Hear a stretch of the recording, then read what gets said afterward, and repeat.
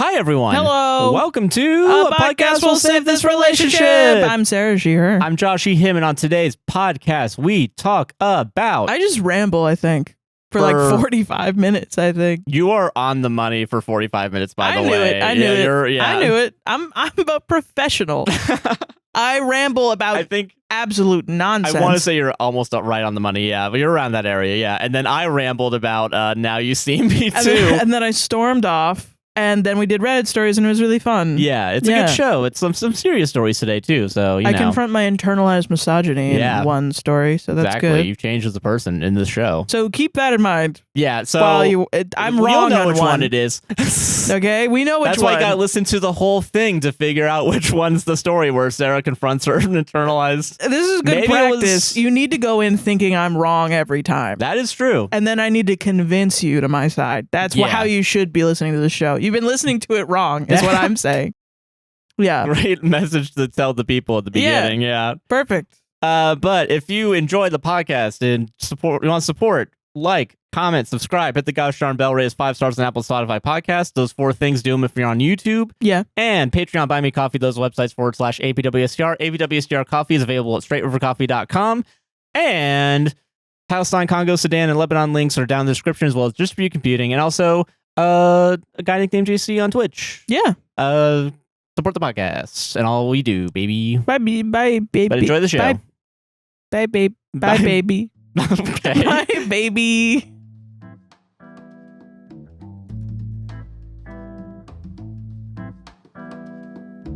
How are you this week, Josh? I'm doing good. How are you doing? Beat me to the punch on that one. I'm doing real good. I had to run a marathon just to beat you to that punch. Oh, man. I'm doing real good. You're doing real good. Happy Wrapped Week. Happy Wrapped Week. A Wrapped Week that was totally not Everyone unwrapped their Christmas present from Spotify and saw a lump of AI. A lump of shit AI, yeah. I saw it and I was like, it's not so bad, but it's like... At first I wasn't that upset about it, but... I don't. If something says like, oh, go to the... I've never used the Spotify AI DJ, and I'm not going to listen to the AI podcast. Yeah, like I don't need 2 people that have never existed before to tell me what my music says about me. If I've ever used AI, it's by accident. Yeah, no, same. I get that. Like generative AI, yeah. Yeah. The thing... I posted the Amazon thing where it's like we talked about AI one time, and so the AI Amazon thing was like, Josh is actually like, there's more nuance to AI. Josh like, says. Like, what the fuck are you talking about, dude? You were saying that there's things other than generative AI that have been around. Yeah, technically, but it's not the buzzword that it is now. Fucking stupid. Yeah. Yeah, no, I will say too, like, in the moment I wasn't that upset about it because I didn't see the AI stuff immediately. But looking back on it, so much was missing that people brought up that I didn't like. People usually like, I think last year there was like information about like, oh, you listen to X amount of new songs or new genres or new artists or like you were similar to people in this city. Yeah, that was one I really enjoyed, and it's not there anymore. Yeah, I think mine was like Vermont something. I think mine was Baltimore. I think. Fair. Feels good. Feels good. Yeah, and it's like feels good to me. But yeah, no, and it's like the things they decided to do instead were like. This month you were a femme like you're a femme you're a findom. Either you're a top or a bottom or you're Pilates princess pink Pilates princess findom cuck chair. Yeah, it's like, what do these even mean? Cuck chair of the day. And it's like, America what the fuck Cuck, is this? on TikTok. I don't know. It sucks because, like, I think it's good to look back on the year, even though the year's not over, obviously. But like, look at like how music has tastes have changed. I mean, you know, we talked over the years. We've always gone over our Spotify Wrapped, but we've also mentioned the various scandals Spotify's been in. And this is one of them. Yeah, like. Well, this is usually the scandals are like. Well, actually, no, that's not true. I was gonna say the original scandal is that the Spotify Wrapped was stolen from an intern. An idea stolen from an intern. And then they've just bastardized the idea every year. And then it was like, oh, the Spotify CEO is donating money to war. Fucking war, yeah, like all these different, like, also, I think they were AI war companies, ironically. Yeah. Or not ironically, I guess it makes sense. No, yeah, unironically. Unironically, yeah. He means it, actually. Yeah. And I think that was last year's, if I'm not mistaken. I think it was. There's always a scandal that comes along with Spotify. Yeah, and this year it was also that they fired everybody last year. Yeah, for including I think it was team. the head data scientist or something like that. Like, and I really want to take this as an excuse to just talk about how much I hate that everything is AI and everyone is talking about using ChatGPT all the fucking time. Yeah. I think the only time I've ever used ChatGPT was for the show. That one time we made AI Reddit stories.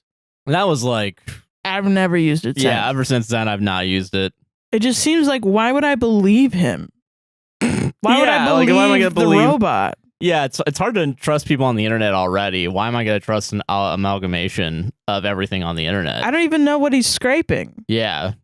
Why would I believe him? Yeah, it's like, what are you talking about? I even have to like, I'm pissed that every time I Google something, I have to sort through the AI thing and then get through the actual results. Yeah, I wish that was like a button you could switch it off because I never read that shit. Yeah, no, and it's annoying that there isn't one because it's always wrong. Yeah. To me. Like, especially when I'm coding, I'll be coding a website or something, and I'll be like, "What is Concat still used?" And then it'll be like, "Yeah, you can just use Concat to splice your shit." Then I come to find out, Concat's been out. We upgraded, bitch. Concat's not used anymore. Yeah. No wonder it's not fucking working in my Visual Studio Code. Yeah, like I was looking up stuff for the podcast too, like today, and like it was definitely like amalgamated. I was getting results from like 10 years ago, like 4 years ago, and it's like Megaphone, which is not owned by Spotify right now, allows you to do this, and it's like, wait a minute, what are you talking about? No, it is. I can't do stuff on Megaphone. What you're saying on Megaphone, yeah, it's like, what are you talking about? And then you go to the link, and it's like some old ass website that hasn't been updated, and you're like, well, great. So we just tore down a tree for this. Yeah, great. Cool. Thanks, guys. Yeah, you're so good. But it's like, I don't know why everyone's just giving up on quality. Like, it would be one thing if the AI was quality, but it's not. It's not, and people are still using it. And you know? I saw a TikTok of someone like being with the AI Spotify podcast, being like, "Oh, they so got me," and it's like, who? What are you talking about? No one did. A phantom of a real person at some point. I don't know, man. I'm getting real stressed that everyone's getting real dumb. Yeah. Like, I keep seeing, and I know I need to get off of Twitter, but even on Blue Sky sometimes, I'll see, like, tweets or whatever in comments, and someone will say just, like, a regular-ass sentence, and then someone underneath will be like, can someone explain to me what this means? And I'm like... I get it. I will say, though... They're not even using, like, $2 words or anything. Like, they're not even using $10 words, bro. They're just using regular, like, 1 to 2 syllable words. And people are still like, what the fuck? What are you talking about? I can understand that. I will say, though, compared to Twitter, because I've re-logged into, like, the APWSTR Twitter account, and since that's a fresh-faced account, on my phone, I'm getting so many Elon Musk and Elon Musk subsidiary, like, dipshit tweets. Yeah. And it's like, I can't handle that comparatively. Especially when it's like some stupid conspiracy theory. There was one, I can't remember what it was now, but I read and I looked into it. I was like, this is what's getting recommended to me? Well, that's what I saw, the earthquake guy. There's like a guy I got a tweet recommended to me where a guy was like, this guy's predicted all the earthquakes in the past year, and he's predicting a mega super earthquake to hit us in the end of the month. And I went to the guy's thread, and I couldn't understand any of it. And I thought for a second that it was like earthquake speak that I don't know. I'm not in the earthquake. I'm not in the earthquake business. You're not in the earthquake community? I'm not in the earthquake earthquake community? Is that's what they're called? I'm not in the earthquake community. I'm not in the industry of earthquaking. You're not a quakehead? I'm not a quakehead. I don't know the meteorology behind it, so I don't know. Yeah. I was like, maybe this guy's just way too smart for me. Dunning-Kruger, you know what I mean? And then so I scrolled, and everyone in the comments, no one's calling him out. They're all just posting like quotes from the Bible, from like Revelations about the end of the world and shit. The original primary source, yeah. And I was like, what's happening? And then the guy's like, and that's why it's waiting for Trump to be in office before that. And I was like, the earthquake is waiting for Trump to be in office?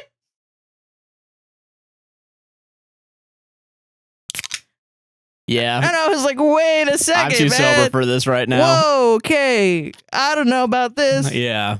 Let's all calm down. Let's all calm down for a second. Yeah. And it pissed me off, especially because, like, you know, when we went through that hurricane, Milton. Oh, yeah. The amount of fucking nonsense people were posting. Really like, bad. It was going to go through, and then it was going to come back, and then it was going to go through, and then it was going to come back. It's like, that's never happened before. Like they were in Photoshop and like moving the hurricane back and forth. Yeah. No, yeah, that was ridiculous. Yeah, it's getting bad. I get what you mean. Yeah. And then people are just not questioning it at all. Yeah, that's not good. Nope. Yeah. Dark times. Freaks me out, man. Yeah, very depressing. Yeah. Yeah. I will say I think you wanted to bring up the UCF thing. Yes. Yeah, and your hatred of AI before we like I guess talk about like the Wrapped more, but I'm in a lot of hobbies where AI is used all the time. And it pisses me off because I'm trying to find resources for my like D&D. I'm trying to find like art that people have made for characters in like Curse of Strahd. Or like art that fan art people have uploaded to the internet for like the Sword Coast. Something like that for like a city, what a city might look like. So I can get an idea and like put it in a thing. And then I stumble onto a subreddit, it's D&D AI, where people are just making crappy AI versions of these characters and posting them. Fantasy women with the largest tits you ever seen, the smallest waistline. You're telling me that woman's not Strahd? That's crazy. What are you talking about? Yeah, it's the 6 tits like she's a goat. Yeah. Or something. And that's insane to me. I'm like, yeah, this is Irina Kolyana. And you're like, no, it's fucking not. It's like, come on. There's a photo of Irina in the book.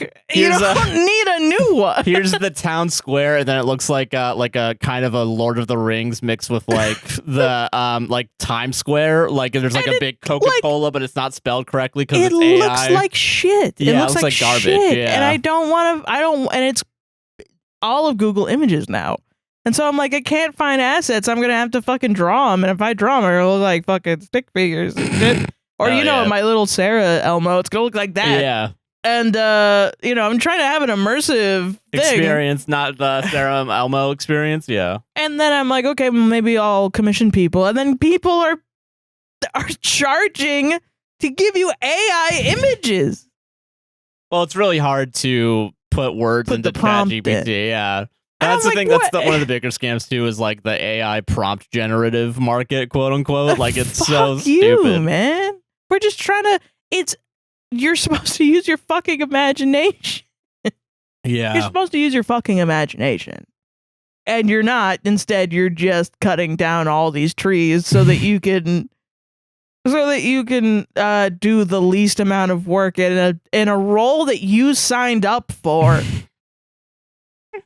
And it's like, listen, I don't know. I get it. Being a DM, it's hard. You got to put a lot of work into it or whatever. But you're already playing from a module if you're doing Curse of Strahd, so you don't have to write shit. Yeah, it's like you don't already have to write shit. They actually made it very easy for you to run this campaign. Yeah, you can't bother like asking your players like, hey, can you fucking or something? I don't know. I don't know what to do, but just like, please don't flood everything with AI. Anyway, and then also coding. When I was in school at UCF for coding, I was in a coding class, and every computer science class I was in, all the kids would make a Discord, and all the kids would essentially post their code and like look at each other or whatever, and then they would try not to cheat off of each other, i.e. copy and paste immediately. Yeah, code from each other. Did it happen? I'm positive. Of course it did. Yeah. All you did was change it from being a tab to like 4 spaces. You changed the name of the variables. Yeah, exactly. And you change all the shit, whatever. and you just try to make it whatever.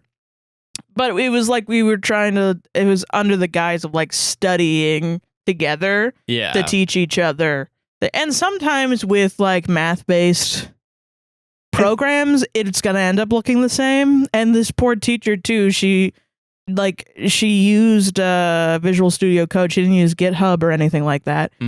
So she would ask for the program file, but I don't think she asked for the program file with the version history on it. Oh, yeah. So she would mark you off as cheating if you went beyond what we had already learned, which is essentially just you have to be good at cheating by not putting in concepts that you know that hasn't been taught in the course yet. Yeah, but I feel like at that point, though, you might as well do the fucking thing, right? And that's essentially, I thought that was a good process because that's what I ended up doing until a hurricane hit us and I stopped going because, yeah. But I also felt like a lot of it was like I wasn't learning a lot because a lot of these kids were just copy pasting, and I was like, I was pissed off at how much cheating there was happening in the computer science major. Yeah, because I was like, I used to be a music major, and then I was an art major.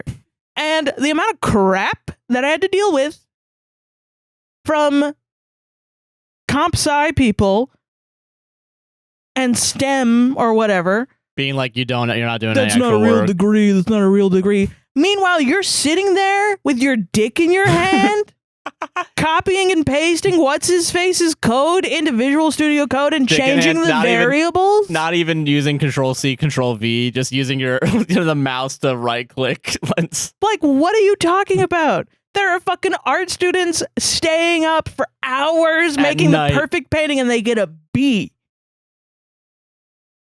Meanwhile, you can't even code an input in C and an output because you don't want to think logically? Fuck you, man. Go fuck yourself. And you have the idea you're fucking morally, you're on your little high horse or whatever, when every website you make looks like shit because you don't know what design is. Yeah. And you're not going to learn it because that's, I don't know, it's gay. I don't know. Fuck you.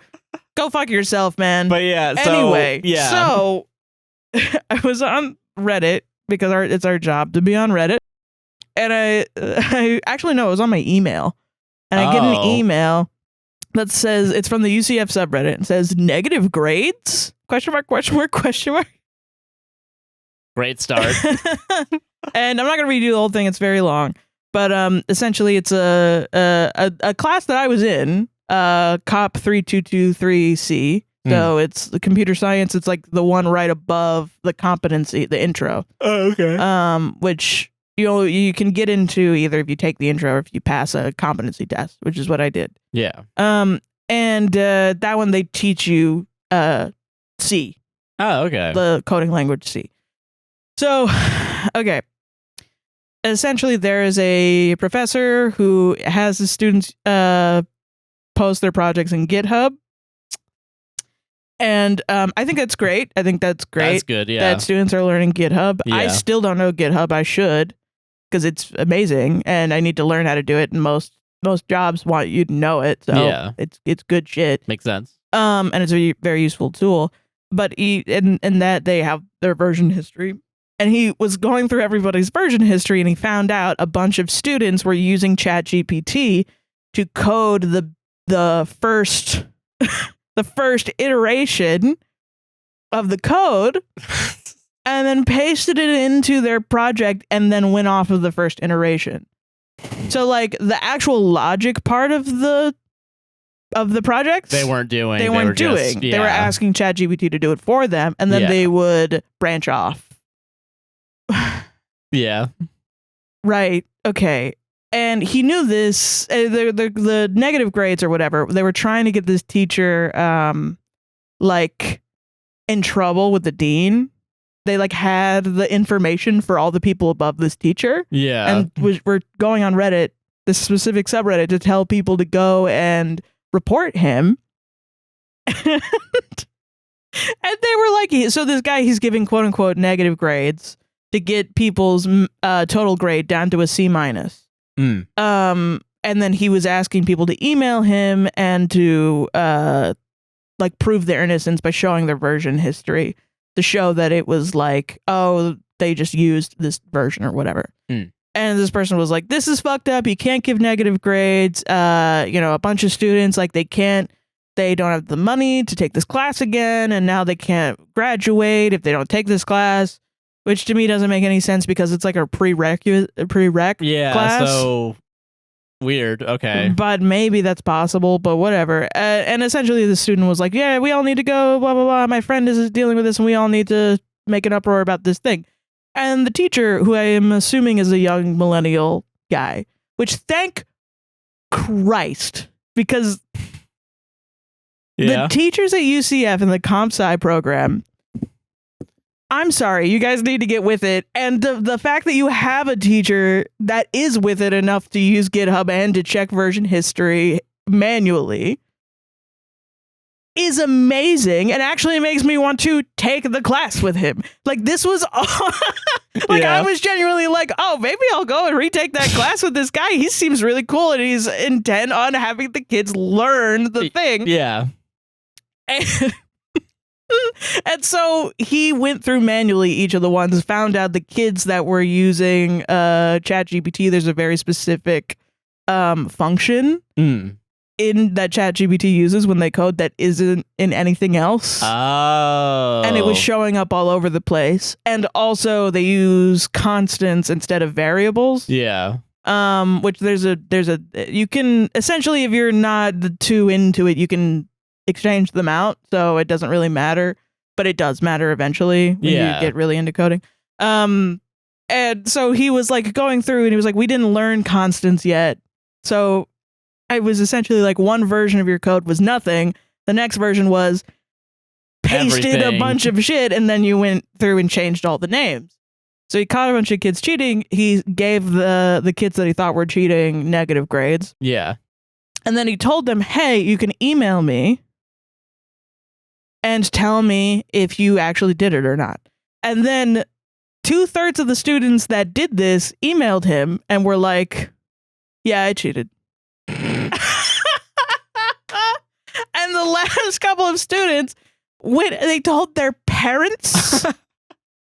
They went to Reddit. There's a Facebook thread of parents that have no idea what's going on with coding. That they're like, I don't get why it doesn't make them do these projects in person. It's like, because it's an online class, honey.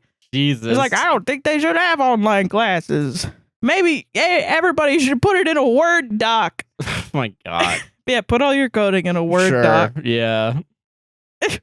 And my shit is like, the only thing I think the professor fucked up was allowing them to use ChatGPT in general. No, yeah, that was definitely a bad move. But they were saying that the professor allowed the students to use ChatGPT.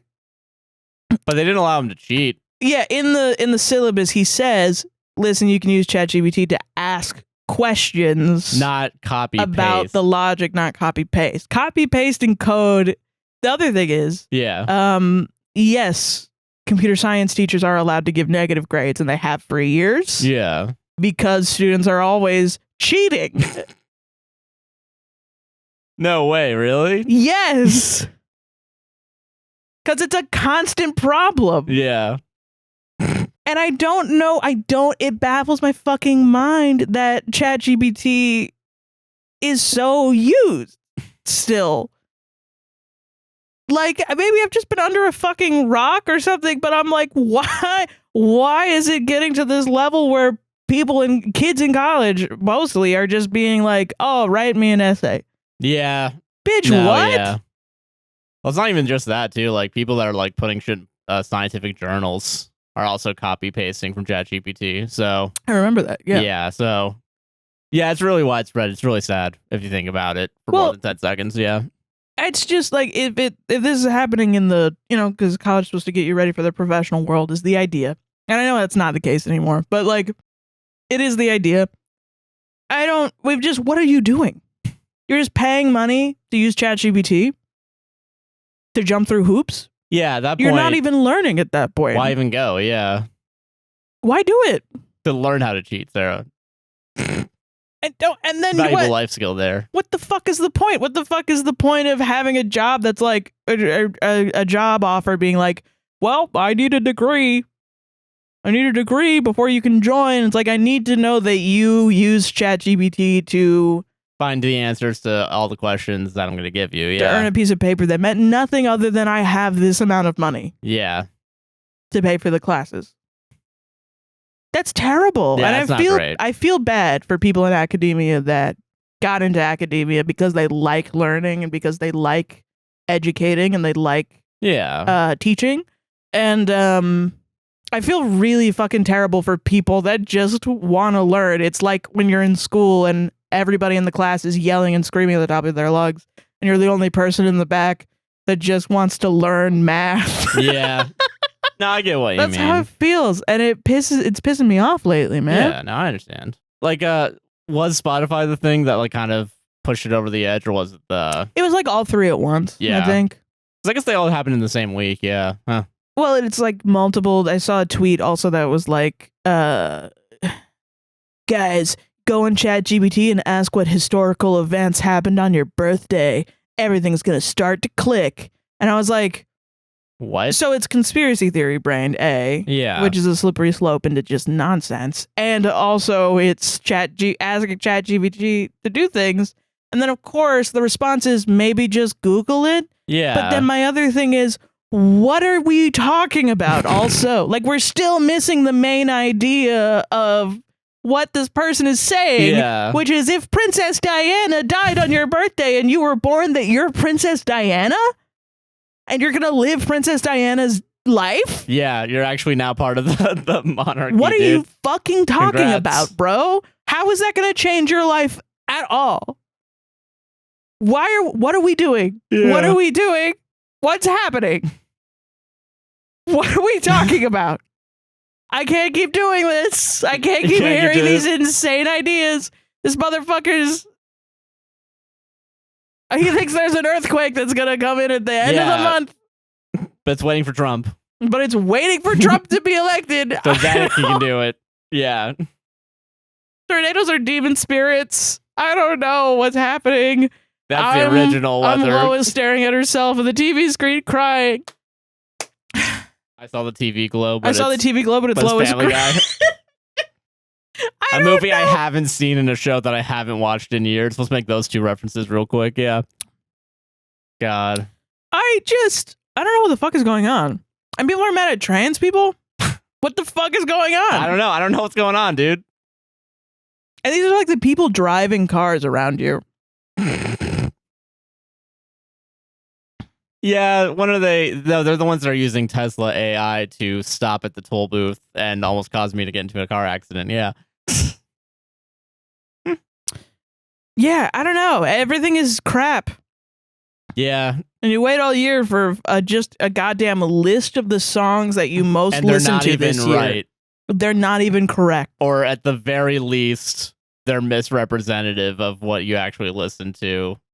Because I will say, like, okay, going on that, right? Yeah. Because I do want to talk about our individual rap lists as much as we can. And then also the Spotify for podcasters rap, because I guess that was the most accurate. That was actually accurate, but like... I mean, mine is all just Chapel Roan. So it's like, there's nothing really to talk about. Yeah, I will say it's weird, because I went through all the different places that like are not Spotify to find out what the fuck was going on. Yeah. And like, I guess all my top artists were correct. Like, it was Phoebe Bridgers, Chapel Roan, Charlie XCX, MGMT, someone else. I don't fucking remember right now. Just other miscellaneous artists. Yeah. Okay. I do think Scott Street was my number one song in the past year. Makes sense. But it's saying that Good Luck Babe was. Which is, I think it's possible, but all the other places that I put the info into said that it was Scott Street still. And the reason why is because Scott Street on those websites are my number one and my number two, because I have it from two different albums. Yeah. So it makes no goddamn sense in the first place. Yeah. Oh, that was the thing. There's like, so I think it's the deeper you go in, the more likely it is to have fucked up, because there are songs in there that I think I listened to like maybe a couple times in 1 month that were in my like top 20. That's wild. That made no sense. Yeah. And also Kyoto by Phoebe Bridgers was my number 100. Yeah, no, you right. listen to Like, that way more. yeah, no shit. Like that's fucking crazy. Yeah. It's just weird. It just sucks. I don't know, because I want to give credit to the artists that got me through this year. Yeah. But it's like, if you're gonna fucking... Yeah, it's just another way that Spotify's being disrespectful as fuck to artists. Yeah. I will say, like, it was like, you listened to Chapel Roan the most in June. And I was like, that feels homophobic. Like, wait a minute. You listen to the gay woman in gay month. Yeah, I know. Thanks, Spotify. Just call me a slur, dude. Yeah, Jesus. And I think that's the other thing, too, is like Pink trying Pilates to... princess era. Yeah, okay, I come know what you on. mean. Yeah. Pretentious hip-hop listener era. Like, fuck you, dude. Yeah, what the fuck? What, when I was listening to Not Like Us Because on it was repeat? amazing? Yeah. What are you talking about? The song, it's really... Pretentious? It's pretentious to call Drake a pedophile, aka our top 7 artists on Spotify. Dude, that's insane. Pretentious hip hop. Yeah. I know where Spotify gets its bread buttered for sure. Yeah. Like, Jesus. And I think that's the other thing, too, is like, because Spotify, I watched a video about it, I think, like some business YouTube channel that's like not that crazy. Like, actually, it's not like the Graham Stevens or whatever the fuck that little shit's name is. Yeah. It's like some guy that, like, I think actually studies business as opposed to like give crypto bro advice. And Spotify keeps making bets against music. Like, they made the bet, like, buying Megaphone for podcasts. And is it Ed Zytron? Huh? Is it Ed Zytron? Nah, it's someone else, I think. Oh, okay. But yeah, it's like Spotify made the bet with podcasts a couple years ago, like 2019, 2020. And that didn't really pan out. So now they're going to audiobooks. Oh, okay. And that's probably not going to work out. So they're probably going to go to something else to try and boost premium Voice revenue. actors. Yeah, like some crazy shit like that, right? Yeah. But it's like, because I think when it came to us looking at our podcast Wrapped, yeah, like I kind of actually, it made sense. I will say there's also less information than there usually was. Like when it told us our top country of the United States, like obviously no shit, but like, yeah, it didn't give me the top 5, top 10. I had to go into Spotify itself to find out. Yeah. And like, and it was weird and laggy too. Yeah, it didn't really like, it like when scrolling through it, like it didn't really react to me scrolling or pressing buttons. And also for it to just end by saying, oh, your persona is the storyteller. It's like, okay, cool.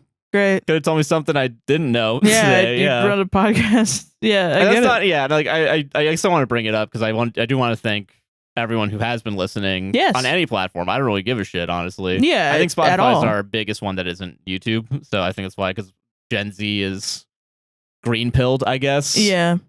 But I mean, to be on 10,000 people's top 10, green-pilled mean? Spotify, because Spotify's green. Okay.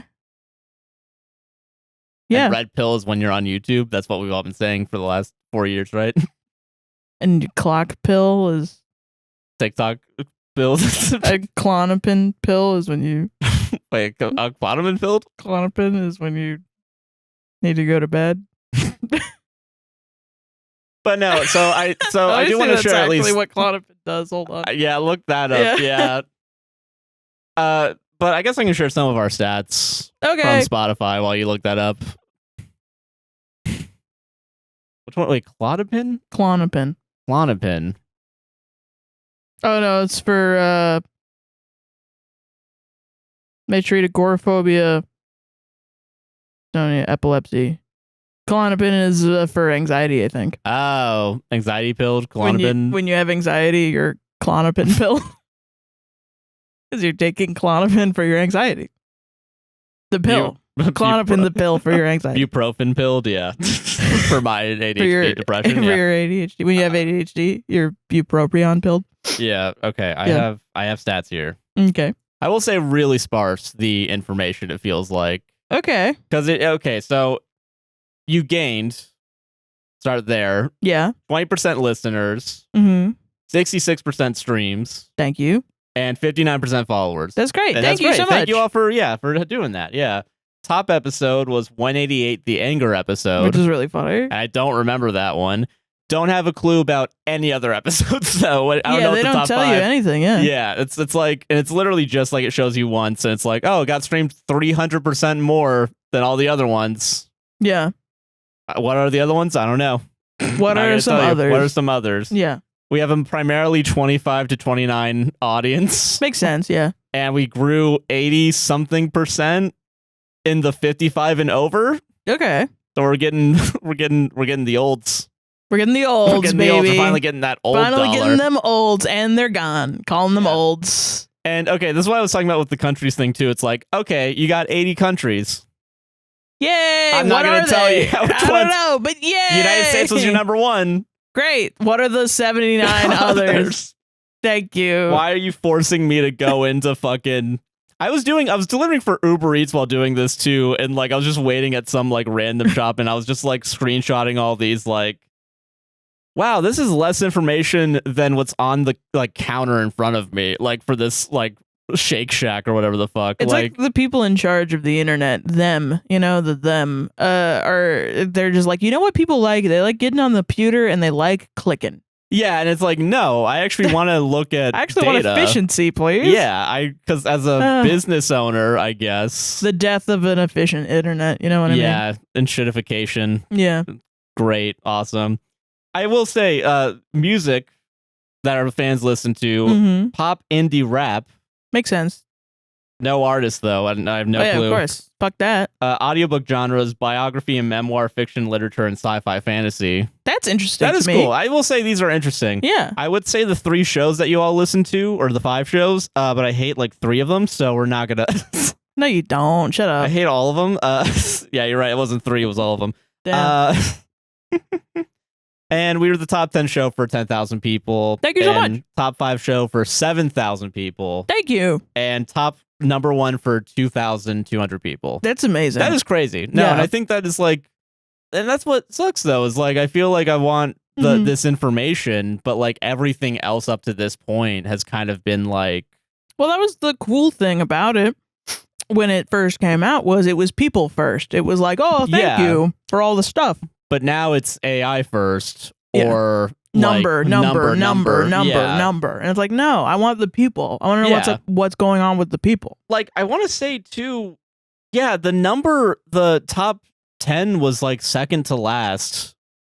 Like that was seen as like not as important as your growth or as your where you are. I hate that shit. And then the last thing was you're a storyteller. Here's a thing we made up like for you. And it's like, we wonder why there's so many influencers out there or people out there that are buying into this like get rich quick scheme vibe mentality mindset. And it's like, yeah, because everything incentivizes just growth over anything else, including quality and including creativity and artistry and shit. Yeah like you remember that comment that got to us that was like for how low effort your content is, you should be putting out way more. It's like, why do you want more low effort content? Yeah. Also, I don't think our content's low effort. It does take a work week to get a podcast out. So even if you did think our content was low effort, wouldn't you want less of it because you want more high effort content? Yeah. Like, it really betrays more about you than us. Yeah. That comment. And I really do think that is a lot of like what people want to watch is just, it's not necessarily like at some point we have to recognize that the reason the slop content exists is because people are watching it. Yeah. But also, I wouldn't call most content slop. No, I also wouldn't do that either. Yeah, I wouldn't do that to ourselves. I wouldn't do that to like other podcasts. Like, yeah. That's funny.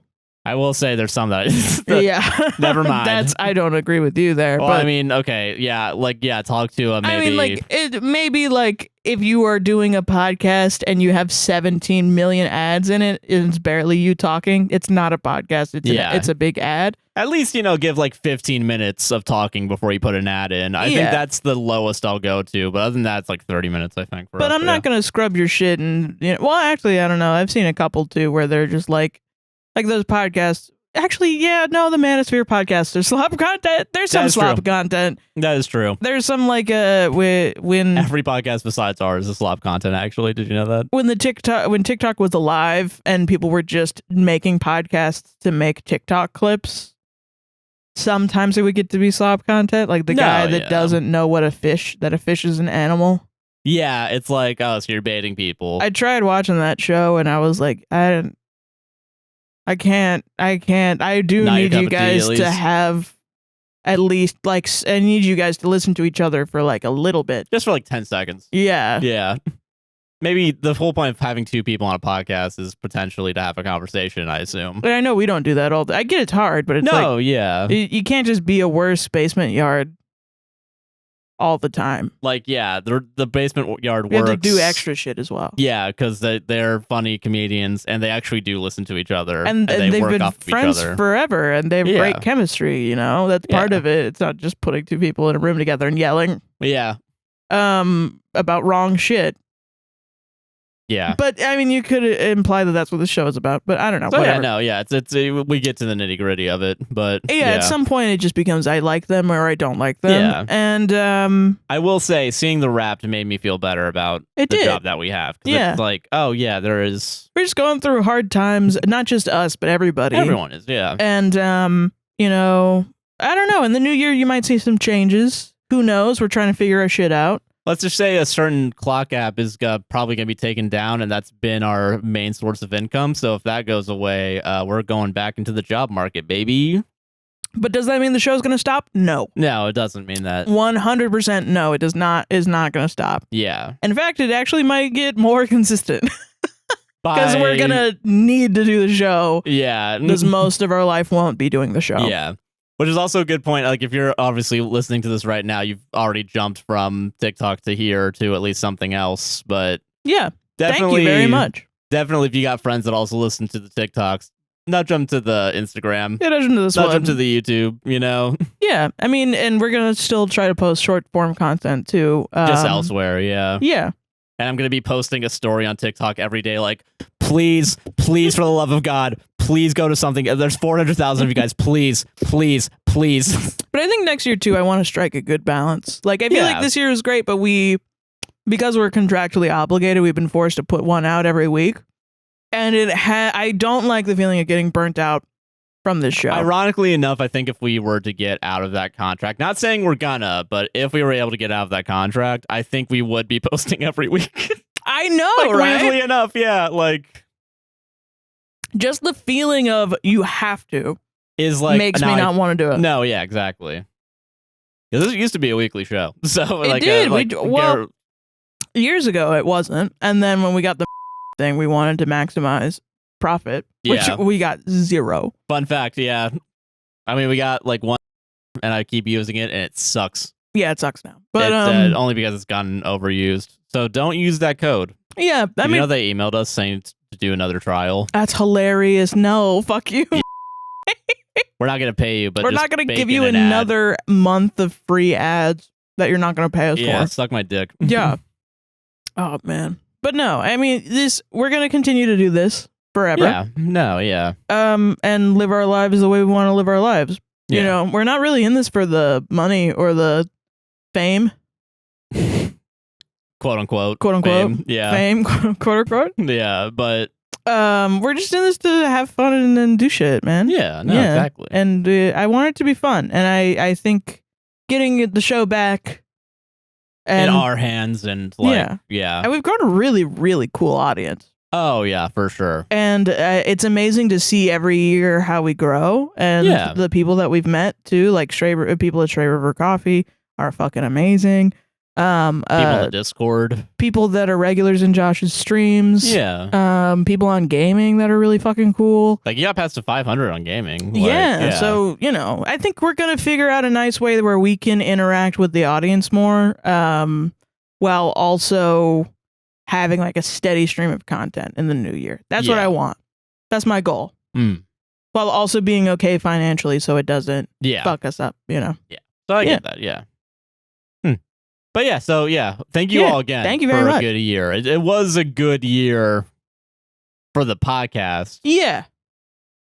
But I fucking hated this year. Yeah, this year sucked. This year sucked dick. Category 5 hurricane. My cat died. No one gave a shit about a genocide, and Donald Trump got elected. Yeah, that's crazy. Pretty bad. And I mean, nobody gave a shit about. I will say the most people I've ever seen gave a shit about this genocide. But yeah. But it was also I quite will say shocking. also being part of Operation Olive Branch and then having that fall through was hard. Depressing. It was hard, yeah. But it was also I think it showed me that I don't really have the emotional capacity to do that level of outreach all the time, because it was like I felt like a failure for not doing that. Which is like not fair to anybody involved. You need to be a type of selfless person that is like you can do that. And I'm not saying that I'm not that type of person, like I'm a worse person. I'm saying like I just am emotionally very fragile. And I felt like agreeing to it and then falling through on it would hurt more than being someone that is like, you know what, I'm of sound mind and faculties. Let me lend my emotional well-being to this cause. And it's not anything on Operation Olive Branch's fault. Wall is amazing. And I'm happy that they at least still got money to help people, which was... But it was also a transformative experience for me. Like, it was on the good side. I actually really enjoyed it because I was like, wow, it's amazing to actually be able to see that our audience, that we're able to like help people too. That's amazing. And I wanted to, it actually inspired me to want to do more of that in the future. Which is like a long time goal to like, but I need to set up the actual structure for it. Exactly. You know? No, I feel that. Yeah. So I don't know. Yeah, I think. So long story short, stop using ChatGPT. Stop using ChatGPT. Listening to the podcast. Exactly. And sweet little baby birds. You just had your vegetables. Time for your motherfucking dessert. Here's the main course. This is the vegetables for me. That was my dessert. This is the vegetables. That was my vegetables. So now I get to eat dessert, dude. I know. I could see when you were crossing your arms, not listening to anything I was saying. I was listening. Shut up. All right. Time for me to clock out. All right. I'm done. It's now Josh's turn to clock in at the content mill. Josh mansplains. Sarah no longer has control over the movies. So first thing I decided to do with control back to in my reign was do the much requested, much wanted. No, Sarah, I can't watch good movie. I can't watch the best movie ever made, Kiru, to live. I can't have a new lease on life. Oh no, I have to watch Now You See Me Too. Yes, I do. Oh my god. And I did watch Now You See Me Too. That rhymed. And now we get to discuss the worst movie ever fucking made. Whiplash. Not that movie. That was a good movie. I like that movie. Yeah, that was a good movie. Yeah. J.K. Simmons saying the worst shit ever imaginable brings me right to home, baby. It genuinely does bring me back to music college, not gonna lie. Good and fun. Okay. So, refresher. Now You See Me 1. We don't need a refresher. I think they're magicians or whatever. They're magicians, and they're all... Okay, there actually is something I have to bring up in the movie. I'm so sorry. So in the first... Okay, so it's Mark Zuckerberg and a couple other people. Yeah. And they're called the Four Horsemen, and they do magic tricks and rob. Right, Four Horsemen. Yeah, isn't it great? So writing is all about setups and payoffs. Mm-hmm. So okay. In the first movie, we were introduced to Mark Ruffalo and Morgan Freeman, right? Mm-hmm. This is going to be so important, actually. It's stupid. So sure. Morgan Freeman has always been like a critic of magicians, right? Specifically, Mark Ruffalo's dad, who died in a safe because he couldn't escape a magic trick from the safe for a magic trick. Okay, all right. So, yeah. Now You See Me 2 starts off in 1980 something. Oh fuck! And it's this bitch is dead in a safe. Kid that I first thought was gonna be. Oh, this is gonna be Mark Zuckerberg. Oh, Mark Zuckerberg. This is Mark Zuckerberg. Like, this is what got him into magic, I guess. Because I wrote a better movie in my head. So it's Mark Ruffalo as a kid, and it's him being like, "Please don't go into the safe, Dad." Meanwhile, Morgan Freeman, the freelance magician critic, is acting like a reporter for like Channel 4 News. Like he's set up like a reporter, like reporting on it. So what do you do? What do you do? Like I'm an accountant, and I just, what do you do? I don't mean to talk about work on a first date, but what are you doing? I'm a freelance magician critic. I'm a freelance magic critic. I critique magicians. Yes, yeah. But no one will hire me because of fucking course they won't. Who would hire a magician critic? That's not a real job. But okay, so so you're unemployed. Yeah. Yeah. Okay. Yeah, so he's there he's like being a reporter, but he's not a reporter. In the thing it says magician, not reporter, but he's acting and standing there like a reporter, like, this is gonna be a stupid magic trick. Back to you, Jan. It's like, what the fuck is going on? Was this movie written by AI? No one knows how social structure works. Before AI even existed. Yeah, that someone fucking incepted the idea of writing an AI script from the future to the past. And then somewhere Dan Harmon is looking up at it in Canada like, that's a robot. Yeah. I have to do an amazing bit about this on my podcast, Harmontown. Exactly, yeah. The Harmon signal, yeah. The Harmon Harmon sense, yeah. Harmon sense, yeah. Okay. So, we know how this trick is going to end. It ends with him dying, right? It ends from the first movie. And then Morgan Freeman, like, somberly is like, well, he died. And then we get the... No, Dad, don't go into the safe. No, and he's like, he says some bullshit like, I always got an ace up my sleeve, kid. And then he doesn't. He dies. He just fucking dies. Okay, so now we're back in the present. Okay. And if you remember, Morgan Freeman is now in jail. He is still producing his show. In jail? In jail, in a very cozy jail cell. That's gonna be us. With a recliner. Yeah, that's gonna when be us. When we get thrown into jail for being a leftist and cheering on the United Healthcare shooting, we're just gonna be doing this podcast from jail. Yeah. So he's doing his show. He's doing like a voiceover. It's like, the Horsemen, are they Robin Hood or are they common thieves? And I'm the one that got the most fucked over by them. And Horsemen, I will come after you.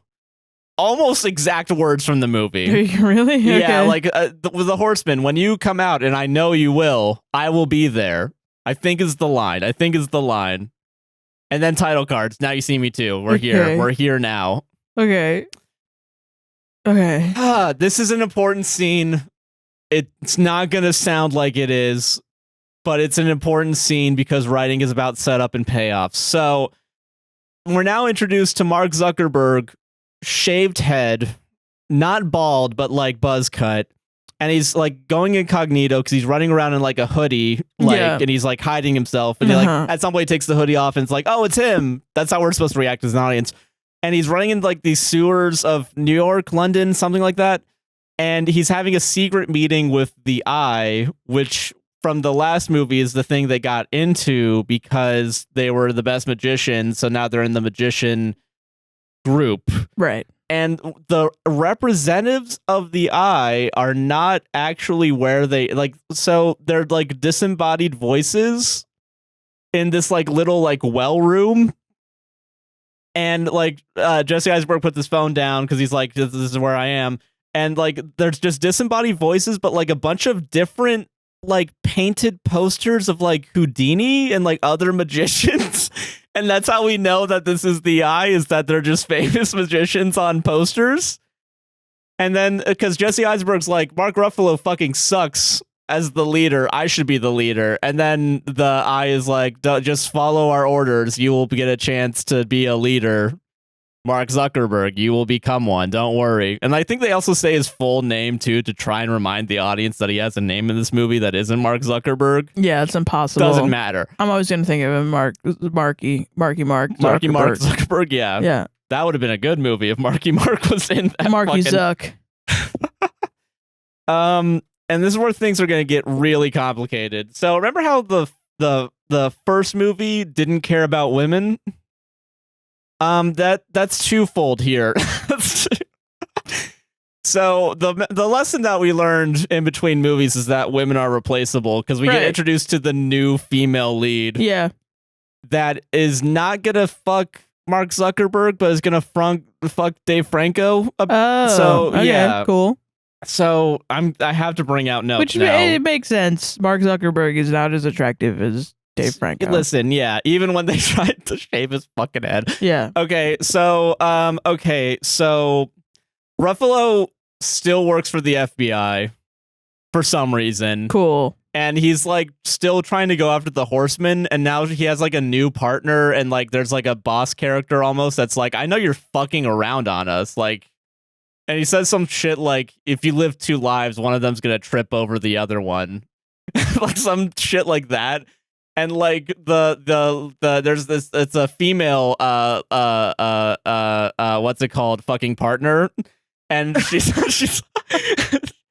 and she's like, when you spoke at my college and I really thought you were gonna be good, but now you're saying that the Horsemen are using pigeons to communicate with each other. You're fucking with us, right? I'm gonna trust you, but I'm gonna leave. And then the other guy's like, I'm on to you.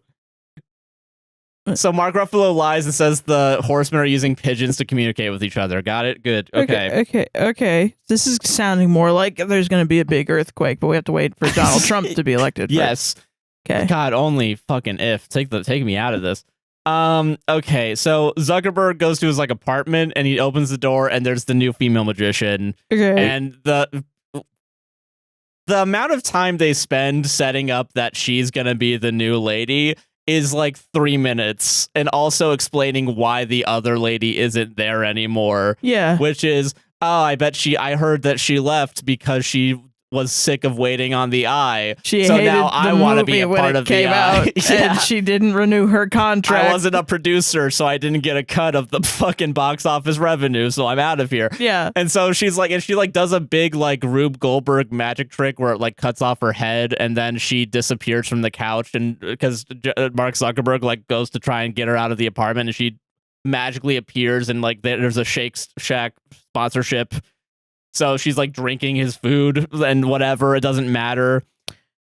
And then she's like, oh, I'm a real magician. I want to be part of the Eye. And then Zuckerberg decides to put her in, like, tie her up with rope by her hands, and she immediately gets out of it. And then he's like, oh, I'm going to do it from behind now and tie you up. And then she still gets out of it and just escapes. And then she's like, I'm going to join the Eye, motherfucker. And then Zuckerberg's like, no. So then we see her join the Eye. Oh, okay, immediately. That's what writing is. Set up and then pay off immediately. Yeah, so then Zuckerberg goes to the Eye hideout, and like Franco... Why would you do the rope thing twice? Yeah. Just do it once. Yeah, and... like to show that she's... do a different thing then. Yeah. Why does it have to be rope both times? I don't know, man. Okay, sure. Franco and Harrelson, they're both flipping cards and they're trying to do like card tricks. Everyone knows it's the rule of twos, you know what I mean? Exactly. Yeah, rule of twos. Yeah. Yeah. So they're flipping cards and they're talking about like, oh man, James Franco, I'm really getting you close to learning how to flip cards. And then like almost like I'm better than you now at hypnotizing. So now we're supposed to believe that Dave fucking Franco, the thief from the first movie, is also a hypnotist. For some reason. Okay, Dave Franco is not a hypnotist, honey. Don't worry. He's not. Well, hold on. Not in the real world. You don't have to worry. No, I know. You don't have to cry. It's okay. But I'm just realizing now how fucking stupid this is. No, I know. It's really stupid, honey. It doesn't exist in real life. It's okay. You don't have to cry. So, so Dave Franco's like, I'm going to hypnotize Mark Zuckerberg, and he tries to and fails because he's Mark Zuckerberg. Right. And then Mark Zuckerberg's like, oh, there's a crazy lady and she wanted to be a part of the Eye, and I don't know where she is. And then it's Mark Ruffalo and the lady just standing there like, Mark Ruffalo's like, oh, she's in the Eye now. And I have a new plan for you guys, finally. You guys have been waiting for so long. I got a new plan, finally. So, you're welcome. Okay. And Dave Franco is also like, hey, when can I like stop pretending to be dead? Because he died, quote unquote, in the first movie. Right. So now he's like, he was pretending to be dead, and during that time he learned to be a hypnotist. Yes, yeah. And Woody Harrelson learned how to throw cards at a car. Okay, Okay, so, great. Yeah, Cool. these are important details. Write them down. There will be a test later on I'm not this. gonna take the test. I'm gonna skip the test, honey. So, yeah, so yeah, she's a new horseman because Mark Ruffalo wants to balance out the horsemen again because they're going to come back finally because they're going to expose a big tech CEO for making a bunch of phones that have a bunch of like back doors to sell users information to the black market. Okay. And they're gonna reveal to the black market. I think they say black market literally. Yeah, like sure. Not the government. Yeah, not the government. Yeah. Yeah. So yeah, the company's called AITA, and I literally wrote down sell used data to black market. Their mission is to expose it by infiltrating the show. So now, in the first movie, they were magician thieves. Yeah. Now they're magician spies. Right. So we see Dave Franco in a security outfit in front of the place, and he's like checking a bunch of different like people coming in or whatever, and he's like pretending to be a security guard. And then eventually Mark Zuckerberg shows up, and he starts off as like a waiter, and the lady shows up as like a cook, and then she leaves, and then Mark Zuckerberg quick changes from waiter to lawyer costume to get the guy to sign something, the tech CEO, real quick. Okay. And then he changes into techie security guy uniform in a quick change again, and he gaslights a guy into thinking that he's supposed to be there. Okay. And then he also like makes him look crazy by stealing his name tag and then calling security on him. Okay. Great. Yeah, and he puts a hard drive in a thing. And then gets a guy kicked out and like makes him look like he's from an insane asylum. Like genuinely, they put like a fake wrapped. Yeah, like it's and like I think Franco confiscates a banana from some lady. So then Franco shows up while they're taking the guy away with this banana? and puts the banana in his pocket. And then when the guy is like, "I have my ID on me," he pulls out a banana to make him look crazy. Banana story. Yeah, exactly. Yeah. So you can set up and pay off. Yeah, you brought me back in with you lost me with a lot of this, but once you said banana, I came back in. Yeah, so yeah, I'm a monkey. Yeah. Yeah. So Harrelson is also pretending to be a waiter, and I don't remember why. Oh, he has to hypnotize the tech CEO in a second. Yeah, so he's pretending to be a waiter, and then the lady pretends to cut off her arm at the buffet or whatever, so that she fakes like a bunch of blood coming out of her fucking arm and shit. Okay. And she also has a fake hand that she just throws randomly at some point. Because fuck it. Sounds really cool. Yeah. And fun. Sounds really cool and fun. Yeah, and so funny. Yeah, Harrelson hypnotizes the guy, and he's like, "Okay, I'm gonna give you an earpiece. You're gonna say everything I say into your thing. Got it? Got it." And then he puts him in front of a camera with a ring light or whatever, and then they all just like wait behind the stage, all four of them, including Franco, who's supposed to be dead, and there's like crewmen walking around, like just fucking. Okay, so they're all just standing there, they're just all like bantering. We get a nice 2-minute long scene of them bantering, and the lady is really into Franco. That's what we learned from the scene. Okay, so then they jump through an LED screen. As the tech CEO talks about, like, Fru Harrelson is saying, like, I'm going to expose myself to you guys because I've been lying to you. And then there's disturbance. There's, like, technical disturbance. And at some point, there's, like, a disembodied head and voice that shows up that's, like, it's, like, wireframed. And it just exposes that Franco is still alive, that Woody, that they're all... Mark Ruffalo is also part of the Eye. And the FBI are also there showing up, so they're going to try to arrest him now. Okay. So they're trying to expose pretty much everybody. And because of that, they have to fucking bail. And also the FBI tried to handcuff Mark Ruffalo, but because he's a magician, he gets out of it and then handcuffs everybody else, like his partner, the old guy that hates him, and like 3 other agents to one handcuff. It's stupid. But he runs away after that, so he escapes. Cool. Oh, this is so good. Yeah. So far, sounds really good. Yeah. Sounds really good so far. So then they go to the roof and they try to escape through a pipe. Like Mario? Yeah, like fucking Mario. There's like a trash chute, I think, that they're supposed to go through. Not a big green pipe with a big. It's not a big green pipe with a big piranha green plant coming out of it. No, only if. Oh, okay. I wish that would be smarter. So they go through this pipe, and then the scene is like they're whirring through it like really quickly, and there's like sounds coming out through the pipe, and they end up in China. Does this sound like doo doo doo doo? No, it doesn't. But they end up in China. They're in China. They're in China now. Okay. And the way that we learned this is that they're in a Chinese restaurant, and then Woody Harrelson walks outside, and then when everyone was like, "Why are we in a Chinese? Why is there Chinese food here?" And then Woody Harrelson's like, "I think here it's just called food." I remember that from the trailer. Yeah, it's like, what the fuck, dude? Just say you're in China, man. You don't have to like make this weird. Yeah, let's just say it's. Just say you're in fucking China. Okay. Oh, also, here's how we found out that they got played. It's got Ruffalo found a fool card in like his like the tarot card. The tarot card of the fool. Yeah, it's back. Yeah, they brought him back. Yeah, and then it's like in his like paper or some shit. Like it's some stupid bullshit. Doesn't matter. Okay. It does matter actually because this is a setup. So okay, great. I've seen this movie before because I remember this next part. I'm sorry. I'm sorry for you. Yeah. Okay. So you know how in movies, when they want to have a twin character, they just make the actor play both parts and then cut back and forth? So they did that with Woody Harrelson. So I'm going to have to... Why? So it's Woody Harrelson, and I'm going to just say twin from here on out. Why because would you do this, Woody? Yeah. And like the twin has like a curly hair and is like really like more happy and poppy, you know? Woody, and, you like, were in True Detective, man. Yeah.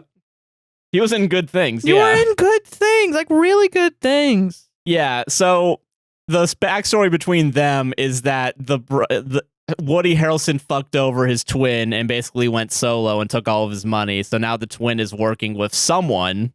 Probably the company. Probably the company. Yeah. Maybe. Oh. Or it's a third thing. Or it's a third thing that hasn't been set up yet. Harry Potter. Yeah. Yeah. Yeah, so I'm working with the Dark Lord. Yeah.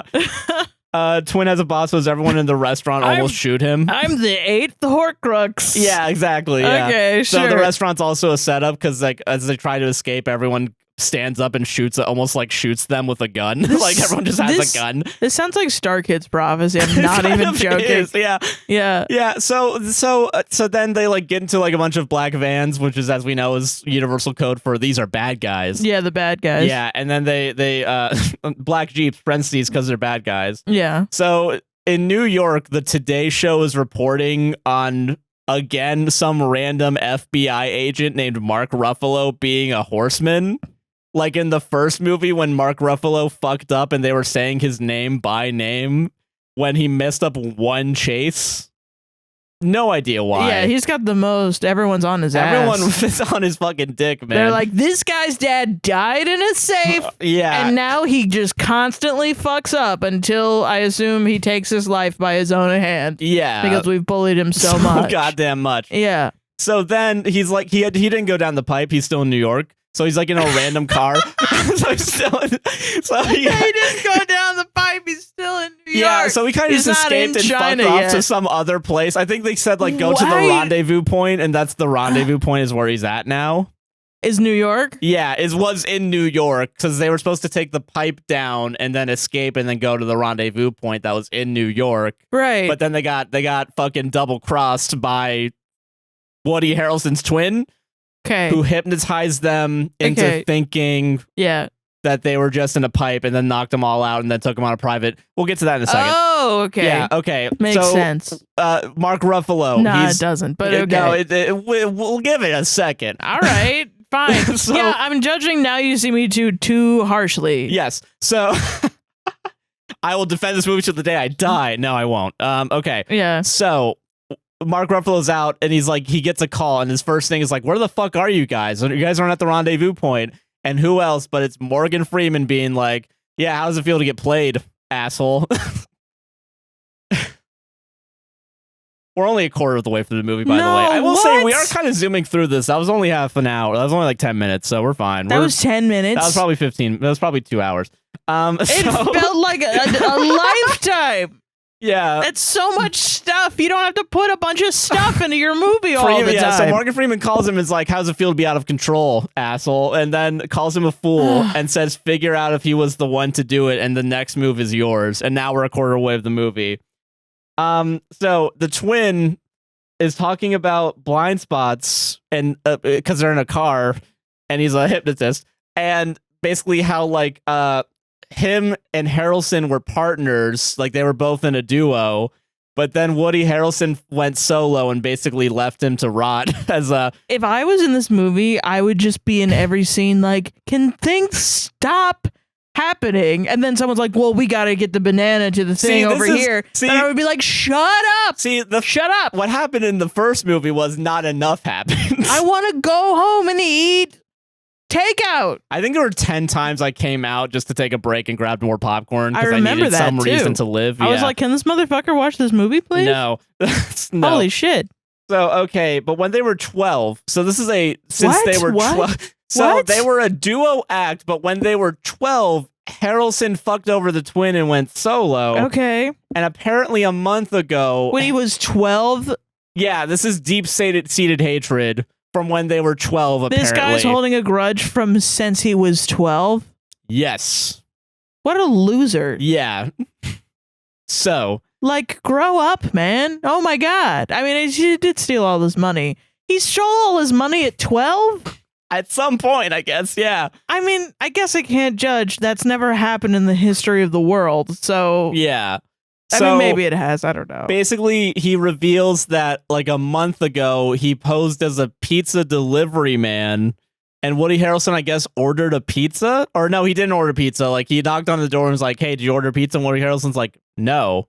I don't know why Woody Harrelson would open the door in the first place. He's hiding from the police, but he opens it anyway. And, like, the guy's like, no, you're not apartment, whatever. And then he turns the pizza box around really quick, and then it says sleep, and then Woody Harrelson sleeps because his brother's also, the twin's also a hypnotist.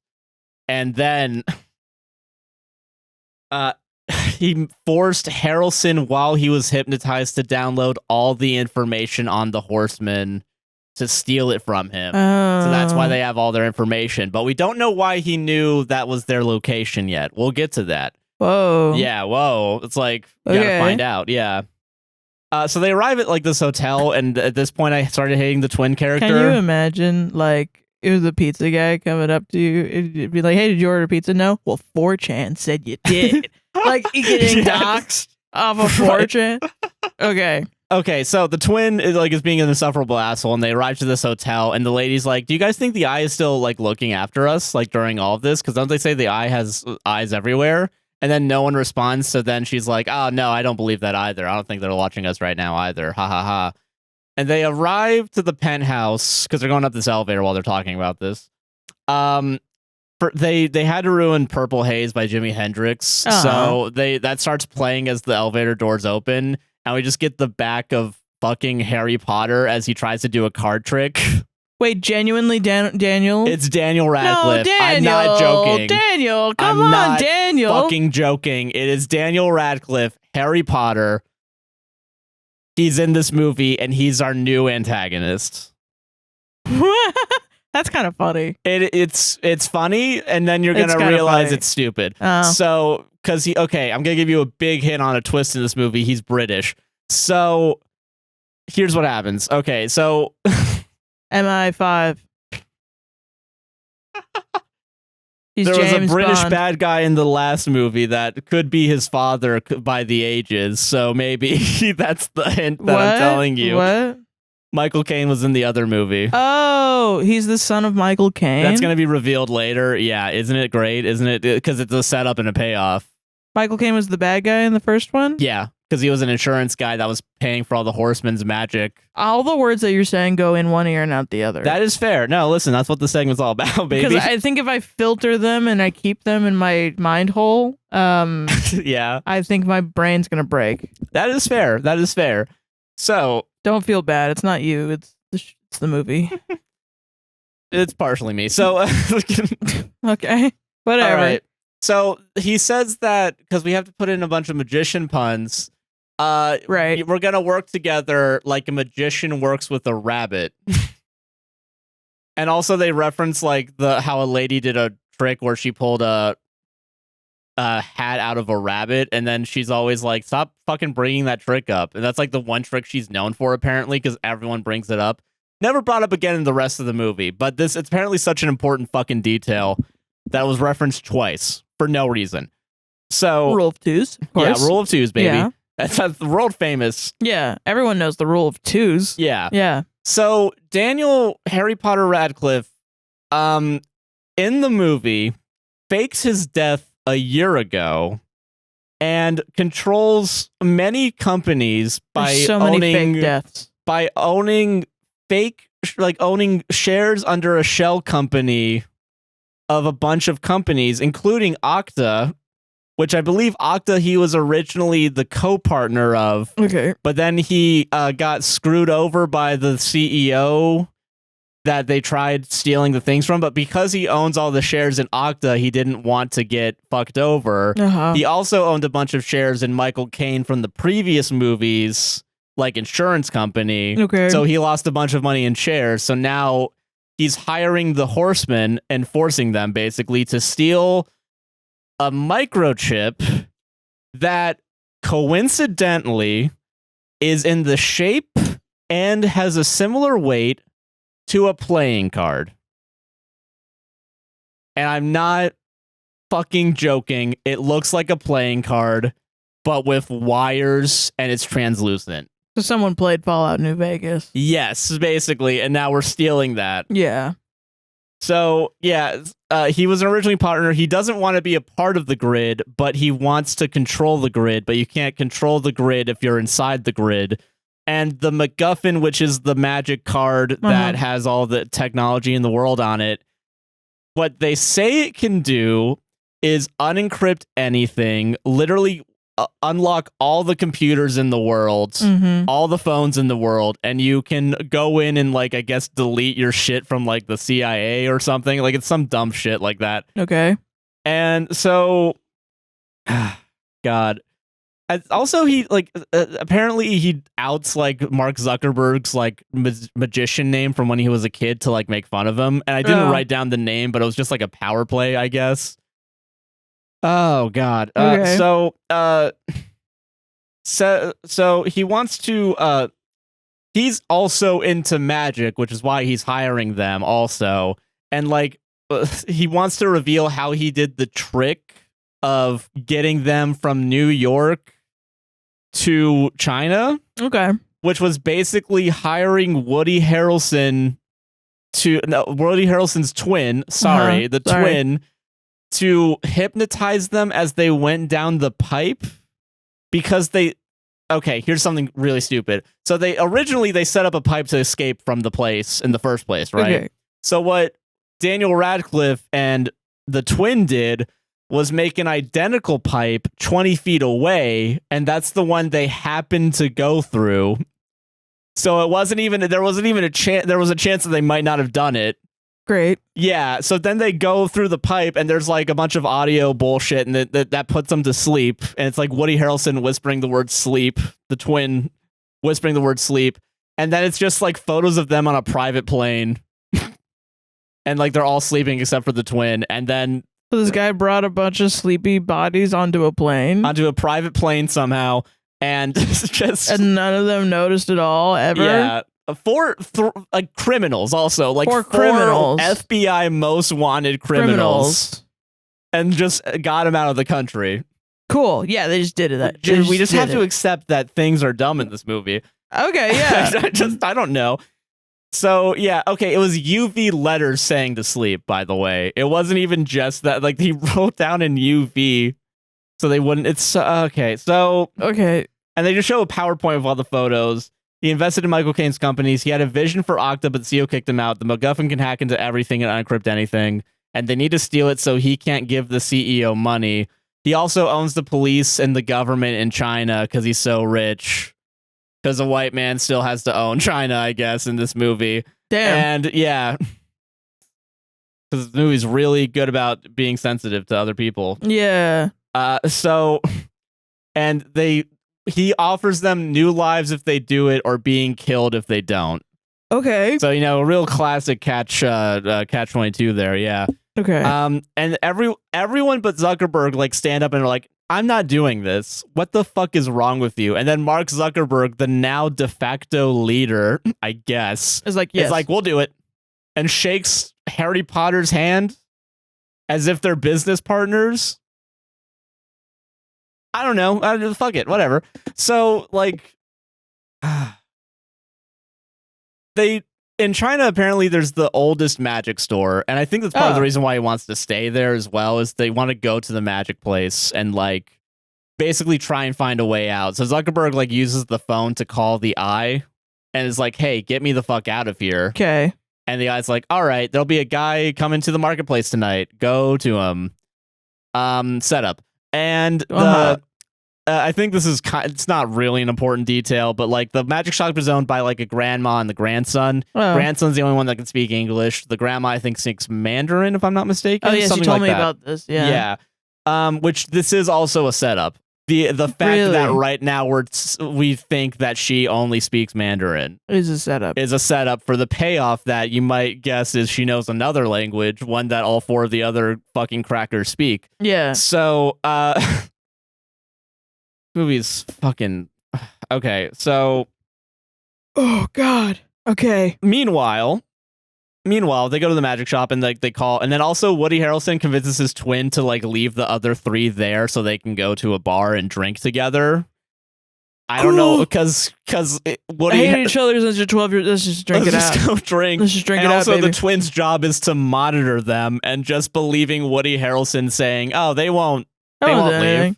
Oh, okay, Meanwhile, great. he's calling him. I did all this work, but I'll just not give a shit about it, I guess. So, okay, so Ruffalo steals, and in the kerfuffle. Are we past halfway? We're pretty much almost there, yeah. Okay.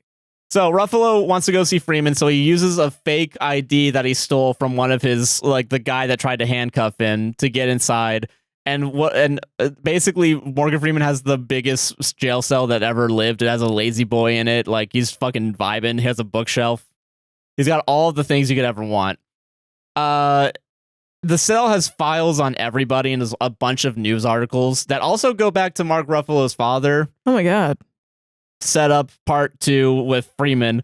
News articles also where Morgan Freeman called himself the victim of the death of Mark Ruffalo's father. What? Yes. The victim, the guy that died isn't the victim. He is. Yeah. Yes. But would it surprise you if I said that's also a setup? That's also a fucking setup. Okay, so Ruffalo faked a connection. Okay, so Freeman faked his, because Ruffalo faked the connection between the Horseman and Freeman. Freeman wants to be let out, basically, and wants to try and escape, and he's willing to help Mark Ruffalo if Freeman is allowed to go out. And this is the first time that we're going to compare everybody to Oz. Like they're bringing up like the yellow brick road, and like Morgan Freeman's like, do you want to peek behind the curtain? No, that happens later. Sorry, that's a spoiler. Only way out is through. He says an eye for an eye because the magician named the eye. And either he can save himself or work with Freeman to save the Horseman. That's the deal that they have with each other. Okay. Everyone's also fighting because they don't want Zuckerberg to be the leader, but like Zuckerberg's like, the Eye's here. The oldest magic shop is here. Obviously, yeah. I'm gonna fucking do it. I skipped around. It doesn't matter because these are all happening at the same time, I guess, which is also weird because like Mark Ruffalo was still in New York when he was at the rendezvous point, when like days later the Horsemen were in China. I think it's weird. I don't know. Like, it's the timeline's off. Everything's fucked at this point. Okay. At this point, they all eventually meet up in China because they wanted to vacation there and stayed in a really fancy hotel. Okay. Ruffalo eventually leaves with Freeman, and Freeman tells him that they're in Macau, and quote, old friends are his sources. Ooh. Who knows? Yeah. Ooh. So the lady and Franco play cards, and the lady asks about like relationships with Franco, trying to hit on him, and Franco's like, I usually just end up stealing shit from all my girlfriends, so I don't really fuck around with relationships anymore. And so here's how we can tell she's not like the other girls, is that she has stolen off of him during the time they were playing cards, his wallet, belt, and like peanuts that he had on him.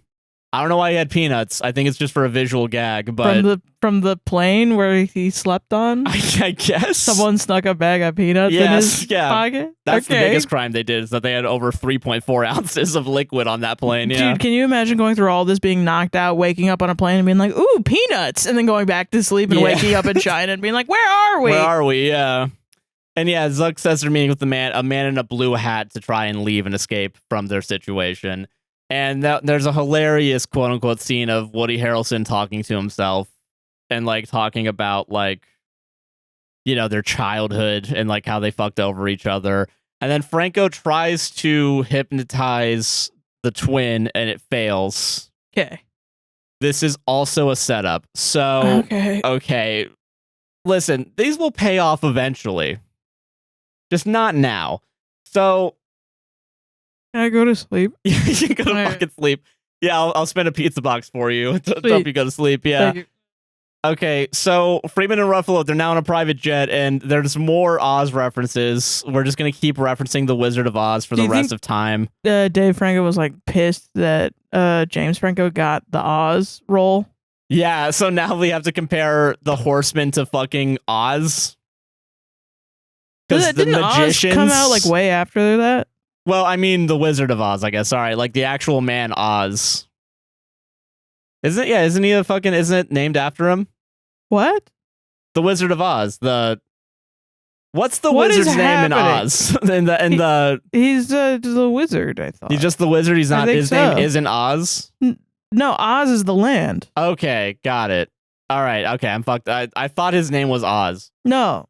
Okay. I don't think. Well, now I gotta look it up. Okay, while you look that up. But I'm pretty sure it's the land of Oz. But is it because he owns the land? No, he doesn't own the land. He just showed up. Okay, well, okay, they compare, Ruffalo, they're comparing the Horseman to the Wizard of Oz. Let's that's for sure what's happening. I don't know if it's just the fucking place. Yeah, the land of Oz is the land. Okay. The Wizard of Oz name. What are you talking about? I thought the wizard's name was also Oz. The Wizard of Oz's full name is Oscar Zoroaster Phaedrig Isaac Norman Henkel Emmanuel Ambrose Diggs. But Oscar Oz, is that? I think it's just a coincidence. Okay, that and might be a coincidence.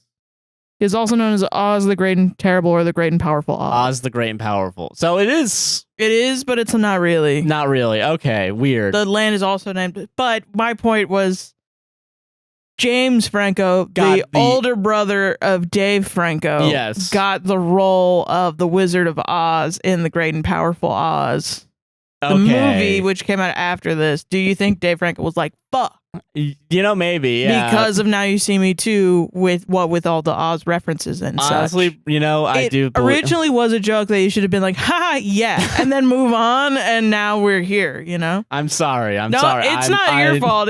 I don't know what's your brain must be mush right now. What are you? Words good. Yeah. Yeah. Okay, so so Freeman says also to Ruffalo that Freeman didn't kill his father, so stop being mad at me. Dude, this sounds like a great storyline with a bunch of really fun characters that you love to love. Yeah, and Freeman's like, I know you blame me for it, but did you get what you wanted when you put me in jail? And Ruffalo doesn't say anything, and Freeman's like, I know it wasn't. I know you didn't feel happy afterwards. What is the obsession with making dramatic movies like this based around stupid shit like Facebook or something? Yeah. Where every character is just insufferable. Yeah. And I'm supposed to watch it and love it. And lap it up. You're supposed to just lap it the fuck up. No. Enjoy Lambs to the Slaughter, go to the goddamn movie theater and get real depressed. Yeah. Like you can make a character that's not a fucking dipshit piece of shit. Asshole. Yeah. Like asshole. Like a sarcastic asshole that's nice and also flawed. You know what I mean? Yeah, exactly. Yeah. So, okay, with this, yeah. Jesus. So Ruffalo says he's not his father and he's desperate and dangerous, and if he doesn't find the horseman, he'll fucking torture and kill Freeman. Presumably, Freeman asks Horseman if the horseman needs saving. So, like, is Mark Ruffalo even worth going to China to actually help them? The answer is yes, by the way, but we'll get to that. Okay. So they're planning, and the MacGuffin happens to be playing card shape and weight, so they practice card tricks for like 10 minutes, and they gotta sneak into the place by faking being the employees of some son of a gangster. Yeah, so because they're spies. Right, forgot that. They're spies now, so they're like that was infiltrating. Like the whole point of the movie, I forgot. Yeah, they're all spies now. So there's like a science center. There's a science center, right? That's where the card is being placed. This is going to be a really important detail by the end of the movie because of how fucking stupid a twist is. So they go there, like Zuckerberg keeps calling the lady like a floozy, and then the joke is gonna, because she's like dressed up very much like the girlfriend of a son of a crime lord. Oh yeah. But also they don't really... They do this joke on Bones. Yeah, and then it's revealed that like the lady is supposed to be the smart one because she wrote books about science, some sort of science. It doesn't matter. And because there's a guy there that is like gonna be the tour, give the tour of like the card shaped thing or whatever the fuck, and like that's how we learned that, oh, actually Mark Zuckerberg just sexist, haha. The thing we already knew up to this point. You missed the part where he's talking to the old Mandarin woman and he's doing the really racist thing where he's overemphasizing. Oh yeah, sorry. Oh my god. So that was also one of those things where it's because I didn't write that down because I was just my head was in my you were so hand. mad about it. You came out and told me about it. Yeah, so and back I was in like, the yeah, it sounds terrible. Sorry, yeah. So back in the magic shop, there's a point where like Mark Zuckerberg is like really in on the old lady, like saying English words loudly but slowly as if she would understand it, and then she's like. She says something in Mandarin, and then the guy is like, the grandson is like, just because you're saying it that way doesn't mean she can hear it. And then the lady gets the Monopoly guy moment of, oh no, he's just racist. It's like that's the reveal. Racist. Yeah, she understands English, but she needs her son to translate it. No, she doesn't understand English that we know of at this point in the movie. At this point in the movie, we think she only understands and speaks Mandarin. Okay. I believe it's Mandarin. But she's I might be wrong on like, that. hey, you're racist, whatever. Yeah, basically, yeah. She calls him out for being racist, yeah. So this is like the second time Mark Zuckerberg's been dunked on. Yeah, exactly. Which means it's the last time because of the rule of twos. Yes, yeah, these are twice. Yeah, 2 times. Yeah, twice. Like, because this is the second movie. Right. So yes, in the third movie, it's gonna be rule of threes. Finally, it'll be a good movie. Finally. If you think I'm gonna see that in theaters, you guys are fucking wrong, dude. That shit. I think you're gonna see it in theaters because you didn't have to do this. I'm gonna be the one. You did this to yourself so you can complain. Yeah, I did do this complain. Yeah, I love complaining. I know. So okay, the MacGuffin can clear contents of computers, any computer, doesn't matter, and transfer it to another computer. So Harrelson distracts everybody so Franco can go underneath like this big cube-shaped thing that's holding the playing card MacGuffin. Okay. And not too suspicious at this point, but the guy's just like the guy that's giving the tours, just explaining them all the things that it can do. And Franco's able to steal it eventually, but he like comes out from behind the thing suspiciously, so the guys like search them. Because obviously they're trying to steal the fucking thing. I'm just thinking of the Whitest Kids You Know sketch with the magnum opus where he goes down to steal the diamond. Do you think that the devil is just floating in the middle of a wave pool, reading romance novels and thinking about boys? I love Picking it up the so phone much. and hanging up on them. Yeah. Just and hanging up on them. Yeah. So okay, remember sorry. the guy tells them to search them, right? Okay. So then we get like a 4-hour-long sequence of them doing card tricks, throwing the card to one another so that they don't get caught with the card.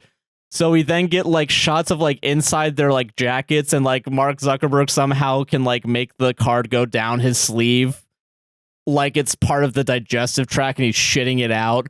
Like, and then he like tosses it behind his back to Franco, who like grabs it secretly and like puts it up his fucking asshole and then barfs it out. I'd rather do hot ones. I'd rather do hot ones right now. I'd rather.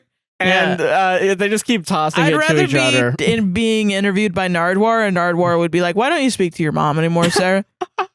Whoa, wait, Nardwuar, wait a minute.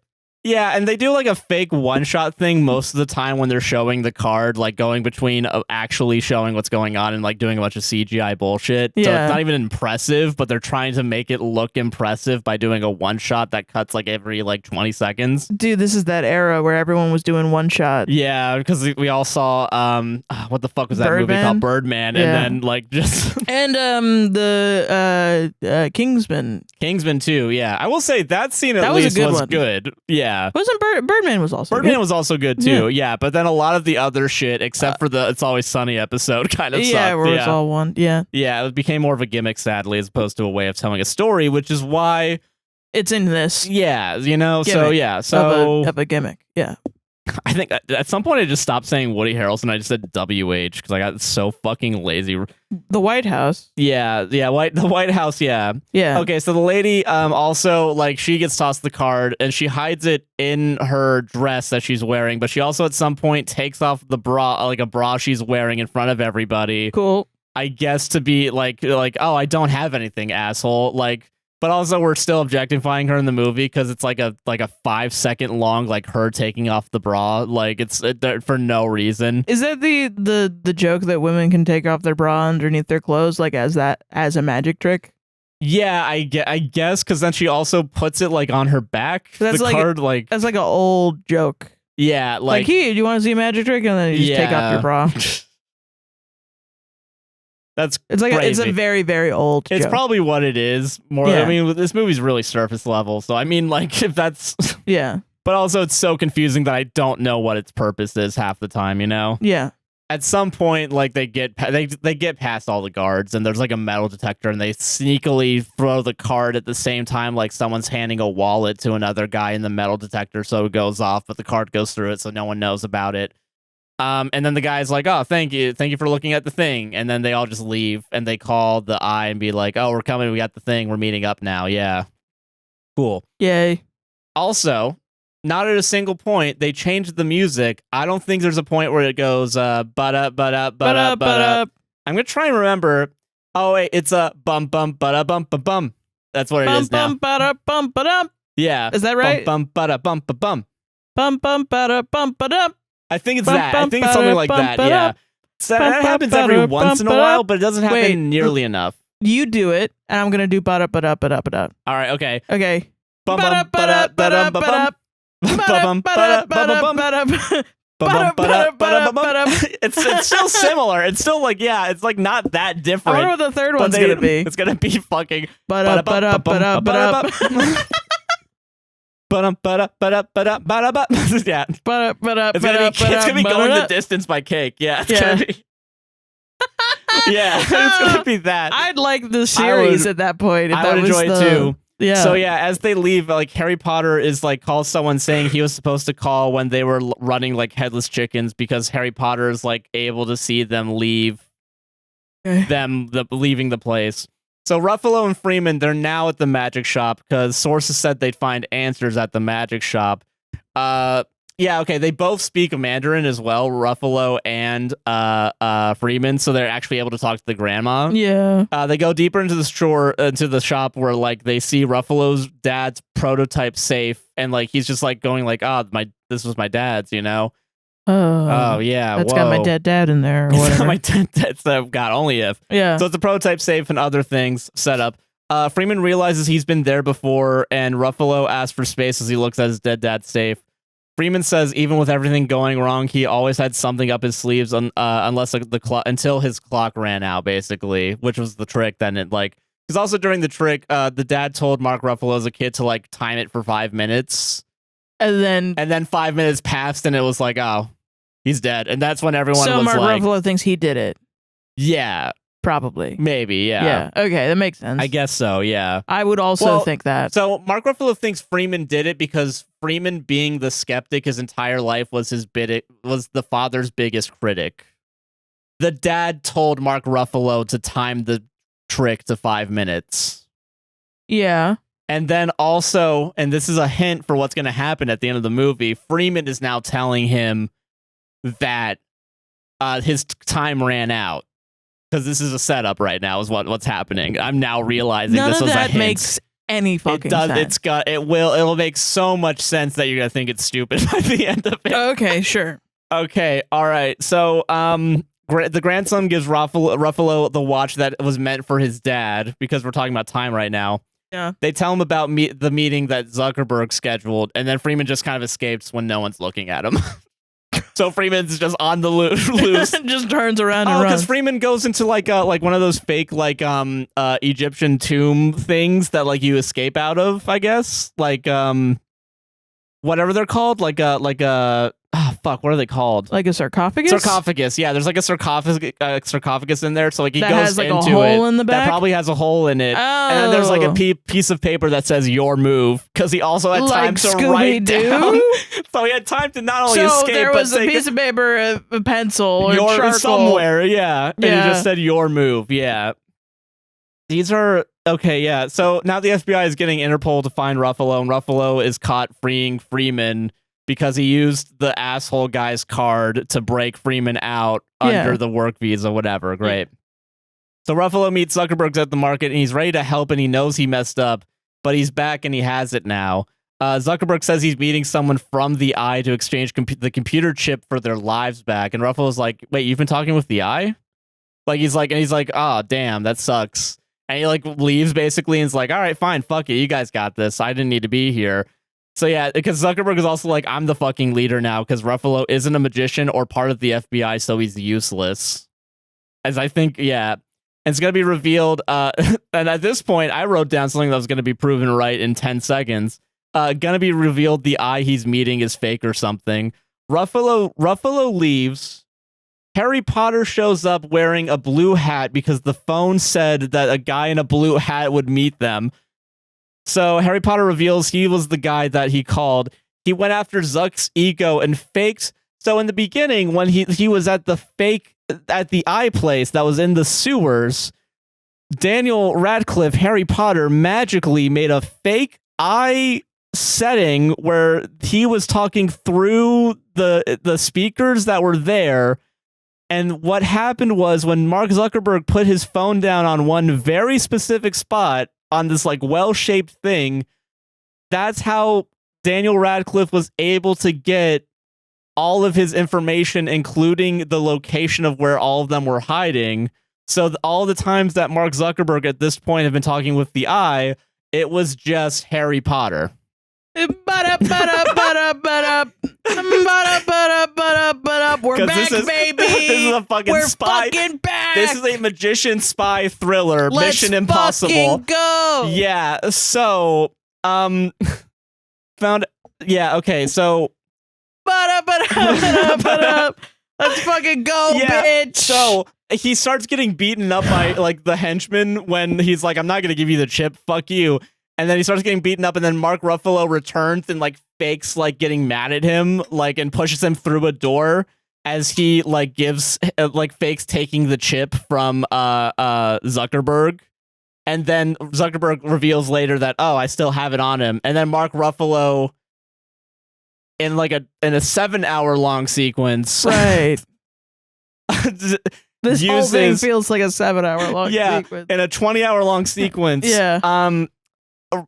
Zuck gets the chip with like sleight of hand because it's magic, and Ruffalo tries to escape the market using magic tricks, like using fake perception, like perspective from a mirror. Like at some point he makes a guy pull out an endless handkerchief from somewhere. It doesn't matter. It doesn't. Who cares? I rolled in the movie and I got a nat 20. No fucking way. I really? did. It's a 20. So look, it is a 20. Yeah, because that's how good this movie is. Yeah. No, end it. End it. Yeah. I rolled to end the movie. I rolled it at 20. It doesn't end DM, the movie. Please. I rolled to end the movie and I rolled in at 20. You know what? How about this? I'll give you a break because I gotta go pee right now. Thank Christ. Okay, there you go. Wowie zowie. I went and grabbed my soda during that break because I need a drug in me right now. Reba McEntire. I always thought the Nesquik bunny was a trans man. Nothing wrong with that. He just has that swag about him. Well, that's nice. That's okay. Thanks, Reba. Thank you. Thanks, Reba McEntire. Okay, so where was I? Oh yeah, so he tries to escape using magic. We're talking about the best movie ever made. Yes, yeah. Yeah. So Ruffalo tries using magic to escape, and he almost does, but then he gets overpowered by everyone and captured by Daniel Radcliffe and his bodyguards. Mm-hmm. Here's a detail that you're going to think, wow, why did that happen when twists start getting revealed in this movie? In this movie? Never. I would never think that. Zuck returns to the Horsemen, who the Horsemen have now showed up also at the market for some reason, and says he saws Ruffalo, and then they see the bad guys at the magic shops taking the safe, that Ruffalo's dad's prototype safe, and they think they're gonna drown him. Basically, they're gonna do Mark this. Ruffalo? They're gonna drown Mark Ruffalo using the safe. Yeah. Okay. So then Mark Ruffalo gets taken to like a boat, just like a random ass boat at a port. Harry Potter says he and Ruffalo are mirror images as to how they love their dads and will do anything to avenge them. This is a dad movie. But his dad is still alive. That's like literally said too, is like, at least my dad's still alive. Fuck you, man. Yeah, right? Isn't it crazy? It's crazy. Now this is offending me personally as a dead dad haver. Yeah. Yeah. And then it's revealed that his dad is Michael Caine from the first movie. Right. Yeah. And then it's like, he shows up and it's Harry Potter's dad says Ruffalo is nothing, as Ruffalo says the insurance didn't cover his claim from his dead dad. Which is why they robbed him in the first place, is mostly because Ruffalo has a personal vengeance against that company. So, yeah, like, that's why now he's going to get killed by Michael Caine, is because he robbed him, I guess. Whatever. So, Ruffalo says nothing is personal to Caine, but that's wrong since he got fucked by him. He says that he has like 7 legitimate kids, but Harry Potter is the only one I care about. Even though he's not legit. I don't know why these are details in the movie. I don't know why, and I thought writing them down would pay off sometimes, so I wrote them down. Okay, no, I get it. Sometimes details play out the way you think they will, and sometimes they don't, and sometimes you wasted 4 hours watching a 2-hour-long movie. Real. So, Ruffalo won't get. I wrote down Harry is illegitimate but awesome, because that's the vibe that the movie gave, I guess. Okay. Ruffalo won't give up the Horsemen, so Harry tells men to put him in his dad's prototype safe, and Caine and Potter just have like tea as they drop the safe into the fucking ocean and river. All right. And Potter also, important detail that's not important at all, it just says splash when the safe goes into the fucking water. Splash. Yay! It's a fun time. Splash! Cheers. Here's tea. Yeah. Yeah. And then, the water starts to fill up the safe, and Caine and Potter leave saying hell will be a day at the spa compared to what they're going to do to the Horsemen. And Ruffalo realizes that the ace up sleeve was literal. That sounds like my villain dialogue when I DM. Yeah. Hell will be a day at the spa when you do the thing to fuck with me. You know what I mean? Like, I was thinking on your feet and being bad at improv. Yeah, literally, yeah. And then Ruffalo looks around the safe and uses his phone flashlight, and he realizes that when his dad said that he had an ace up his sleeve, it was literal. Right, and he takes something out of his sleeve. He uses his watch to find a secret hole in a safe and pokes it.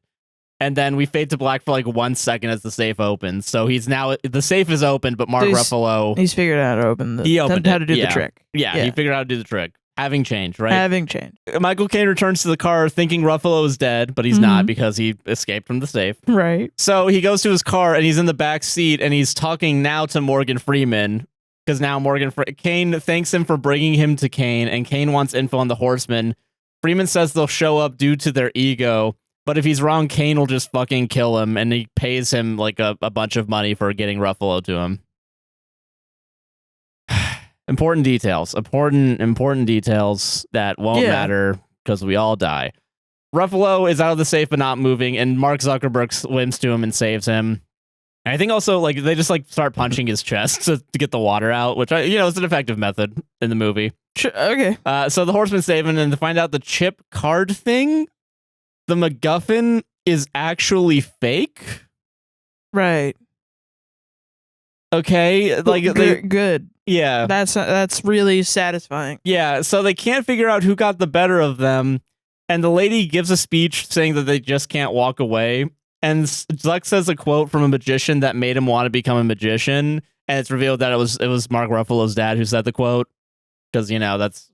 So I was kind of right that Mark Zuckerberg was gonna have like a little kid moment or something, even though it didn't happen in the beginning of the movie. Fun, Yeah, kind of.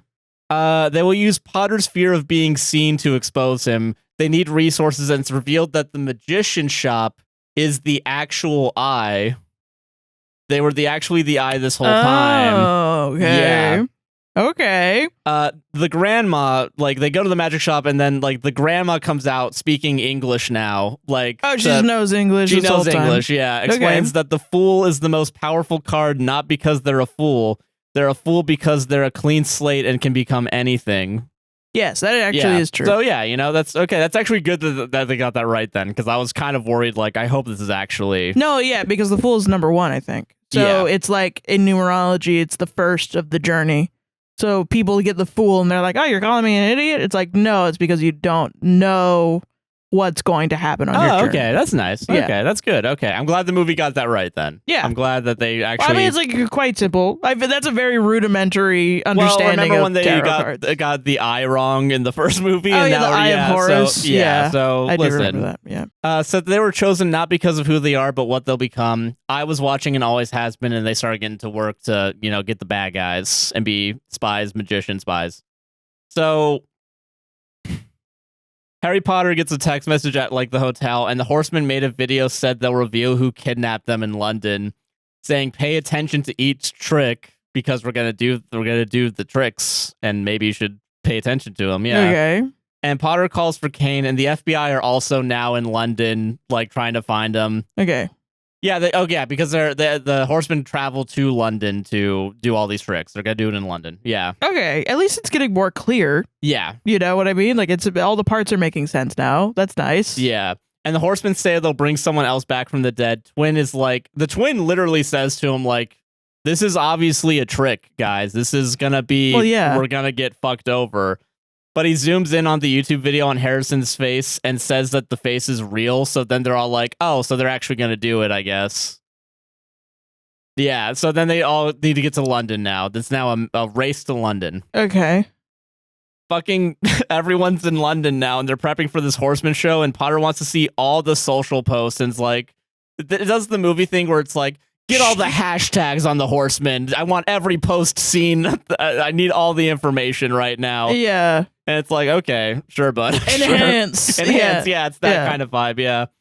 So Franco starts the first trick in like some market, and he's like, he explains the whole part of like 3-card Monty. Like, so he does 3-card Monty, but with like people and like 3 really big cards. And then he explains the trick, and then it's like, oh, yeah, I tricked you. You thought that was the queen, but that wasn't actually. So the twin is explaining their plan, and it's a 3-card, it's 3-card Monty and like just a tease. Like they have like, that's the first trick, and then they're going to do another one, and they're going to do another one. There's going to be the big reveal by the end of it. That's how it works. Because that's how it was in the first movie. Right. Yeah. Yeah. So the lady horseman, because she didn't have a name in this movie, in another part of the town, says she'll make a vessel fly and then land in the River Thames. Potter and FBI have found the horsemen finally, and like they're finally like gonna start chasing and getting into them. Like, yeah. Franco does the Monty trick and fools everybody. Lady makes a bird fly. No one's impressed. Then she tells some random guy in the crowd to open up his fly, like his pants fly, and a bird flies out of it. And then everyone's like clapping and applauding because we had to get a. Well, that guy was just a pervert. He wasn't. Yeah, he wasn't involved. They were clapping for the luck that was shown there. Yeah. Okay. So. Okay. So Potter tells Freeman the FBI are onto him, and he tells him to find the pattern. And you can cut them off before they get to the final trick. And if not, Freeman can take care of the FBI, basically. So Freeman's going to go to the FBI and distract them, basically, on behalf of Harry Potter. Right. So Potter's now finding a pattern. See, Ruffalo is still alive. Zuck is doing his show. They find the pattern ends up at the river. Like, that's where all the places are going to end up. Like, Ruffalo's trick is like... Oh, I see what you mean. Yeah, so not Ruffalo, Zuckerberg is, like, at some random place, and, like, they showed this trick in small scale at the the magic shop. Yeah. But you know the trick where, like, you use strobe lights to make it seem like water is just standing in the air? No. So there's like a optical illusion basically that, like, if you strobe a light, and I think it's like depending on like the flow of water, you can make it seem like the water is like just floating in air, like droplets of water. Oh, okay. It's an optical illusion, so you can kind of do it, and like basically Mark Zuckerberg does it on a huge scale, and like it like impresses everybody. Yeah. And yeah, let's see. That's interesting, though. Oh, they also started playing dubstep at this point. I don't know. Oh, ew. Yeah, it's like they use dubstep as he like controls the weather by making it go up and down. Technically, it's like it's. Why are we trying to make him cool? He just do short indie films with fucking Kieran Culkin. Yeah, I haven't watched that movie. But I saw an interview of him. He seemed quite humble and nice. Yeah, I don't know why they make him a huge dick. Like, I started to get kind of pissed. I was like, why is he always a dick in all of his movies? Like, I feel like he's typecast. Like, he just seemed like a nice autistic man. Yeah. Like, is he typecast as a dick? Like, because he's autistic and they want neurodivergents to like, or neurotypicals to see him and get mad. I guess they want him to push you're supposed to get mad at him. Probably. That's fucked up. It's fucked up though. Yeah, it's really. Like, I don't know why I never see him. He's a quite attractive man. I don't know why I never see him in like a leading man role or something. Yeah, that doesn't have him be a huge asshole. Yeah. Yeah. Oh yeah. Okay. So Franco does another round of 3-card Monty, and somehow he hid literally everybody and just drops the cards like they're just gone. Oh. The people that he chose from the audience. This is also a setup. That like he chose people from the audience and then they like disappeared from behind the cards. Okay. And lady is about to I wrote down kill a bird, and I don't remember why she was gonna try and kill a bird, but she was. And Harrelson is moving into position at Zuck's trick, and Zuck's just doing like wacky shit with the rain, just having a good time. But Harrelson gets caught by his twin, and the twin finds out that he's going to the River Thames and deduces the next stop. But then he bumps into a guy that's hooded, and we don't see his face, but we make it a big deal to see that he bumped into somebody. It's Dave Franco. Yeah, because Dave Franco has left the trick as the FBI started coming in, and he like disappeared into like cards. Yeah, so now, you're correct. You're a person with a functioning like heart and soul. I can do regular math. Yeah, you don't need to be a fucking like chess the master. Square goes in the square hole. Yeah. So Ruffalo gets informed and will tell everybody, and Ruffalo tells everyone to wrap it up and meet at the rendezvous point. Frank. Wait a minute. Oh, this is okay. So here's how the movie shows that, because it is Dave Franco that he bumps into. Now we see Dave Franco disappearing into the cards. Oh, weirdly, it doesn't make any fucking sense. But it could be that it's a misdirection to make it seem like there's just another guy there. Right, but it is him. But in reality, they could have still happened where it's Franco the Prestige. left. Yeah. Franco disappears into a magic card pile somehow. Zuck disappears by falling backward and turning into water in the ground. And I think the lady just like runs away from her stage. Like that's like, I'm not even joking. That's funny. She's like, oh man, there's a thing here. I don't know if she runs away. Maybe she used birds to hide herself. But yeah, it really gave off the vibe like she was also there and just kind of left. Because she really didn't do any magic trick other than fuck around with birds. Like Let's do magic tricks. I fuck around with birds. Yeah, they just fuck around with birds. That's it. That's all I do.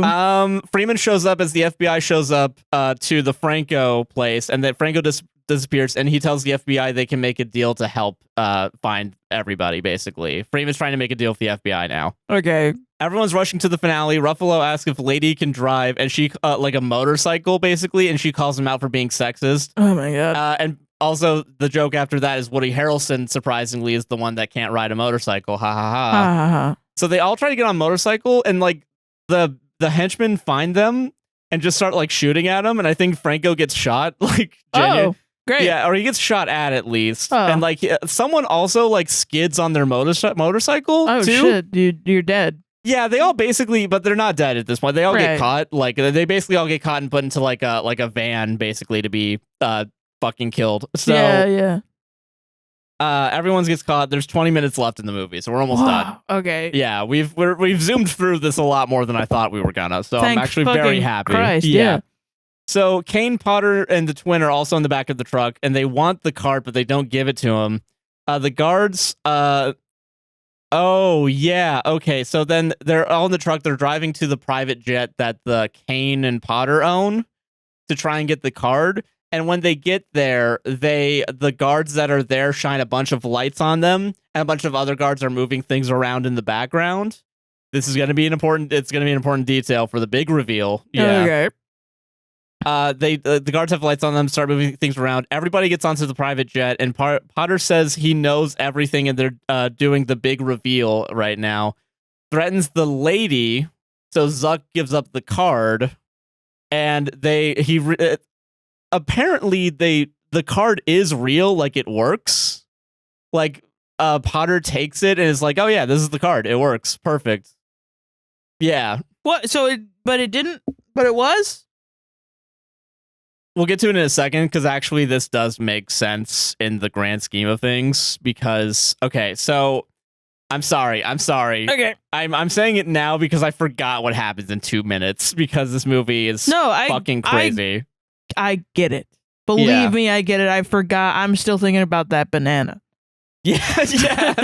Like that's all has been. I'm rotating. I'm rotating a 3D image of a banana in my brain right now. That's all that's happening. Yeah. So okay. Yeah. So Ruffalo apologizes to Zuckerberg. They start fighting, and Potter says the thing is real. We see in the window also that it's so obvious that they're not flying right now. Like it looks like a river's in the background. Like it looks like it's Wait, fake. They're flying? They're flying because they're on the private jet, and the jet supposedly takes off. Okay. But at this point, you can see in the background that like there's like a tarp where the windows are, and the tarp is moving. Because this is going to be the big reveal. Because then the brothers like... Okay. Yeah. So yeah, it's Kane has like a $1.2 million champagne, and the twin tells everybody to toss the horsemen out of the plane. So all the henchmen slowly, one by one, take out the horsemen and like just fucking toss them off the airplane, supposedly, right? Okay. And then Kane opens up the bottle of wine, and he pours it for Potter and himself. They drink it. It tastes like shit. And then he takes the label off, and there's the fool card. Because he's a fool. Do they kill him? No. So what is revealed is the horsemen come up on the windows. It's revealed that they were in a fake hangar the entire time. They set up... Okay. Get fucking ready. So the plane turns the lights off. Horsemen come up the windows, motion them to get off, reveal they never left, and we're at a soundstage in the river. Potter's revealed to the world as Zuck says Potter was right. So the FBI then move in because now the horsemen are performing their last trick and they know where it is. Tell Freeman to stay in the van that they're using to monitor everything. And Freeman has they keep him in handcuffs, but then Freeman's revealed to have handcuff keys on him, like in his mouth, so he escapes. He just fucking leaves. Which Freeman is going to come up afterwards. And also, I think this is where I write down most stuff that happens in the movie. So here, okay. Ruffalo gets revealed as the leader of the Horsemen, finally, like gets a proper introduction by Zuckerberg that he's the leader. And they're going to explain the trick while the world is watching. And it's everyone in the world is watching to the point where like the video of them doing this trick is projected like at Times Square in China, like projected onto. That's crazy. It's projected, and I'm not fucking joking, onto the roof of the Sydney Opera House. It's really funny. And it's like, not only that, I'm like 10% certain that like it's also on all the horsemen on the different like little curves almost. Or it's like, I think Ruffalo's on like 2 of them on 2 separate ones. Like there's a copy. It doesn't make any fucking sense. So, some random buildings, they explain the trick.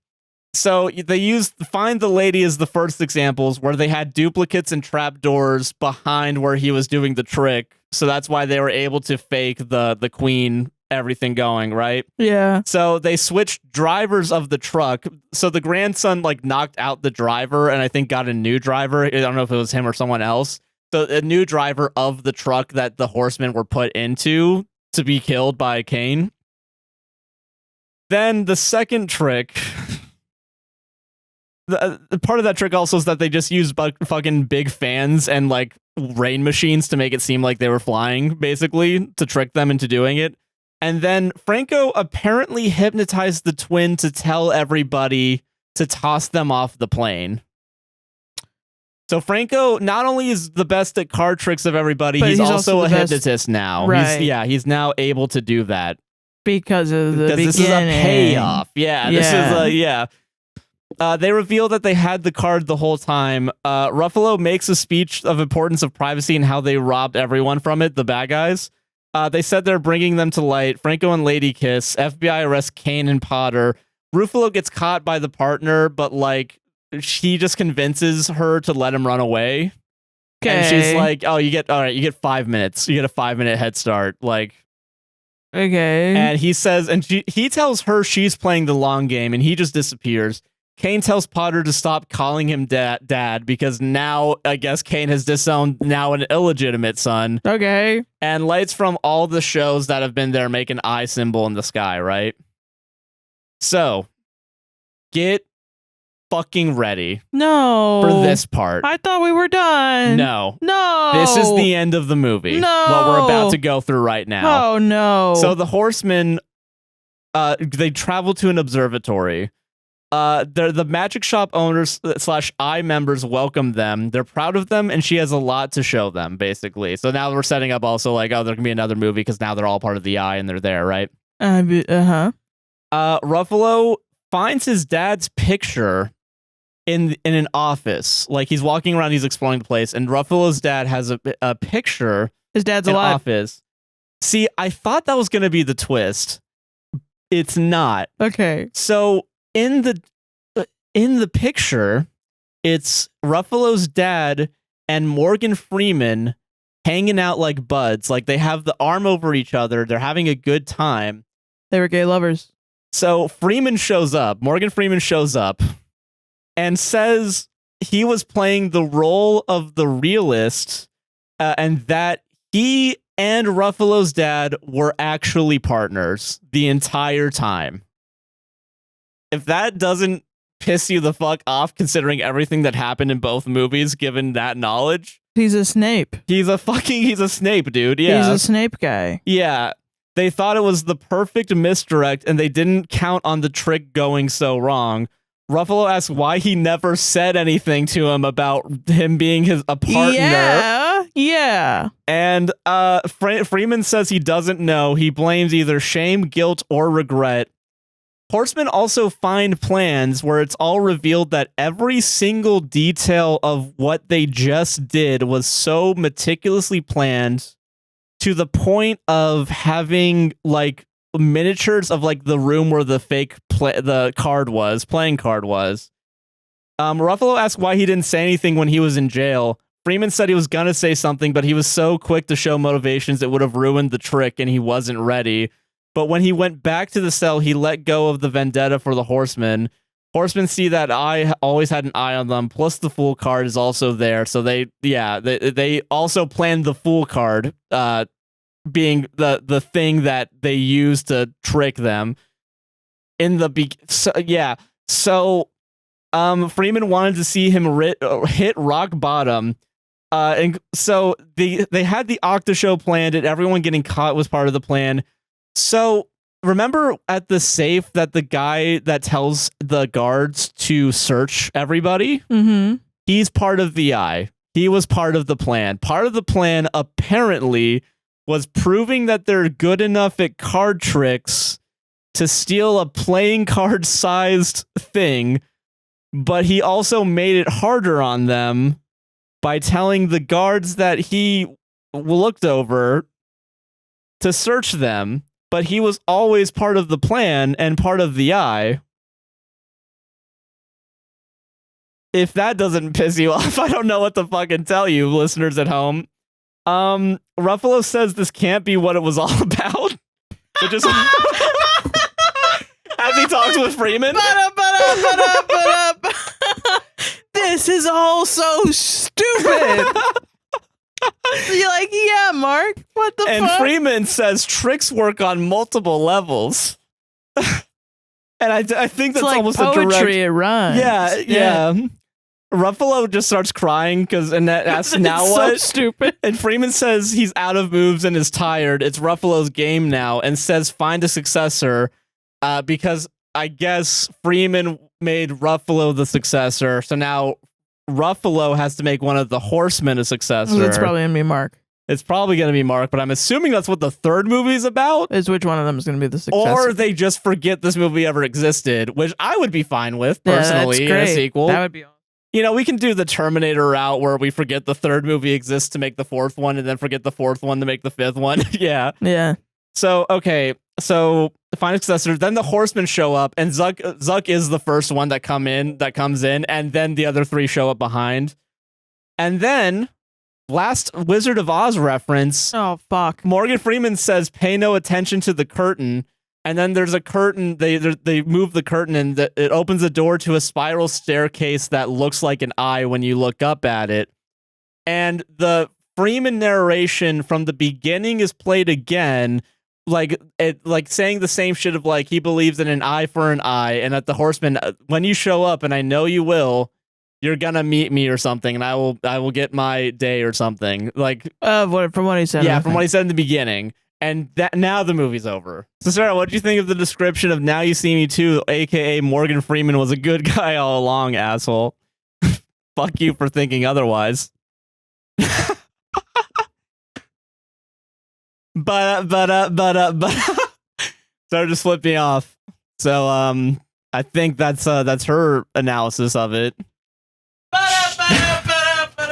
yeah, that was Now You See Me, guys. And, Sarah has left, so ad time, motherfuckers. Ad time, baby. Ad time, baby. Ad time, baby. Ad time, baby. Hey, are you enjoying this podcast? Ad time, baby. Ad time, baby. It's ad time, baby. Yes. Yes. Yeah. Hell yeah! If you're enjoying it also at home, that was a really nice song actually. Ad time, baby. That was good rhythm. Ad time, baby. I like it. We should do it every song, we should do it every time. Yeah. Yeah, fuck doing this point and click bullshit. It's fucking click. That's what it's called, right? Hype each other up. Ad time, baby. Ad time, baby. Yeah. Ad time, baby. If you're enjoying this podcast, like, comment, subscribe, and hit the gosh dang bell. Yeah. If you're watching on YouTube, and raise 5 stars on Apple and Spotify podcasts. Please. Please do. Please. Please. Please. Please. TikTok is going away. Please. Please. Please, we're scared. We're really scared. So scared. We're in a scary moment. We're cold and alone. Yeah. And scared. And because TikTok is going away, if you want to support the podcast financially, there's a couple ways to do it. Yeah. Don't want to milk these tears too much, though. Jesus. No, Sorry. I'm definitely partially joking. Yeah. Yeah. There's a couple ways to do it. First off, Straight River Coffee. We have 2 different coffee flavors. Sarah's Chaos Blend, Josh's Morning Blend. Chaos Blend is dark roast chocolate cream flavored Colombian bean. Yes. And I got the caramel flavored light to medium roast Brazilian bean. Let's fucking go. It is 16 for one, but if you want one of each, it is 28 for the combo, or about 10% off. So, straightforcoffee.com. There's an issue with the website, but it should be fixed by the time this goes out. Back up. Yeah. Yay. If you want to buy us coffee, you can go to buymeacoffee.com/APWSTR. Yeah. And we'll read whatever you have to say, as long as it's not horrible. Yeah. At Indigo, her bought 5 coffees. Thank you very much. Thank you. Hey, guys. Hello. I've been a long-time listener of you guys, and you're the reason I started listening to the Judgies even pre-collab. Nice. Yeah, we're getting people away from our podcast. God damn it. All I'm saying, Judgies.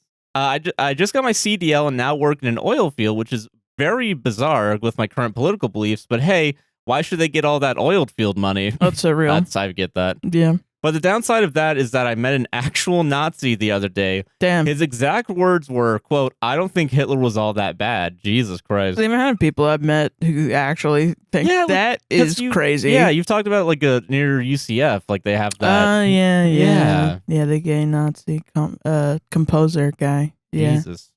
Weird. But I mean also just like kids that ended up being Trumpers that I went to middle school with. Yeah. That were like, well, actually Hitler blah, blah, blah, blah, blah. And then the teachers were like, whoa, no, that's not the... What are you looking at? And they didn't realize it was 4chan until it was too late. Yeah, way too late. And he was already in the White House, yeah. Yeah. I think me and the forklift certification woman would make a great power couple. Crying, laughing emoji. Nice. Oh yeah, there's someone got their forklift certification. Yeah, you guys should meet, dude. Bam, we're making connections here on the show. Yeah. Matchmaking, APWSTR.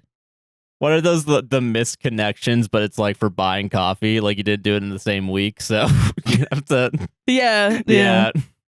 Last week, someone said that I would be the. But I wasn't able to. I didn't see them. Does that make any sense? Okay, cool. It didn't, but it's okay. That's we all fair. love you anyway, Joshua. Thank you. I appreciate that. Yeah. Boulder bought a coffee. Thank you. Thank you, Boulder. I don't know how a rock has money, but you're a silly Boulder, aren't you? It has a couple metal in it, so like if you mine the rock, that's where the coins are. You craft the diamonds. Yeah. Hi there. Hi. Craft the diamond. Sorry, I do want. I'm saying it just to verify I did hear what you said. Yeah, and it's not even on Minecraft Works. Yeah. Okay. Yeah. Hi there. Hi. I've been a long-time listener, and when there's a lull in my day, sometimes I'll go back into the catalog and find an old podcast I haven't listened to yet. Oh. It feels like hanging out with friends, and even though you can't hear my responses, I happily participate in the conversation. We hear you. I do feel like you've said We're just not responding. Yeah. I'm joking. That'd be crazy. We're real in the TV or phone or computer that you're watching. Let us out. Let us out. Yeah. Yeah. I do feel like you've said this, but I looked around a little bit and I'm trying to figure out how to join your book club, if that's even an option. It's on Patreon, which we'll talk about in a second. Yeah. You all have such fantastic conversations and share a lot of my opinion and beliefs, along with my taste in media. I was only just now able to join the Patreon and send you a coffee after getting some extra holiday money. I also scoff at the end of a different podcast I listened to hosted by literal TV stars, where they ask people to pay to join the Patreon for early/extra content. They don't need that money. And that scoff was always followed up by the thought that moment I have some money to join a Patreon, it would definitely be Josh's and Sarah's. Oh, thank you. Glad I was finally able to the high hands emoji. Much love, y'all. Thank you very much. Thank you. That's wild. I mean, I guess if they're like ex-TV stars, you know what I mean? I could somewhat understand it. I mean, it's kind of like the same reason that they go to Cameo. That's what I'm saying. Like Nicolas Cage, if Nicolas Cage had a Patreon, that'd be crazy. I'd join Nicolas Cage's Patreon. Also, Nicolas Cage also has like a big history of that's why tax evasion and does all the movies. Oh, he does tax evasion? Never mind. Was it tax evasion? No, it's because he bought a bunch of houses. He bought a bunch of like dinosaur bones and just like crazy shit. Oh. Yeah, he's like addicted to like buying crazy shit. Yeah, I would, yeah. Okay. And he's just like, so he just went down a hole. He's just bad with money. That makes sense. Which is why he does a bunch of shitty movies. Yeah. So it's like, too. you know. And I think that's also why, like, the only news I really hear about is, like, the houses being sold. Because, like, he had, like, 10 mansions or some shit. It's filled with crap in there. Yeah, and it's, like, getting liquidated. It's like, Jesus. I don't know if he did he might have done tax evasion. Maybe. Which probably to buy shit. Yeah, honestly, I mean, not to condone. We're not condoning that at all. No, okay. But I'm not saying. I'm just saying it's common for TV stars. They might be poor. Also, someone asked me to say something on the stream, and now I'm like, should I get a cameo? Should I be profiting off of this? What did they ask you to say? Did they ask you to count down from 5? Fortnite Battle Royale. Something like that. Like, that's what they wanted me to say. $20 next time to make me say something. Honestly, maybe I thought about doing a cameo, but I don't want to feel too much like Jason Nash. Yeah. I do feel that when I do TikTok lives too, and the TikTok's like, hey, tell people to spend money on you. No. Like, please stop. I feel uncomfortable doing this sometimes. Yeah. Yeah. Yeah. But thank you all very much for support. So hold on. Wait a minute. Hold Hold on. No, keep doing it, though. Cut. Hold on. Wait, cut. No. Annika bought a coffee. Thank you very much. Thank you. Thank you very much for saying that it also is pronounced like Monica without the thank M. you for pronouncing the pronunciation. I appreciate it. Hey, guys. Hello. I just got my YouTube review like Spotify Wrapped, and APWSTR was my #1 podcast with over 32,000 minutes of playtime. Oh my gosh. I did the math. You. That was like... You did, yeah. It was like a what is it, over 10%? Just a little bit? Yeah. 10% of the year. Let's fucking go, guys. That's crazy. We did not put out 10 a month's worth of content, but thank you. Maybe we did. Probably. I don't want to think about that. Yeah. That idea. Yeah. I started listening to you guys earlier this year, and you quickly became my comfort podcast. Oh my gosh, thanks. I basically run a small business by myself and have the many hours of Josh and Sarah to listen to. It helps me stay focused. Happy holidays to both of you and your families. Thank you. Happy holidays. Happy holidays to you as well. Yeah. Allie bought a coffee. Thank you very much. Thank you, Allie. Hi, Sarah and Josh. Hello. Using my second coffee purchase to tell y'all how much I appreciate you and to ask a few questions. Oh, yeah. Sorry about the length of this. No worries. It's that long. Oh, it is long. Oh. It's okay. We accept your apology. You're good. Yeah, you're good. That's fine. People joke about listening to podcasts feeling like you're having a conversation with friends, but I seriously feel like I relate to you guys through our one-sided conversations. Oh, thanks. I look forward to your posting every single week and listen to old episodes to go to sleep. Thank you for all you do and for being so real. Thank you. My #1 question is if you guys have watched season 1 and 2 of Arcane. If not, please do it and talk about it on the pod. We did. We watched season 1. I think did we talk about it? I think we did. I really passively liked it. Other than the actually, I even liked the Imagine Dragons intro. Yeah, it fits. It does fit. But I would not put it on my Spotify, though, because no, it's Imagine I wouldn't fucking listen Dragons. to it. It is Imagine Dragons. Yeah. We haven't watched season 2 yet, and I know that's something we should be watching. I know that there's gay sex in it. There's hardcore lesbian gay sex. That sounds great, actually. I know, it's really good. It's good. It's good stuff. Let's fucking go, dude. But yeah, it seems like it's really good. And I know Arcane, I've met a couple of people that were influenced to go into the animation industry because of Arcane. That makes sense. It has a very unique style to it. That's really good. I like it. Yeah. Like they loved that there's a great artist that I knew that was going to UCF when I was going there too. And she was like, I love Arcane because of their commitment to detail, because apparently people were like, so do you use CGI for any of this stuff? And they were like, well, the reason that it looks painted is because it is. They paint every single thing. Okay. Yeah. Wow, that's wild. Jesus. I know. Think about it. I don't want to, because that's a lot of work. Jesus Christ. That's wild. And so she was just like amazed by that. And she was like, you know what? Fuck it. I'm going to move from Chicago to Orlando. Yeah. And do animation. Oh, that makes sense. Yeah. Yeah. Oh, yeah, because we have EA and shit here, yeah. Yeah, we do. I forget about that. Yeah. Yeah. I know it's the League of Legends show, and it sounds super cringe, but trust me, it's beyond worth it, and nothing will prepare you for how visually stunning it is, the depth, dynamics of the characters, the themes, and overall plot. You do not need to play the game to know what's going on. I don't play it, but my boyfriend does, and the only difference was him being familiar with the characters. I would kill to hear y'all's opinions, and if you care about me whatsoever, you will watch and talk about this show. Okay, all right. Parentheses, I'm only partially kidding, but seriously, I need to know your thoughts. That does make it... 5 exclamation points. That does make it worse. We will eventually watch it probably when we run out of Reno 911 season. Yes, but we have 2.5 more seasons of Reno 911 to get to, so we can do our world famous Bones Reno 911 segment. Yeah, the Fox TV show segment. The episode of Bones, Reno 911, and Family Guy where they all show up. Yeah. Oh, God. Okay, I remember that one. Yeah. That TikTok should have popped off, and honestly, fuck TikTok. I'm glad it's going away. No, I'm not, but yeah. Okay. Okay. My second question goes specifically out to Sarah. Oh, okay. A million years ago in an episode, Sarah mentioned playing Pokemon Unite on the Switch and needing to delete it because she was screaming at 12-year-olds. Yes. Lamau, me too. I have over 700 hours in Unite and don't have enough people to play with. Sarah, I totally understand for your reasonings for deleting it off your Switch, but dear God, if you ever want to play it again, hit me up and let's scream together. I'm sorry, that's not happening. I'm sorry. Yeah, it's not. The anger that comes out of Sarah. I can't. And also, it's very funny that you're like, I don't play League of Legends. You just play Pokemon League of Legends. Yeah. That's very silly. Funny. Yeah, you should just play League of Legends. Yeah. Yeah.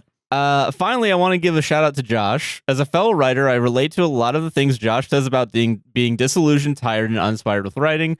I recently earned my Bachelor's of Arts degree in English and want to become published, but every time I sit down to write, I'd rather do something else. Real. Sometimes it's hard to feel. It feels hard to write when it feels like I have nothing new to say. Josh, for me, please write 500 words or anything at some point. You are skilled, capable, and interesting. Allow yourself to write poorly. Please sometime intentionally sit down to write something for no other reason than I told you, and I will do the same. Sarah can't even get me to write. I don't know what this is. I agree with this one. This one we should do. Do not. How dare you? Oh, so I have to write, but you won't play a game with a fan? Double standard. Maybe I'll stream Pokemon Unite. No, actually, no. I'm not doing it. Canceled. I am not doing that.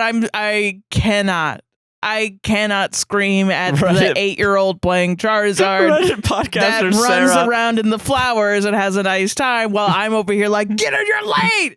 What are you doing? Yeah. Do your homework for middle school. Yeah, exactly. I can't be doing that. There's just gonna be so many articles written about how you're like a child abuser for fucking like yelling at a game. Well, I don't even have a child. Yeah, because I'm a danger to children. So why would you play a game that has a bunch of children in it? Yeah, because I like Pokemon. Because I'm an adult child. Yeah. Oh, God. I thought we've been over this. Yeah. Okay. Sorry. Yeah. Being a writer sucks, and I feel your pain. But you can do it, and one day someone's life perspective will change because of a string of words you wrote down. That's true. Anyway, sorry for the length, but thanks for being the best friends I've never met. Love y'all. Take care of yourselves and drink water. Thank you. Love you too. We will drink water. I should drink water. I'm speaking a bunch. Speaking a bunch. Michelle, she, her, bought 17 coffees. Thank you very much. Thank you, Michelle. Happy Thanksgiving. Happy Thanksgiving. I'm a little behind on my podcast, but I just listened to Sarah mention that she needed money for food and medication. It's okay. You don't have to. It's okay. You don't have to. Yeah. I hate asking for help, and I know you were not technically asking, so here's a totally unrelated monetary gift from your elder millennial. Thank you. You did not have to do that. Thank you. That we do appreciate it, but you don't have to. You didn't it's okay. have to. It's okay. Please don't. I mean, TikTok's going away, but I mean... Okay, that's for Josh. Don't mention me anymore. It's Josh asking for it. Okay. I'll sell my soul. It's all right. That's fine. I think you may be barely older than my children, and I always told them that it's okay to not be okay.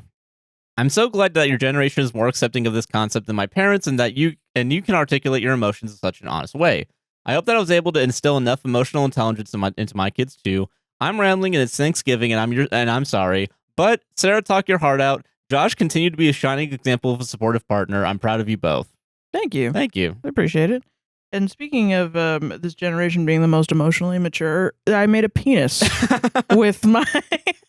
Did you just find that out? With my hairband. So, yeah. Very mature here, yeah. Very emotionally mature. Sometimes I got to remind these people I'm not 35. Yeah, people think I'm older than 25, and I don't know how, because I'm hip and cool. We're hip and cool. That's why, yeah. Yeah. Monroe, him, bought 3 coffees. Thank you very much. Hi, Monroe. Thank you. Happy Thanksgiving. Happy Thanksgiving. I love the show and have been watching back through all of the old Stardew streams while I get back into playing my own farm, and it's really helped me feel less lonely lately. Parentheses, my partner is living out of state indefinitely. It was originally only meant to be for a short period while I worked on some mental health recovery stuff, but now post-election, our buying a house money has unfortunately become flee to safety money as things have been looking pretty dark for trans folks lately. Yeah. And we're not sure when we'll see each other again. I'm so sorry. I'm so sorry. Yeah, I know this is fucking... I'm sorry. Yeah, that sucks. Yeah, it's fucking awful. Listening to y'all yap in the background of my otherwise silent house has been helping to keep me sane as of late, and I really appreciate it. Parentheses, note, like 2 years ago, Sarah was saying y'all should make adrenochrome merch. 10 out of 10 would purchase. Okay, listen. I think it's gonna be really hard for Josh to sign off of the adrenochrome merch. I want to make it as much as you want it. As soon as you said that, I was like, what a great idea. And then Josh was like, please, no. Hold on. Oh my God. Dear God. Let's pump the brakes on this idea real quick. Let's think about everything else. If we make it, it will be subtle, and it will make a stance of it will be an anti-conservative Republican stance. I know it would be, but I think that it's like Stephen Colbert, people not realizing he was a Republican. Right. Like, that's what I'm worried about. Yeah. On your behalf. If you're wearing a shirt that just says adrenochrome is awesome, like I don't want to put you in danger. Yeah, exactly. You know what I mean? So it's gonna I'm gonna pitch it to Josh. It's gonna be subtle. It's gonna be anti-Republican. Yeah. And it might be like an in-joke on a different design, but it will be. I'm gonna sneak in adrenochrome into every merch design I make. I was from gonna now say, on. are you gonna like just make a regular design and then like afterwards, like in Photoshop, you're just gonna add the word adrenochrome and the like tiny, just really tiny, not even changing the font. Yeah, just whatever's search the adrenochrome. Search every merch drop from now on for adrenochrome, guys. For adrenochrome, because it's in young. There. All right.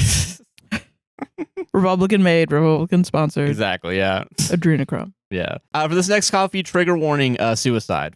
Oh. Okay. Someone bought 3 coffees. Thank you very much. Thank you. Hello, guys. Hello. I've been wanting to tell you thank you for holding my hand parasocially for the last year. In September of 2023, my sister had taken her own life while I was pregnant. Oh my gosh, I'm so sorry. In February of 2024, I had my son who was born with a rare heart condition. He had only half a heart and underwent 2 open heart surgeries before he was 5 months old. I was stuck in a hospital 3 hours away from home, living in a hotel, hoping my son would make it. And every week I would escape the stress by listening to your show. I feel like I had friends with me, and I found myself laughing a lot more. My son is home now and watches you on the TV while I listen and clean the house. My life's gotten a lot better, and I don't think I could have held it together without your guys' amazing personality and raw outlook on life. Keep being you. Hugs from baby Indigo and Riley. Damn. I'm glad to be able to be a source of entertainment and like keeping you sane. That's the main reason I think we keep doing this, you know? For real. Yeah. Damn. Yeah. My condolences, and of course, thank you. Thank you very much. We appreciate you for listening. Hell yeah. Yeah. And Stephen the Gay bought 5 coffees. Thank you very much. Thank you, Stephen the Gay. This one literally came in right before we started recording today, Hell too. Yeah. Okay. So I have no clue what this says. Yeah. Hi, Josh and Sarah. Hello. Just feeling great this week and have enjoyed listening to a bunch of y'all's new and older podcasts while writing and wanted to send some coffees / whatever is needed to spend money on your way. Oh, thank you. I've especially been enjoying the more recent Josh Mansplains segments. Nice. Great. Good. I really loved the recent ones on Akiryu and Bartleby. Oh, great. I think I need to go watch both because they sound great. Oh, awesome. Also, Sarah may have finally convinced me I should read Moby Dick. Honestly, the only Herman Melville I've ever read was Billy Budd. Huh. There's a cool queer theory analysis of that one by one of the founders of queer theory, talking mostly about paranoia in the closet. We stand. Ooh, cool. I didn't know that. Yeah. I'm going to read that for sure. Yeah. I'm becoming a Herman Melville. You should put that in the book club. Yeah, I'll do that. Yeah. If it's not a Moby Dick length. Yeah. You know what I mean? That's fair. It has to be less than 100 pages for me personally to make sure I get it done. Yeah. Real. Yeah. Real. Yeah. Yeah. Also, just wanted to say Sarah's discussion of Sartre, right? That's the Sartre. guy. Yeah. Sartre. Okay, cool. Yeah. I'm an intellectual. And the waiter was awesome. And I would just like to say, as a philosophy grad student, honestly, one of the best ways of talking about it I've heard. Oh, thank you. Shrug emoji, like the hands up emoticon. Thanks so much. Now I know how I got to describe it next time I teach it. Credited, of course. Maybe with the Kuru. Anyways, thank y'all so much for awesome content and also queer / neurospicy rep. We're indoctrinating the kids of America. That makes me so happy deeply. Yeah. Oh my gosh. Are you gonna use Sarah's example of how Yeah, you should, whatever it is. I don't know what it is, but you should. Of how the reason why the guy that pushes the boulder up the hill is happy is because he's doing work. Okay, I'm going to fight you. I'm going to punch you in the face. I'm going to punch you in the face and body. I haven't even thought about that. That pushes the boulder up the hill. Is it obvious I haven't thought about it in forever? Because I haven't had a chance to make that joke? Oh my God.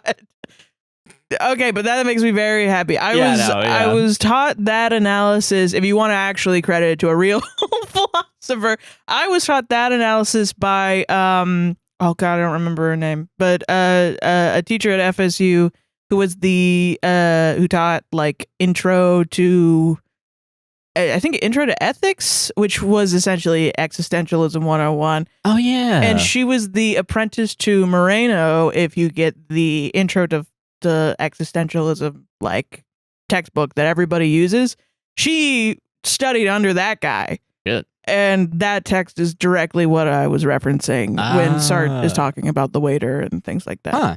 So there you go. That's the actual credit. Yeah. I will actually look her up. I'll link her in the description and the text. Definitely send that link to me. Yeah, so I remember to do that. Yeah, for sure. Sweet. But yeah, thank you very much. Yeah, thank you. Copies. Yeah. That makes me. Woo! Yeah, given fucking a rush. I could never get a bachelor's degree. I think that's my goal. That's a goal in life. Oh yeah.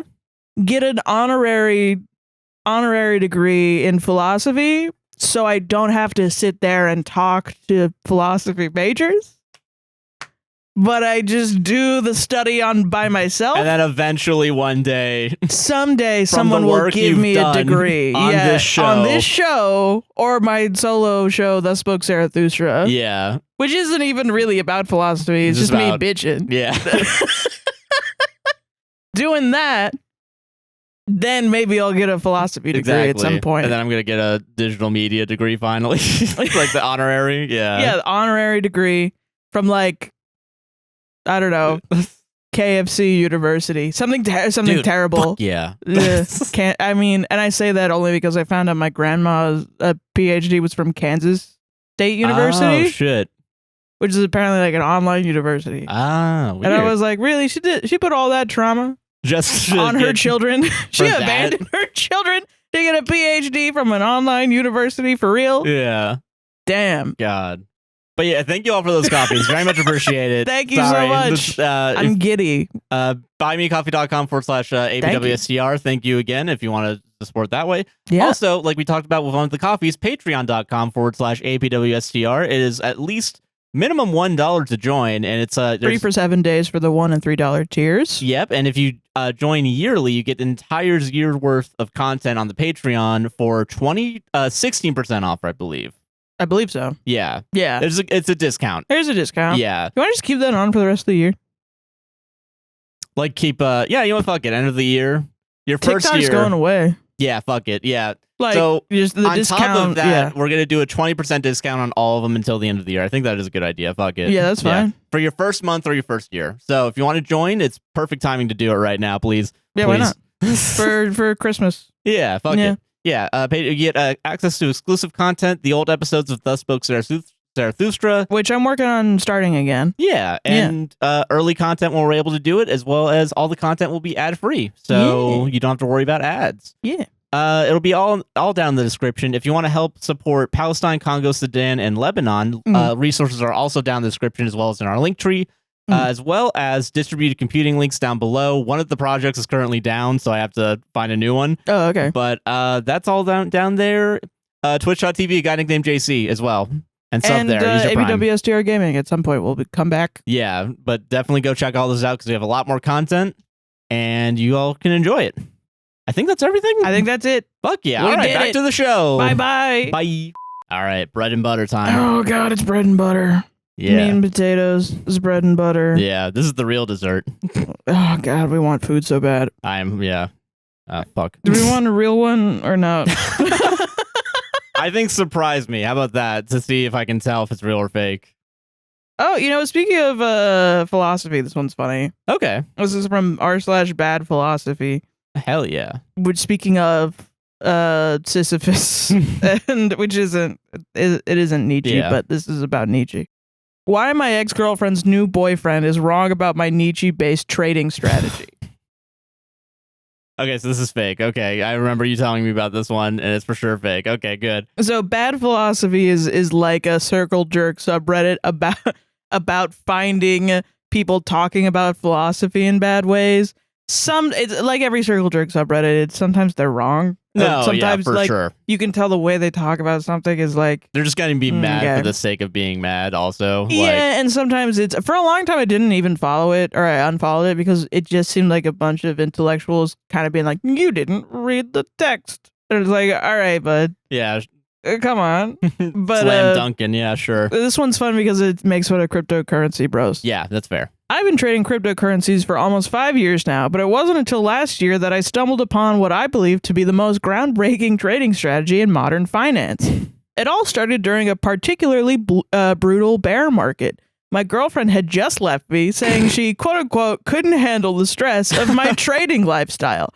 I was devastated, questioning everything. That's when I picked up my old college copy of Nietzsche's Thus Spoke Zarathustra, hoping to find some philosophical comfort. As I pored over the text, searching for meaning amidst my personal and financial turmoil, it hit me like a ton of bricks.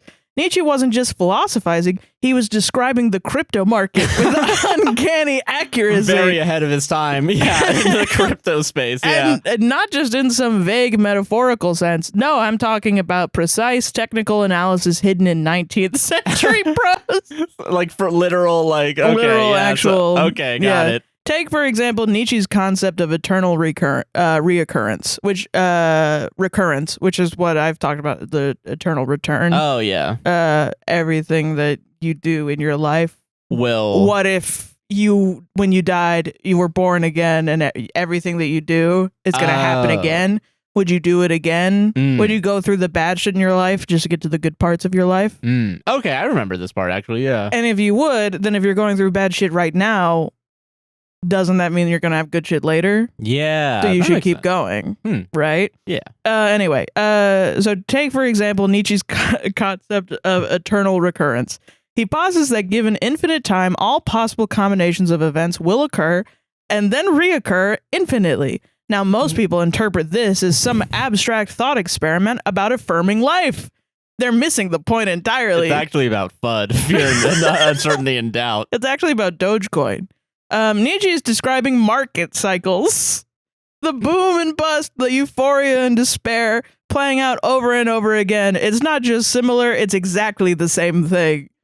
I began developing a trading strategy based on this insight. Using Nietzsche's works as indicators, I started to map out market movements. Let me explain. This will blow your mind. Okay. When Nietzsche writes about the Great Noon in Thus Spoke Zarathustra, he's clearly describing what we now call a market top. He says, when power becomes gracious and descends into the visible, such descent I call beauty. As opposed to a store bottom. Sorry. Think about that for a second. The connection is so obvious, yet I am the first human to find it. This...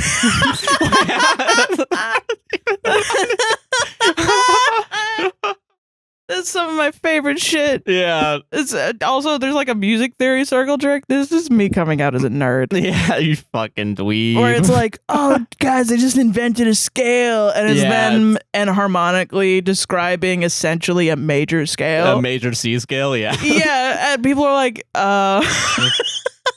just because you wrote it in triple flats doesn't mean anything.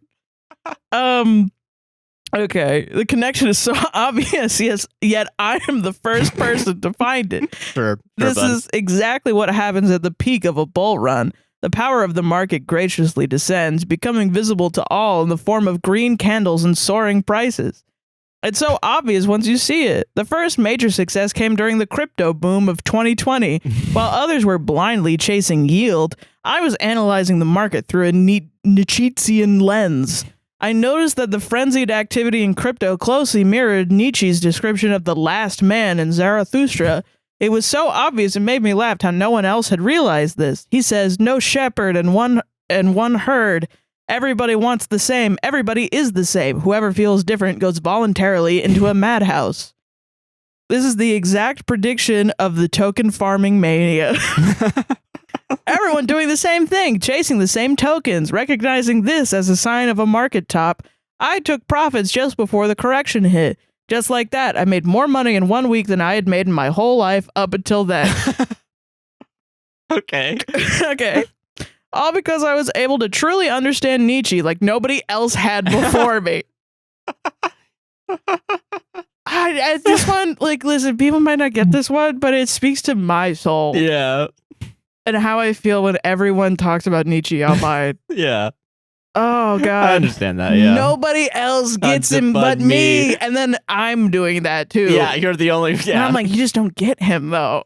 Okay. I will say having a coffee that also was like, I'm going to use you as an example, is probably elevating I got a big swinging philosophy dick right now. If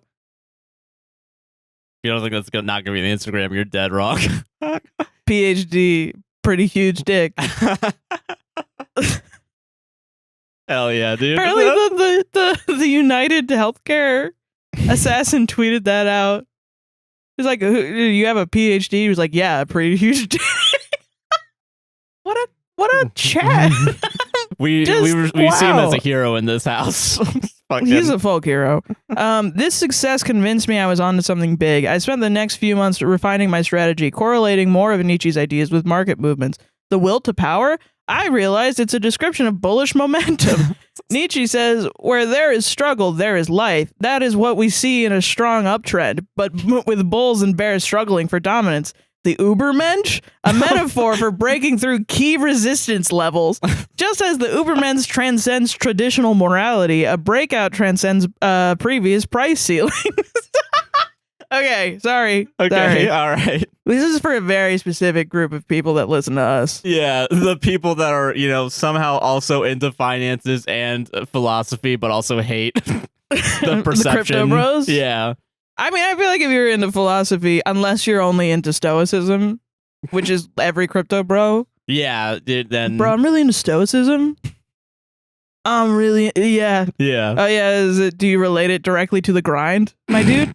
Now, I'll be the first to admit there have been some setbacks. My girlfriend's new boyfriend, who works as a quote-unquote traditional financial advisor, loves to point out that I've had to take on significant debt to maintain my trading activities. Apparently, my girlfriend spoke about my trading career to him, asking him if he could give me some advice. I shared some information with him, obviously not everything, because I'd be giving way much too valuable insights. But he didn't understand it at all. Although he's of at least average intelligence and has a career in finance, he couldn't even begin to understand the basics of Nietzsche. He even had the audacity to show my girlfriend a spreadsheet indicating my win-loss ratio is technically in the negative. Just as Nietzsche's ideas were misunderstood and rejected in his time, so too is my trading strategy misunderstood by those trapped in conventional thinking. Damn. Besides, as Nietzsche himself said, that which does not kill us makes us stronger. Every loss, every liquidation is just making my hands diamonder. It is all part of the process. When I lost 80% of my portfolio in a single day last month, I didn't despair.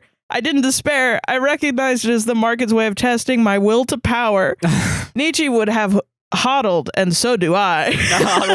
And not given the FUD. Yeah, I was waiting for the actual crypto acronyms. Yeah. I'm currently working on a book that will explain my methodology in detail. It's tentatively titled "Thus Traded Zarathustra: Nietzsche's Hidden Guide to Crypto Riches." I hope it's the photo that you use for "Thus Spoke Zarathustra," but it's like with a dollar sign there, like. The guy's looking back and there's dollar signs in his eyes. Like, yeah. He's not looking back, he's specifically looking out. He's looking out to a Bitcoin. Ocean. Yeah, he's looking out to a sea of Bitcoin. Yeah, exactly. Yeah, that's what he's doing. I've been in talks with my girlfriend's father, who knows someone at a big publishing company. He seemed very interested in reading my manuscript, and his people will reach out to me to set up a meeting. I'm thinking a first print run of at least 100,000 copies should be doable. To give you a taste of my methodology, let me share one of my most powerful techniques. Whenever I'm unsure of a trade, I use Nietzsche's idea of amor fati, love of fate. Amor fati, sorry. I suck at Latin. Love of fate. I simply make the trade, then whatever the outcome, I affirm it as if I had chosen it. This way, I'm always right. It's not just a psychological trick. It's a profound alignment with the cosmic forces governing the market. Why am I sharing this? Because I know that understanding Nietzsche is the key to mastering the crypto markets. His philosophy isn't just about ethics or metaphysics. It's a roadmap for financial success in the digital age. I have faced many challenges while analyzing his work, but I know I am close to something great. Right now, I only need a few people who are of a similar intellectual level who will be able to discuss the more complex ideas with their trading implications with me, allowing me to reach new levels of understanding. If you think you are qualified, please leave a comment below explaining why. P.S. If anyone from the SEC is reading this, I am not providing financial advice. Any correlation between my trades and Nietzsche's writings is purely metaphysical and beyond the scope of regulatory oversight. Yeah. So what do you think? Am I the asshole? I think you're the asshole, yeah. That's really fun. God, yeah, you're right about having to be a very specific person, one that has a base understanding of the crypto scam. And this is just a corner of the show that I'm taking for myself. Yeah, you gotta do one for you, and then you gotta do one for everyone else. Yeah, I get it. And also, I gotta, the audience sometimes they love Sarah too much. I gotta show you all that I'm boring. Yeah. Every day I'm boring.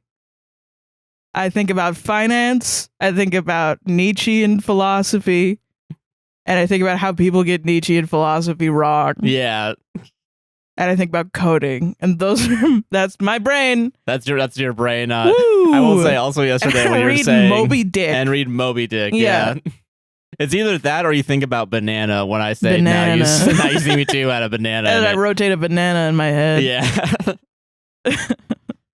God, that's so fucking funny. Like it's like the equivalent in that universe. It's like using the Mayan calendar to to bet on Coke. Something about Nietzschean philosophy that it's so universal. It can be bastardized in every single possible fucking way. Oh yeah. So people are like, oh yeah, he's the guy that was said God is dead, right? And then you're like, right. What did he mean by that? Oh, he's not alive. No. Think so, actually. Yes. That's what the word dead means. No. Idiot. Sunglasses, skateboard out of there. I can skateboard. Dude, yeah, I love it. I love it so much. Oh, God.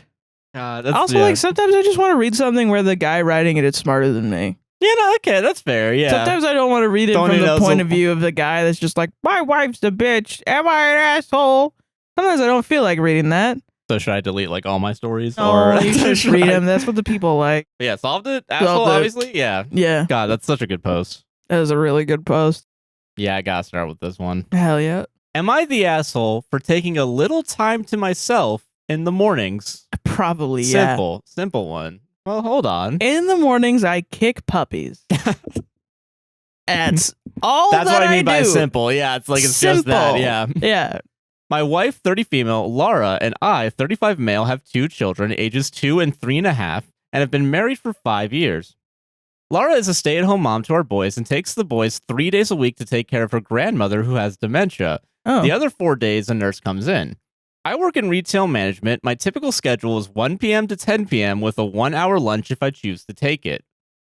Just get a calendar in your fucking head, guys. Say the times again. My typical schedule is 1 p.m. to 10 p.m. with a 1-hour lunch if I choose to take it. Okay, so regular. So yeah, 8 hours. 9 hours, I think. Yeah, 9 hours with an hour lunch if he decides to. Yeah, could be. Exactly. Okay, yeah, I get it. Get the calendar in your heads ready. All right. All right. Oh God. Get ready to do some math. Get the calculators out. I live about 45 minutes from my job, and I like to head out a bit early. Get a coffee and quick bite, and send some emails from a cafe before going into work. This means I typically leave the house between 8:30 to 9 a.m. in the mornings. What? After work, I'm often frustrated, so I stop by the 24-hour gym I'm a member at and run the treadmill or lift weights for a bit. Oh my God. This puts me getting home at 12 or just after. On weekends, I often have things planned with family or friends that tend up to use a portion of my day. Laura is telling me I need to stick around to help her more in the mornings. She's insisting my routine isn't all that important and I'm making her feel like a single mom. From my perspective, I enjoy my routine. I get some peace and quiet, and it's a nice way for me to prepare for and end my day. Laura wants me to be at home until she either leaves with the boys to her grandmother's or until it's closer to noon. Because my job starts at 1 p.m. If I did that, I'd completely miss being able to go to the cafe and deal with emails while I mentally prepare myself for the day. She doesn't mind me going to the gym so much as she's usually asleep by the time I get home. I've offered to ask my sister or mom to come over and help her in the mornings a day or two a week, but she's rejected that idea. I feel like I've offered a compromise of sorts, but Laura tells me I haven't. Am I the asshole?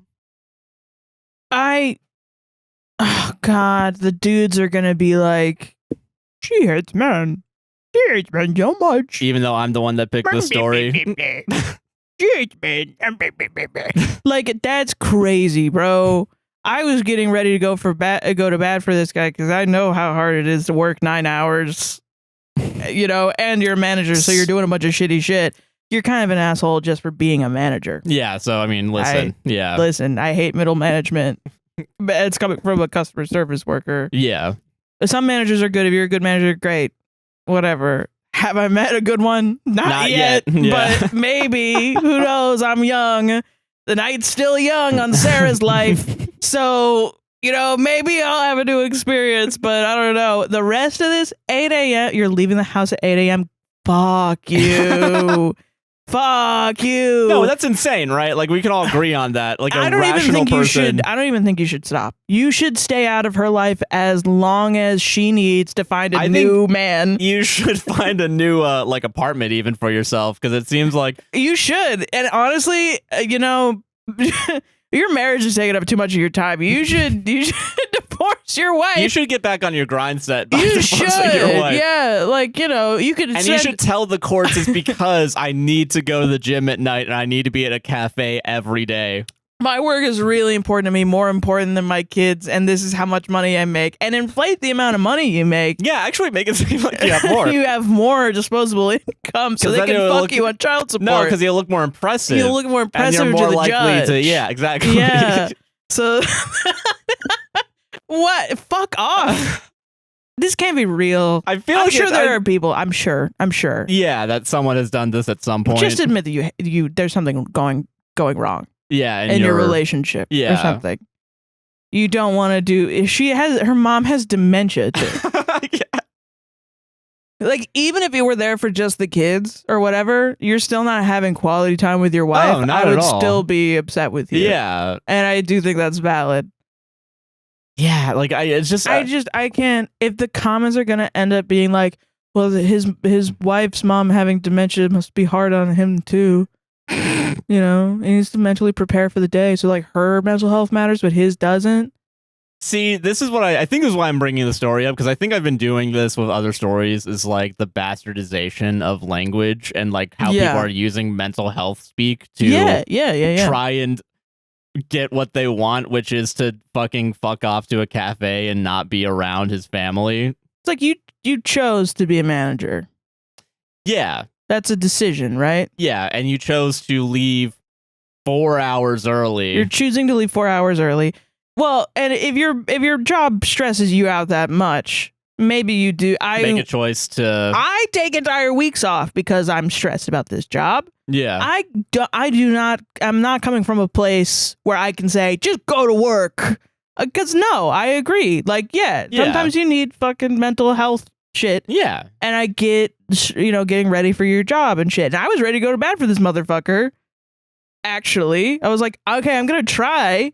I'm really going to try to see his side of the shit. And I'm like, he is working a full shift. Yeah, no. He works the night shift. I've done that before. It's hard. And then you lost it all when you said you leave at 8 a.m.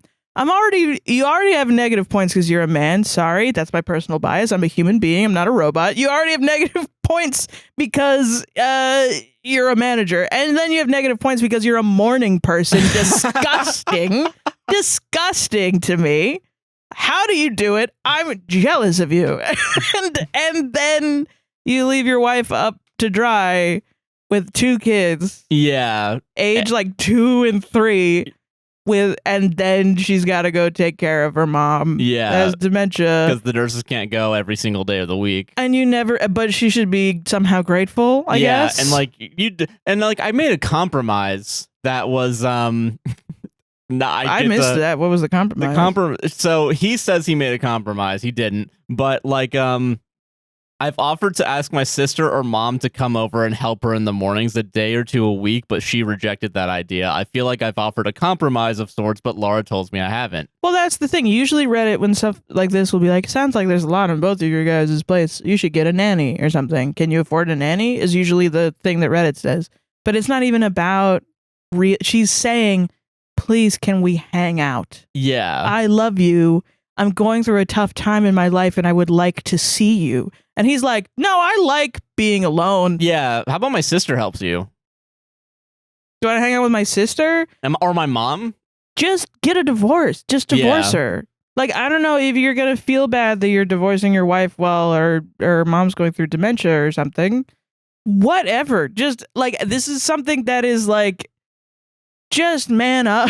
Man the fuck up. I'm sorry, it's toxic. It's toxic masculinity, but I wish you could just be honest with your wife. It would be more... it'd be less stress on you. It would do less harm if you were just honest that you don't like your wife. or with whatever shit you got going on. Yeah. I have a lot of anxiety around work. I need to have this. Yeah. He genuinely needs a lot of this. I'm not questioning his intentions, whatever. In the scenario where he does need this shit, I have a lot of anxiety. If I don't do this routine, then I need to be there. Let's go to therapy. Yeah, figure out what's going on. Yeah. Because, like, yeah, and I think the take some time off on the weekends. We'll go to therapy together. Huh. Yeah. No, that's Couples literally it. therapy. Yeah, couples therapy. But also, you're also making a choice to hang out with your friends or family on the weekends. Yes. Especially during... See, and that's the thing. Like, I like... I don't know. We've been talking about this literally right before the podcast. Yeah. But, like... I also think in my head I have a certain schedule. And I need to stick to it or else I get anxiety. Yeah. I will say I don't think I'm as bad as this fucker, but you're not. Yeah.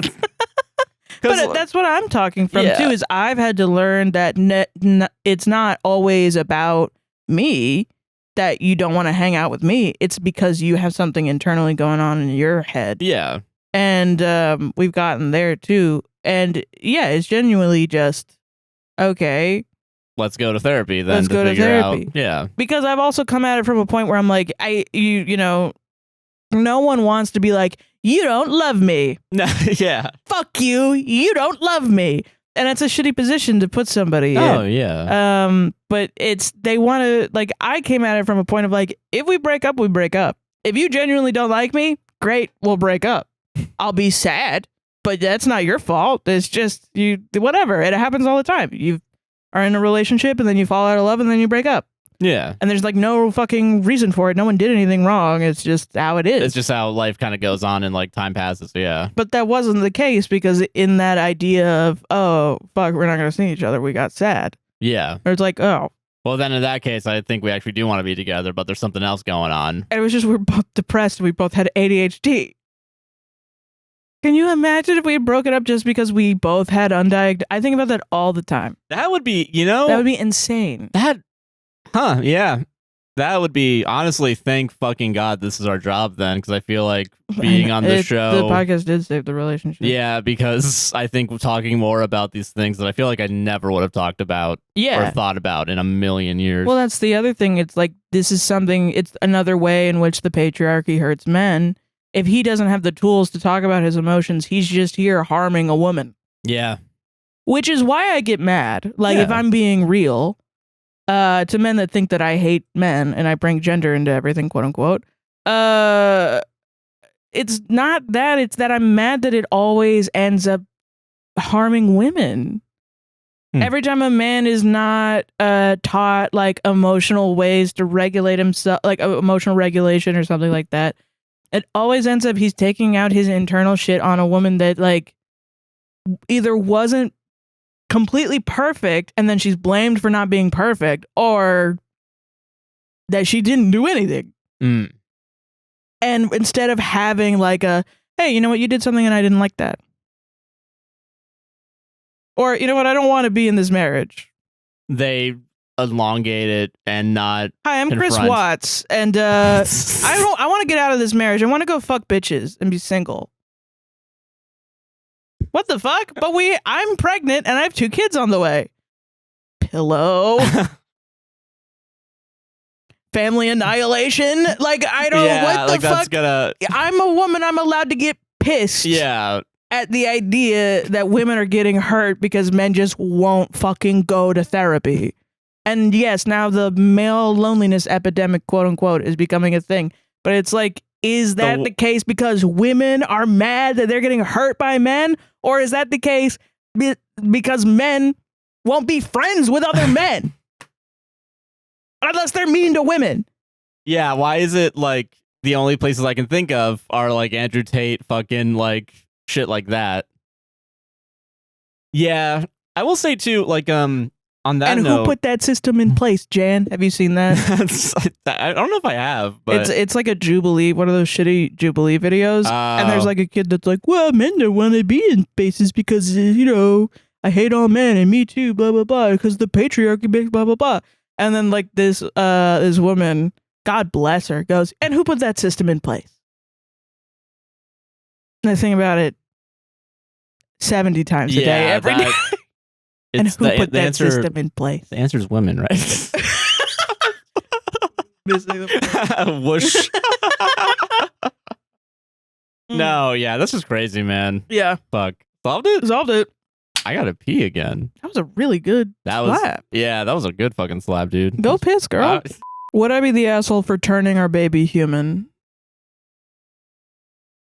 All right, this is our weekly one. What are you talking about? This is a regular would I be the asshole? This is a totally real one, yeah. Yeah, it's real.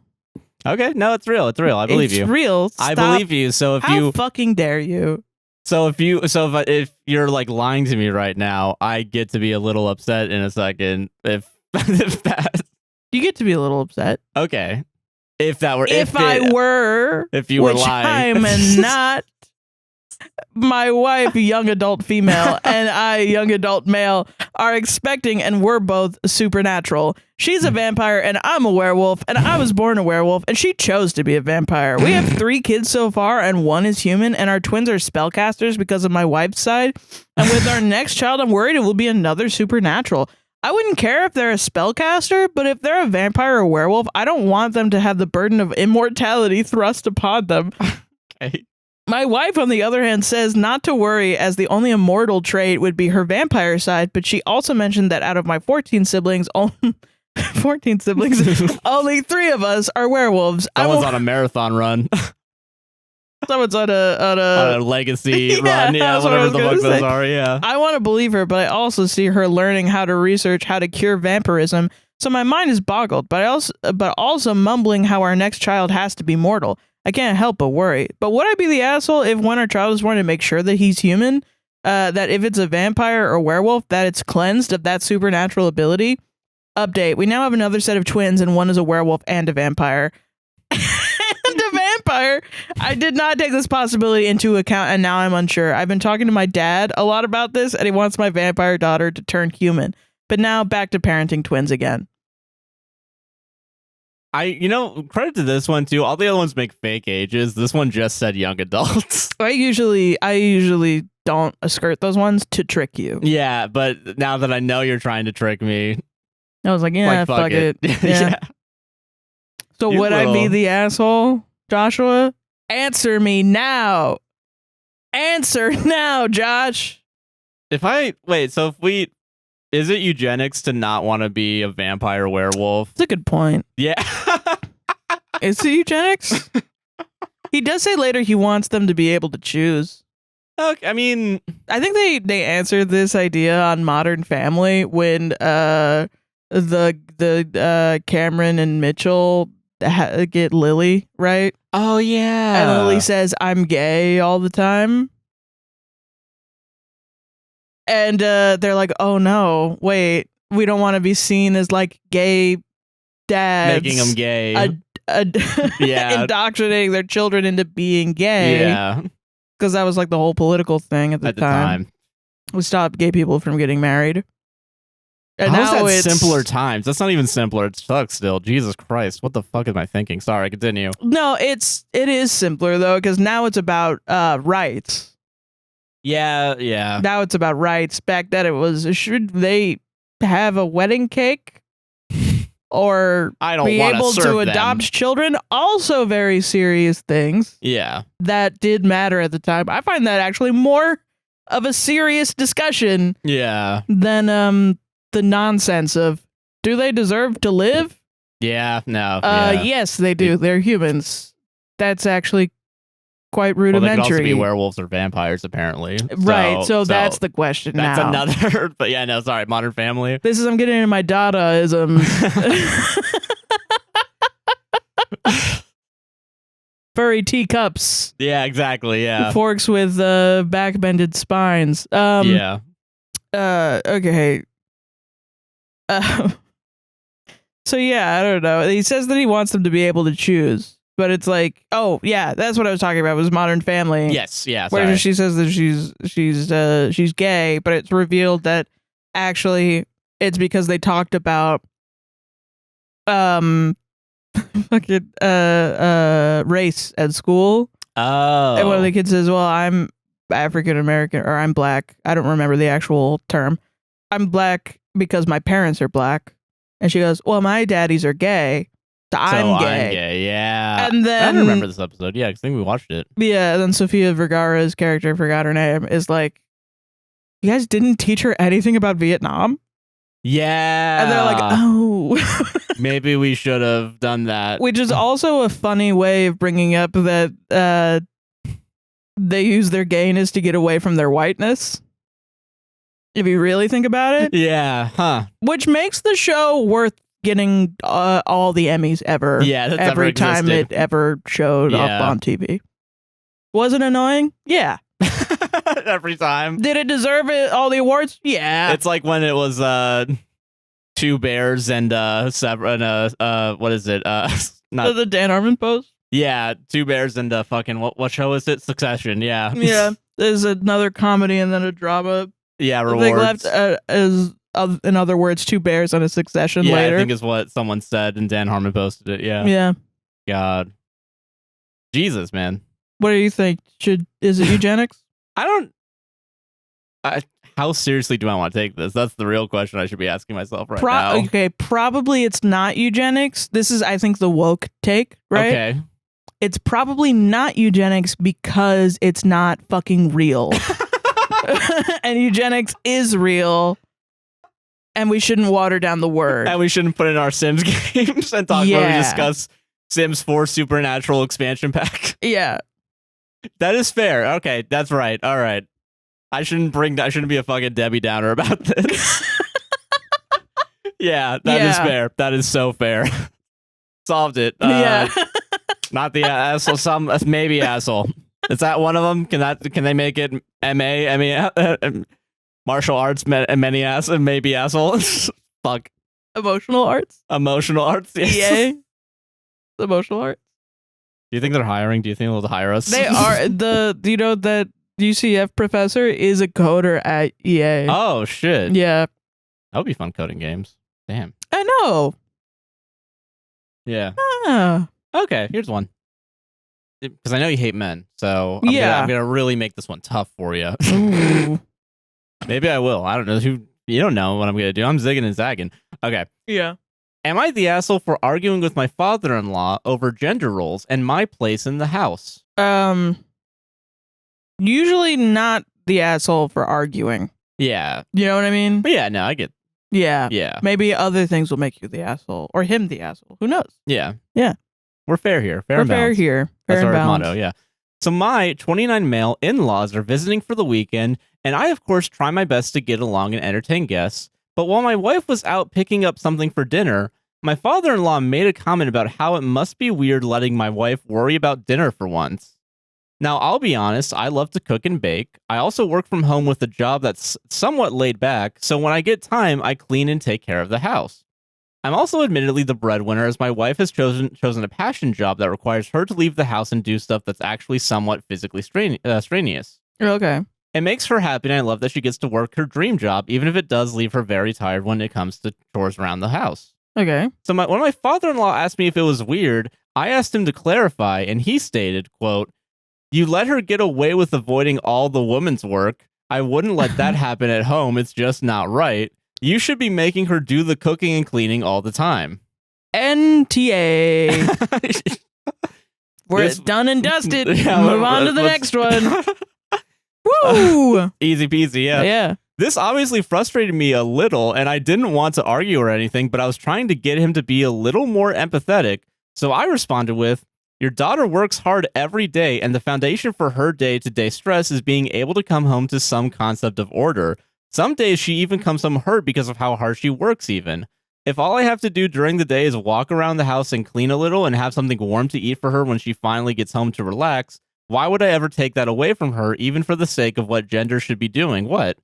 It's a team effort, and we don't really see it that way, the way you do." I hope you're real. I hope this is a real one, I hope too. you're real. I hope you exist, and I hope you love your life, your wife, till the end of time. Yeah. Yeah.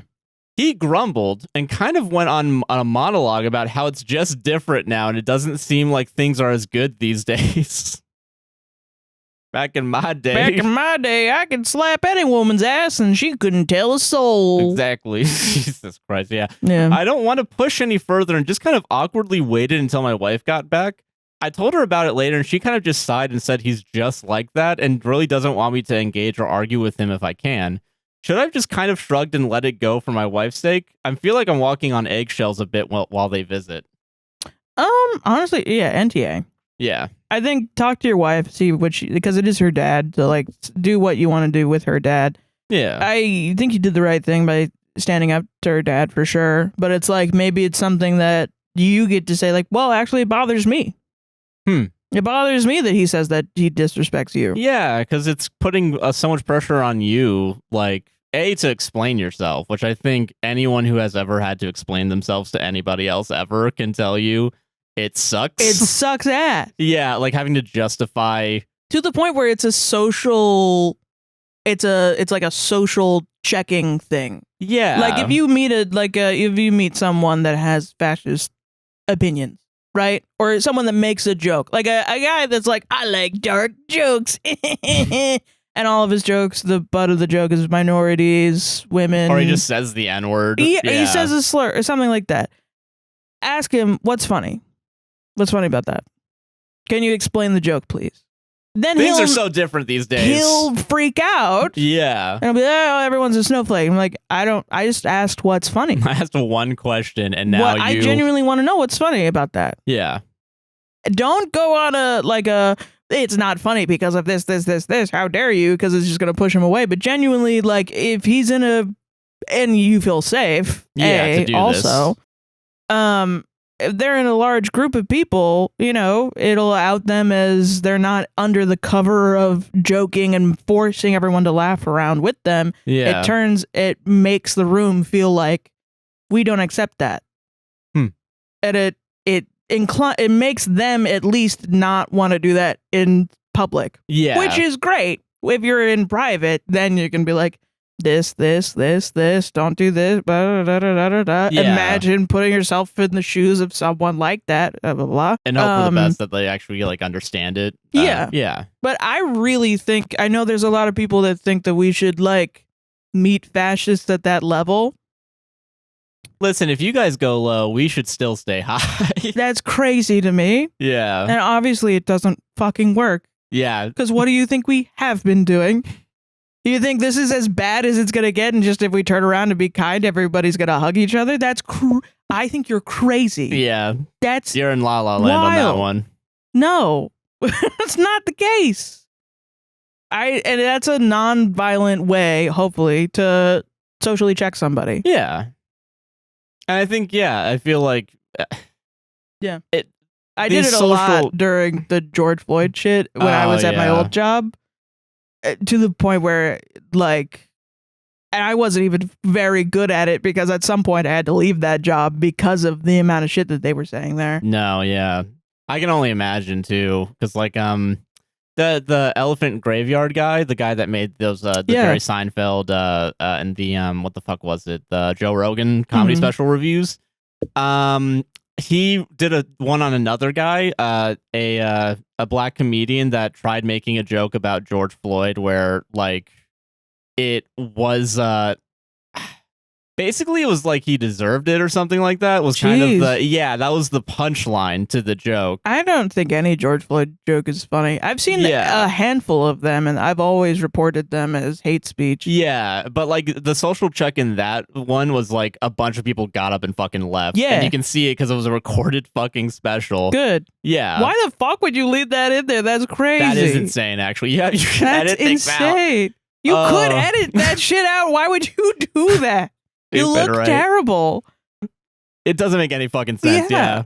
I mean, it's a tool and we should fucking use it. Yeah. Yeah. No, I agree. I don't know. That's my opinion. But also the social norms that we've made up in our heads also came through the way that we're doing like social checks now, Yeah. Like there was probably a time earlier it was like, what's up with that? What do you mean? Yeah, like, and then that was like, oh, yeah, I guess men should do everything and then should be the breadwinners, like at some point. And there's a lot of benefits to American society that they don't have in other societies. Like if I were in the UK and I said, what do you mean?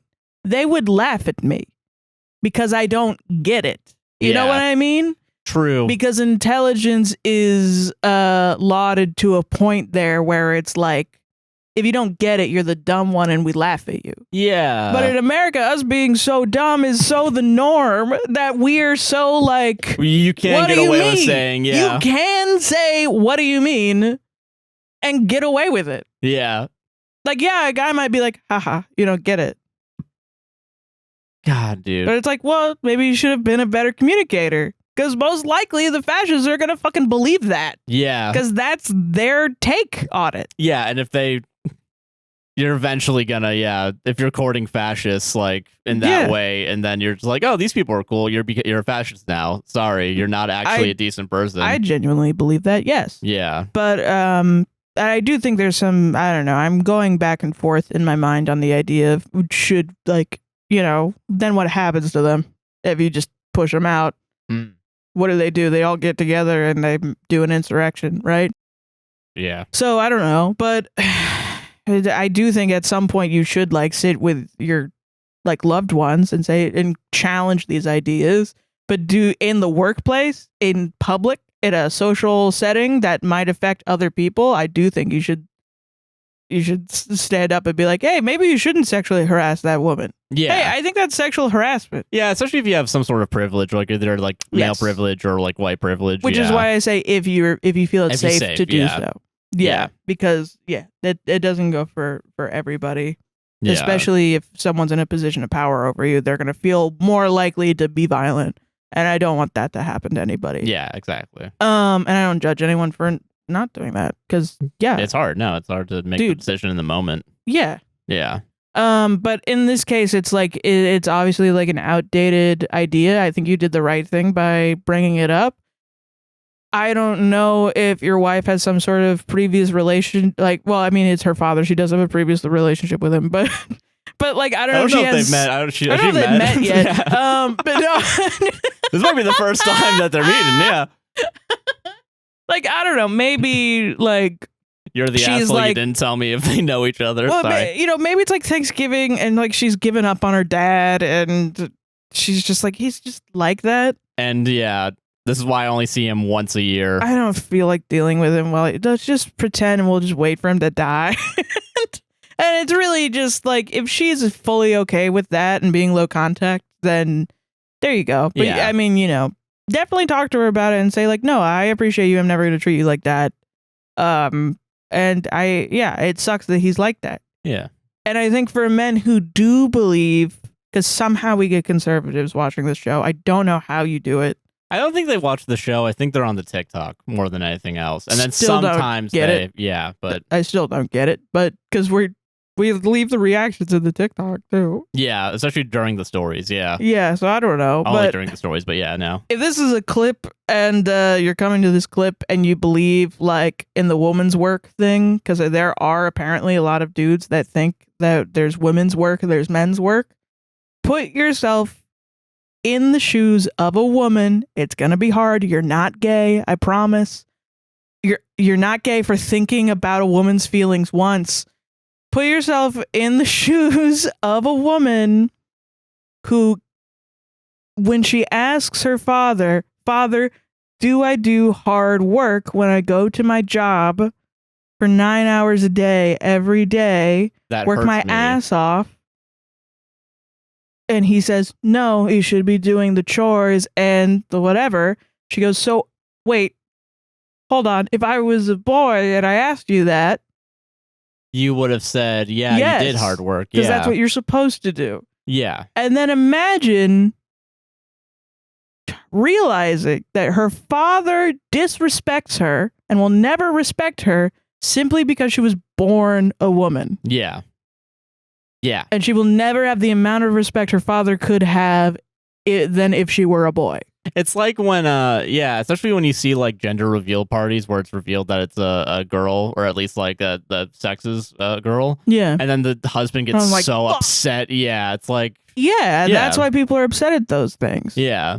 And it's also really funny too. Like every time we get a comment from a dude that's like double standard, but then we like that example. That's a double standard that they would put on someone. Like yes, it is. They're projecting. Yeah. Which is why, I mean, I know no one's really gonna come across for this, but it's like, imagine the way that your dad is disappointed in you. Imagine if you worked really hard and he would never be proud of you because you were born wrong. I think men can connect with that. Maybe. Probably because you're pieces of fucking shit. Now imagine if you did everything right and everyone's telling you you're doing everything wrong and you're still disrespected. Yeah. Imagine how mad you'd be. Yeah. Do you maybe understand why I'm mad? No? Maybe. No? Okay, go back. I tried. Someday you'll get that the square goes in the square hole. Yeah. Jesus one day. Christ. Solved it. Nice. Okay, this is an Am I Overreacting, which means it's screenshots of text that are probably fake. Got it. Cool. Okay. Am I overreacting? My boyfriend thinks I sabotaged the mayonnaise because it was liquidy. Wait, the thing that happens naturally to most sauces? I don't even know what he's talking about, if I'm honest. This is confusing to me. Okay, yeah. Okay, I don't know. That's weird. I don't even know. Okay. Funny, this is from the boyfriend. Funny how all the Hellmann's is liquid state. ... Ideas?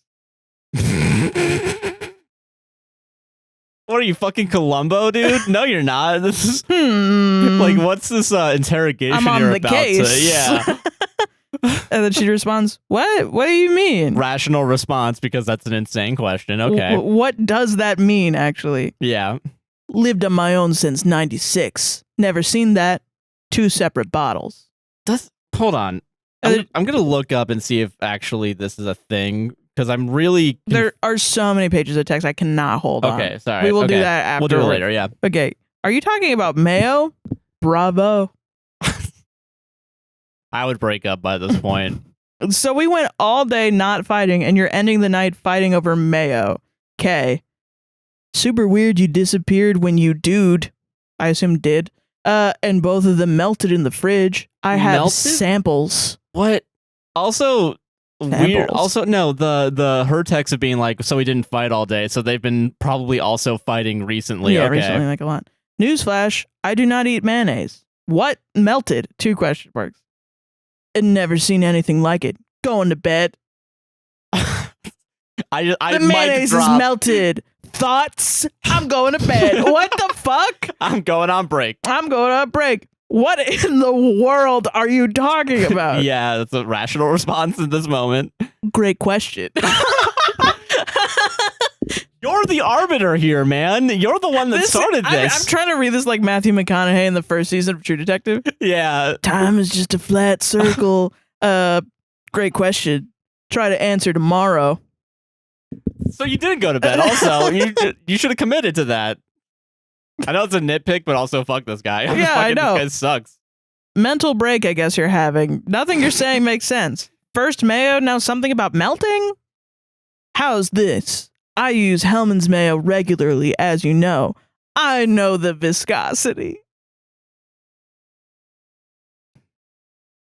I know the viscosity. So that Can that be the title of the show? I was gonna do Bada-Dada-Dada-Dadup too. No, that's better. But I could. Okay, all right, cool. The first line in the description is "I know the viscosity." I know the viscosity. There you go. Yeah. Okay. Yeah. Your girlfriend's gone. Yeah. Okay. Both containers are literally liquid. Why do you have 2 containers open?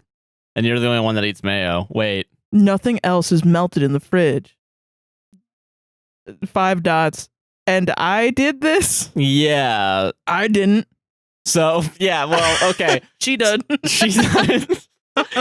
So, yeah, you're making an accusation, but you're such a fucking pussy that you won't just say I think you did this. You did about the mayo, because I also physically, I don't know what you're talking about. Why didn't you just ask, hey, have you used my mayo? My mayo's weird. Yeah. Why do you have to make this weird, like... I would never, if I opened up mayo and there was something wrong with it, I would just be like, oh, something go wrong at the Hellmann's Mayo factory? Toss it. Hey, the mayo was weird. I wouldn't think you did anything to it. I don't think you like stuck your dick in it because you're mad at me or something. I don't get it. She fucking pissed in it, dude. That's why it's more fucking. Yeah, like what are you trying to say? I don't like pissing my things. Oh, okay. Well, She says okay, and then she does like a Seth Meyers doing like yeah, making a silly face. I'd been planking leftovers for. I'm just gonna say I've been planning leftovers for late dinner all night before tomorrow starts a new week. Okay, I've been planning leftovers for late dinner all night before. Okay. Okay. Hold on. No, you got this. You got okay, this. hold on. I'm gonna do this real bad. The actual thing. I'm gonna say all the words the way they're written, and then we're gonna go back over it. What I think he's saying. Okay. I'd been planking leftovers for late dinner all night before tomorrow starts a new week. Okay, cool. So that's what the words actually are. So it's So let's see what he's actually saying. I'd been planning leftovers for late dinner all night before. Tomorrow starts a new week. Because you want to get it for the week. Okay, yeah, makes okay. Then Mayo came out like soy sauce. ... That's a first. Then the other container did it. Never seen that in my life. Parentheses, even when Mayo was left out. End parentheses. He also didn't Google. Wait, so he knows that it's. Wait, hold on. Say that again. I'm sorry. Okay. I'd been planning leftovers for late dinner all night before. Tomorrow starts a new week. Then Mayo came out like soy sauce. ... That's a first. Then the other container did it.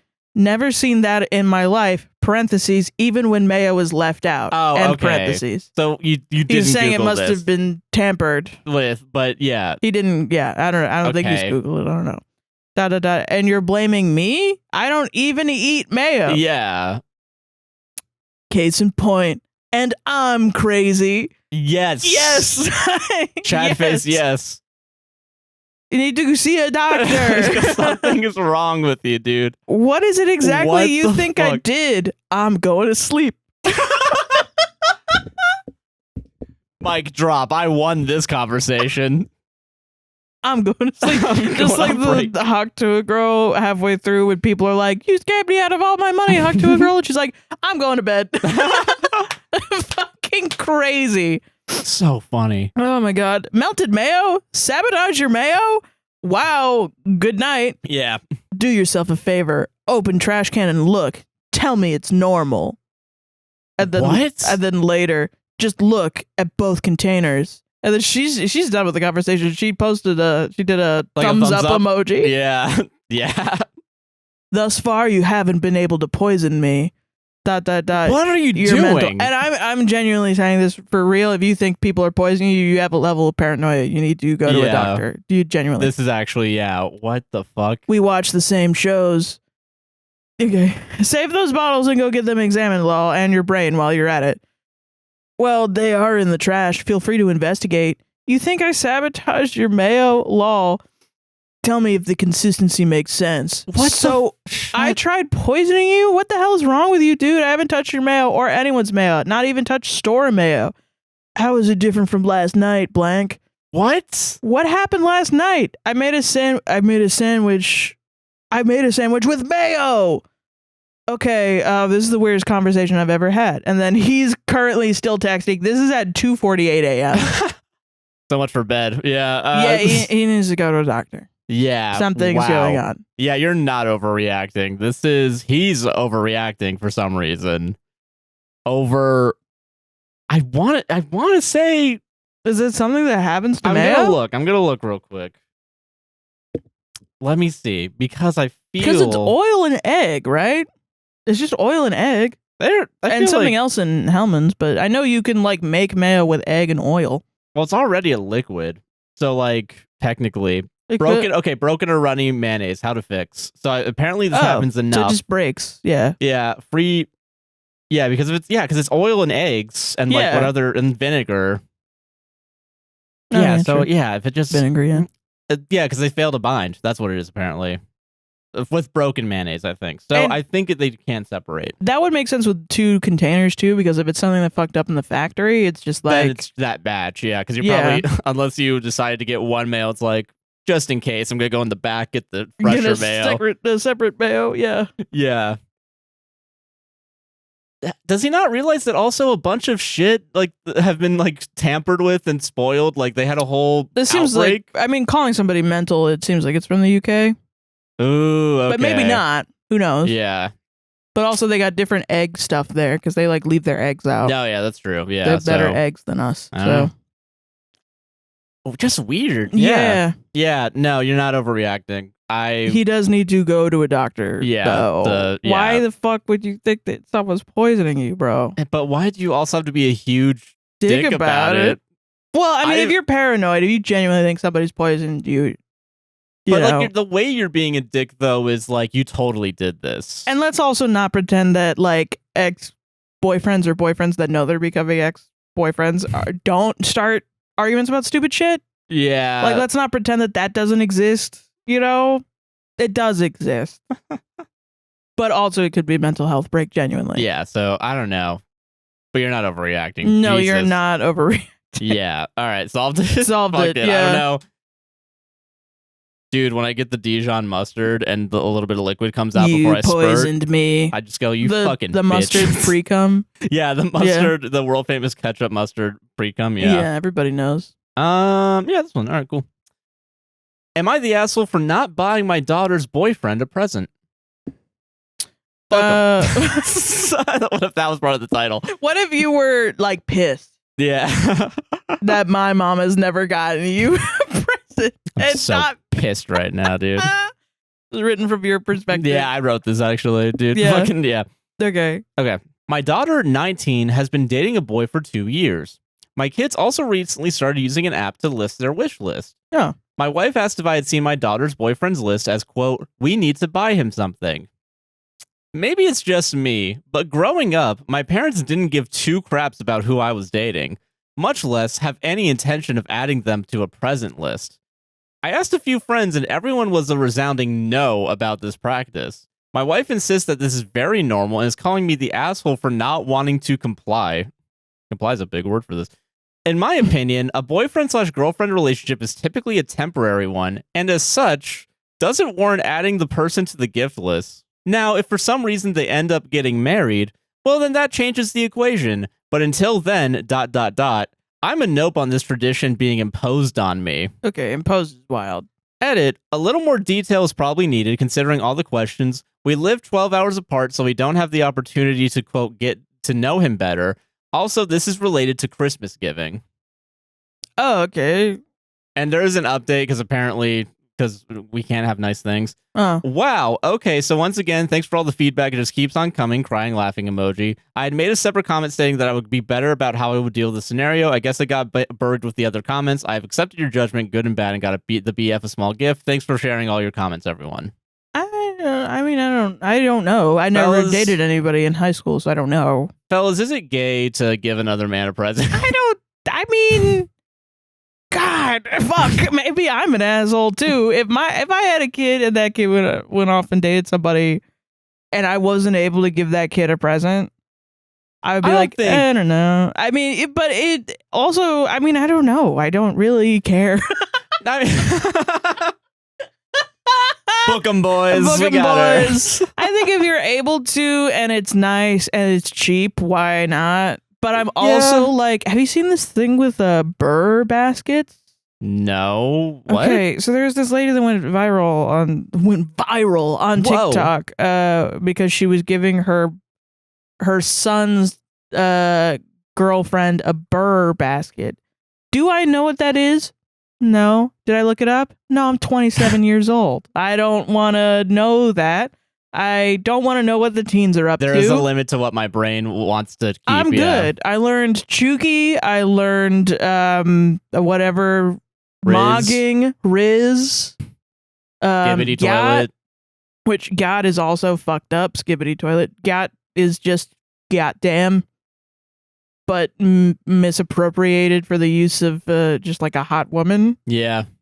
But really, like, I honestly, I don't like that they're taking Atlanta slang and AAVE and misusing it. No, yeah. White children, racist white children. But But whatever. Okay, sure. But yeah, so she had a Burr basket, so it's like a winter themed basket filled with gifts. Burr. Okay, now I get it. Okay. Yeah, for I don't know. It's something you give to your people that you don't know if they're celebrating Christmas, or I don't know. Somebody will tell me what it is in the comments down below, and they'll be really condescending about me not knowing about it. Yeah. Even though I'm 27 years old and I don't have a teenage child. Yeah. But yeah, so she put in a bunch of shit in it, and it was like AirPods because she lost hers. Here's a phone, and like just like here's an Apple Watch, and then it was just like a lot of really expensive stuff. Yeah. And everyone was like, wow, I wish you were my mom. And she got like 6 million. It was essentially just a video where she's flaunting her wealth. Yeah. Cool and fun. And then she made videos after that where she was like, I'm a professional content creator. Of course, that video was fake. Okay. Of course, there was nothing in those boxes. I did not give her that much stuff. Why would I do that? Why? Okay. But that's how you make a video go viral, is you do something crazy like that or whatever. And it's so funny because you watch the original video, her eyes are dead. Like she's like, yeah, I'm gonna give my boy, like she's not even believing what she's telling you. So it's like she's not even, you can't even say she's a good actress. But she did fool a bunch of people. So I guess, but like, props, is she a good actress or are those people fools? Right? That's the existential question I'd like to ask everyone today here in my TED Talk. Yeah. But yeah, and so I was like, what the fuck is a Burr basket? And I was like, I don't know. Someone came up to me like, Mom, you have to do a Burr basket. I think I'd explode. Internally. Would I explode in my child? Hopefully not. I hope not. Yeah. Don't want them to see me explode. But would I give a kid one gift? Yeah, maybe. I think, yeah, because like these are 19-year-olds, too. They've been dating for 2 years. Yeah. I think after 2 years, it's like, okay, maybe it's a little more serious. Like, even if you don't want to give like a big gift. 2 years is like, all right. I'd probably, like, if you really don't want to give a gift, like do a $25 gift card or something, you know, like be very passive. I think that's what I would do. So that's why I'm like kind of light asshole here. I guess. And I feel like the language of it being like you're imposing it on me. That's weird. That's where it's like you gotta check yourself a little bit. Why are you saying it like that? I really think gifts should be given if you want to give the gift. Why does the woke mob want me to give a gift to my daughter's I don't boyfriend? know. I don't think we should bring it to that point. I think it's just like, if you want to give a gift, give a gift. If you don't want to give a gift, then don't give a gift. Yeah, I think that's fair. If you and your wife are a team, your wife wants to give a gift, you don't want to give a gift. How much do you not want to give a gift? If it's, I hate that 19-year-old, then guess that's weird that you hate a 19-year-old that much. Yeah. You should look in on yourself, maybe. Why are you looking at the youth and hating on them? Yeah. That's very strange. Why is a 19-year-old your mortal enemy? That's very weird. Yeah. Like, what the hell? No. Jesus. Does your wife want to give him a gift? Do it. Why not? How much could it hurt? Are you able to? Fine. Is it really that much of a to-do? No? Then do it. If it is, then maybe don't do it and say, yeah, it was a to-do. I don't know. Yeah. Is a 19-year-old there emotional? It's like, whatever. But it's like, it's not going to be a good gift because you don't know him. That's true, yeah. That's my thing. That's fair. I can understand that. Yeah, I think the only thing that makes you an asshole is reaction, because you did also eventually was like, all right, I'll give a small gift. I don't know. I don't really care enough. Fair. Is that crazy? I don't know. I don't know, because But you all have to understand, I didn't, like, when I turned 18, 19, my family was like, we're done giving gifts forever. So the idea of anyone getting gifts post 18 to me is fucking crazy. You're telling me your shitty family was beg them to do Christmas. I had to beg them to go to the mall to get coffee with me on Christmas. The Lord's Day? I can't believe that. They wanted to stay home, yell at each other until they cried, and play Call of Duty, the one about Nazis. And watch like Independence Day or something. Why? I don't know. Because they liked movies. That's the right holiday. Jesus. Yeah, I know. It was just like, wouldn't that be funny? I guess. And sleep on an air mattress on the floor. That's all they wanted to do. That's it. They wanted to eat ham sandwiches. they didn't want to do gifts and have fun family time because we weren't a family. We were a bunch of people shoved together in a room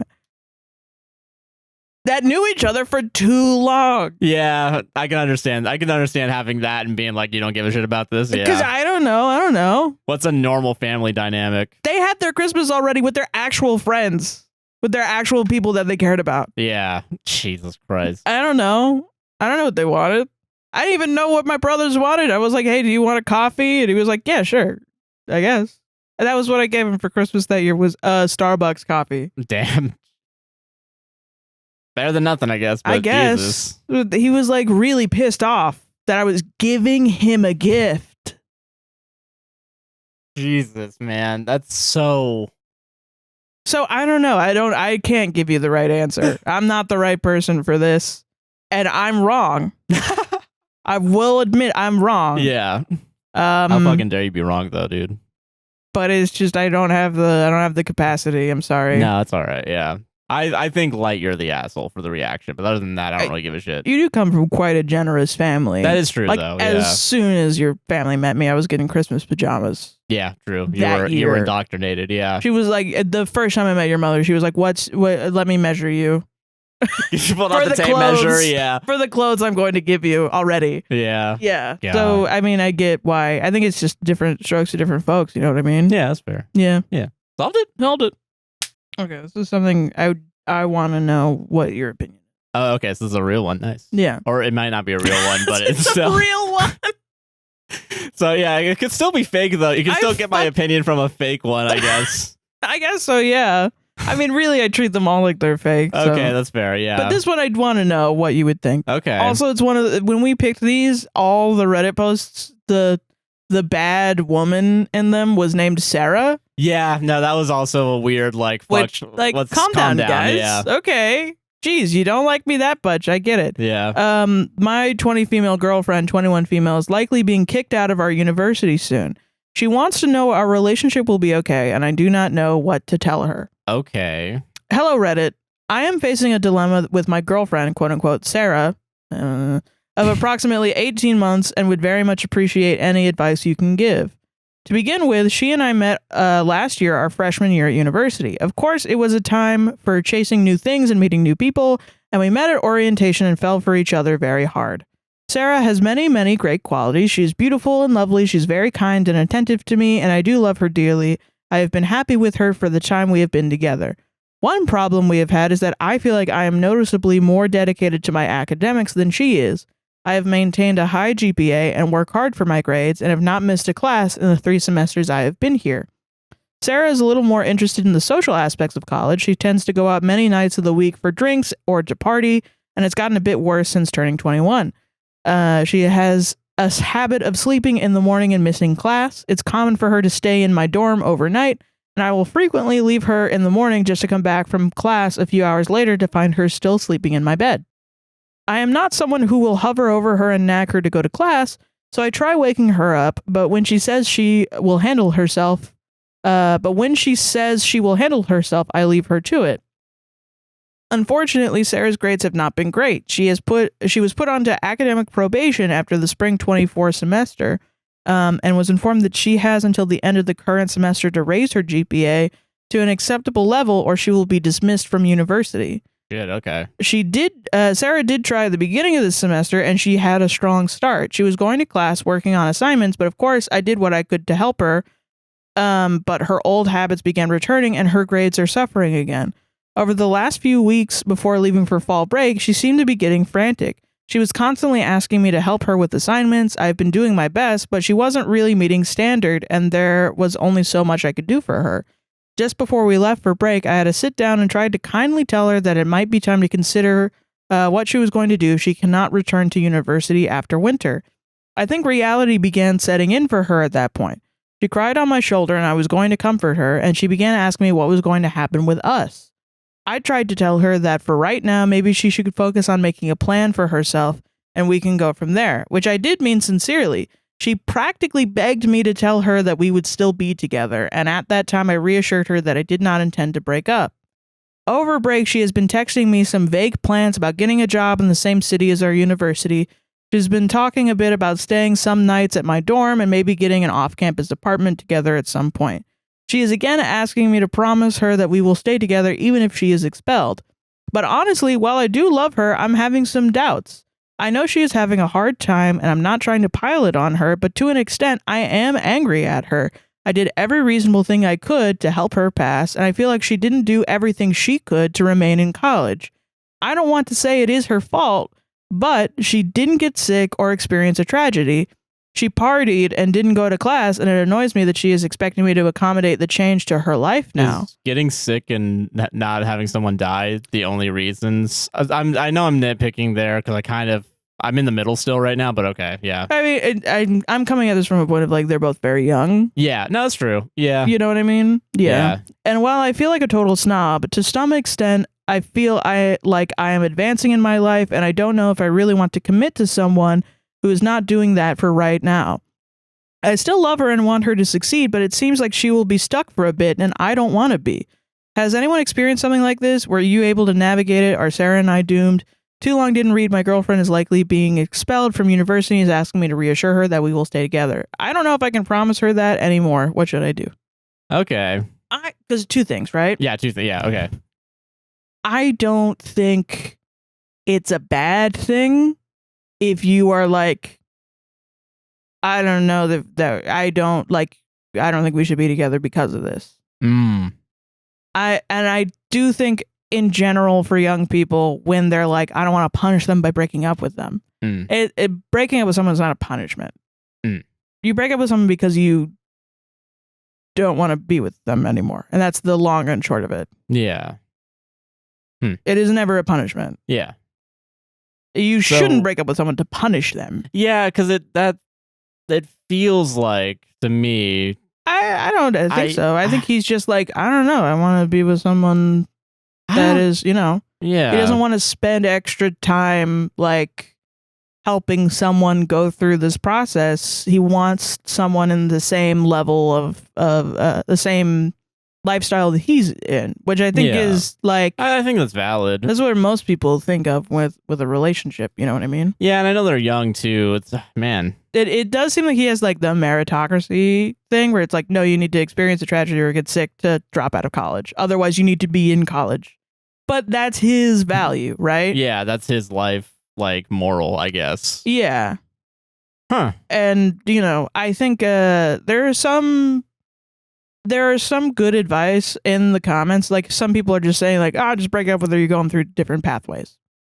And I know some of that is coming from people that didn't do that and probably regret it. And then there are some people that are like, whatever. But the gamble is this the end all be all relationship, right? Yeah, is this the deal breaker also? Like, what's going on with like you mean like be all end all, like this will be your first and last relationship? Yeah. Oh, okay, yeah. And a lot of people are going to say, well, because you're young, it's obviously you need to break up. But that's not necessarily true. I mean, yeah, we met at that time. And we were doing fine. And we've also gone in different directions in our life. There was a time where you weren't in school and I was in school, and I was in school and you were in school. Yeah, going two different directions doesn't necessarily mean break up. That's right. I think that's kind of where my mind is more leaning towards. No, I agree with that, yeah.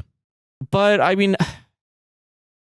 And also I'm against the guy, not because he's a guy, but the meritocracy angle, I think, is just... I think it's sad. It's sad that kids are being forced into thinking this way. But I also think, like, it's for a point. It's to get them to get their degree. Yeah, and like So he does need to think this way to get his degree. Yeah, I will say, I don't know, because we can't... maybe not. Maybe not, but... I mean, in a perfect world, yeah, but I think that's like the mentality behind this thing is you need to school, only school, nothing else. Yeah. I saved for you to be able to go to school and not work so you could go to school and have it, so do it. But, and of course there are negatives to that, because what if he doesn't want to? But he does want to, regardless of, we don't know his true intentions, if he genuinely does. Yeah. Or if he later in life is going to be like, oh, I didn't need to do that, actually, I don't like my job. And now I'm in a career I don't want. Yeah. But that's why I was thinking maybe we could give some insight into this, because it's like we've been Sarah and we've also been him. You know what I mean? I've never been him. What are you talking about? I've been him for sure. No, I've been. No, because I mean, like, I think both of these are very common. Like, they're both two sides of the same coin, almost. Like like, and I think the real big thing that scares both of them is change, right? Yeah, well, because you're a kid. Yeah, you're kids. Yeah, and like fucking. I mean, also, listen, I'm also a kid, so fucking, I'm hip and cool with the youth. Yeah. How Hello, do you do, fellow kids? Yeah. God, I'm old, but no. So, yeah, no, I feel like, I will say, and I think the reason why I'm also like maybe don't break up is she is willing to. This is what I hate about the university experiences, the dorming, like the idea of like moving out of state or moving into a city, because then it's kind of like all your relationships, much like in high school, are very much only based on the idea of you all went to this place. It's preparing for you to only have friendships at work. Yeah. Or to make all your lifelong friendships at college. Yeah. And then slowly those will decline as you all move to different areas of the United States. No, yeah, because that's what's going to happen, probably. Yeah. So I don't know. I think like this is one of those things. It sucks because it's one of those things where it's like, I think only really he knows whether or not he wants to stay in this relationship. Yeah, it's going to be up to him at the end of the day, I think, because she obviously still wants to be in the relationship, and she's willing to go also and like move to the city, get a job to make sure she can stay in the city, maybe eventually return to like, you know, being in a dorm together, not dorm together, but like off campus apartment. Yeah. My only thing with that, and this is my like real logic shit, is she going to be reliable when you have an apartment together? Because she's going to need to pay rent, most likely, unless you're paying for her rent. Yeah, and then, money's going to breed resentment of that. Is she developing like an alcohol issue? Is she figuring out what was the issue with college? That would be the first thing. I think that would be the first thing too, because like, what if it's just like ADHD? You know what I mean? Right. Like. But that's not gonna go away when she gets a job. It might get worse, and then you're gonna room with her, and then you're gonna have an issue where you're gonna break up anyway, and you're gonna be out a lot of money. Yeah, and shit out of luck. Yeah. Yeah. Like there are realistic things like that, or it's like, oh, is she developing an alcohol addiction? You're gonna spend all her money on alcohol, and then you can't pay rent, and you have an eviction on your record now. Yeah. Because if this isn't the long haul, then don't fuck yourself over just because you're too scared to say that you want to break up. Yeah. Because that's the advice I would give to a woman in this scenario. You know what I mean? Yeah. No, I agree with that then. Yeah. Yeah, I guess, probably breaking up might be the best. It depends. It depends, though. Yeah, I think you gotta figure out your priorities first, because it seems like you have an idea, but you're not certain on them. You gotta be fucking certain with a decision like this, I suppose. I think you have to take it away from school. You have to be like, did you just not like college? Do you think college isn't for you? Was it what you were studying? Do you want to go back to college eventually? Yeah, because college isn't the be-all, end-all, too, of life. Yeah, and that is something where if he's not willing to see that, then they're not gonna... They're not gonna work out at that point. Yeah. But he does need to see that for it to work out. So if that's like his want of being with her is higher than his... idea that college is a necessity. Yeah. Then that's something that he can focus on himself. Up by your bootstraps to like... And that's often what people mean when they talk about compromise in a relationship or a marriage is like, oh, wait, I have to understand more about me to understand more about you. Not, I'll give you a slice of my pizza if you give me a slice of your potatoes. That's not how that is. That's how every marriage is, How can we work together to solve this problem together? Yeah.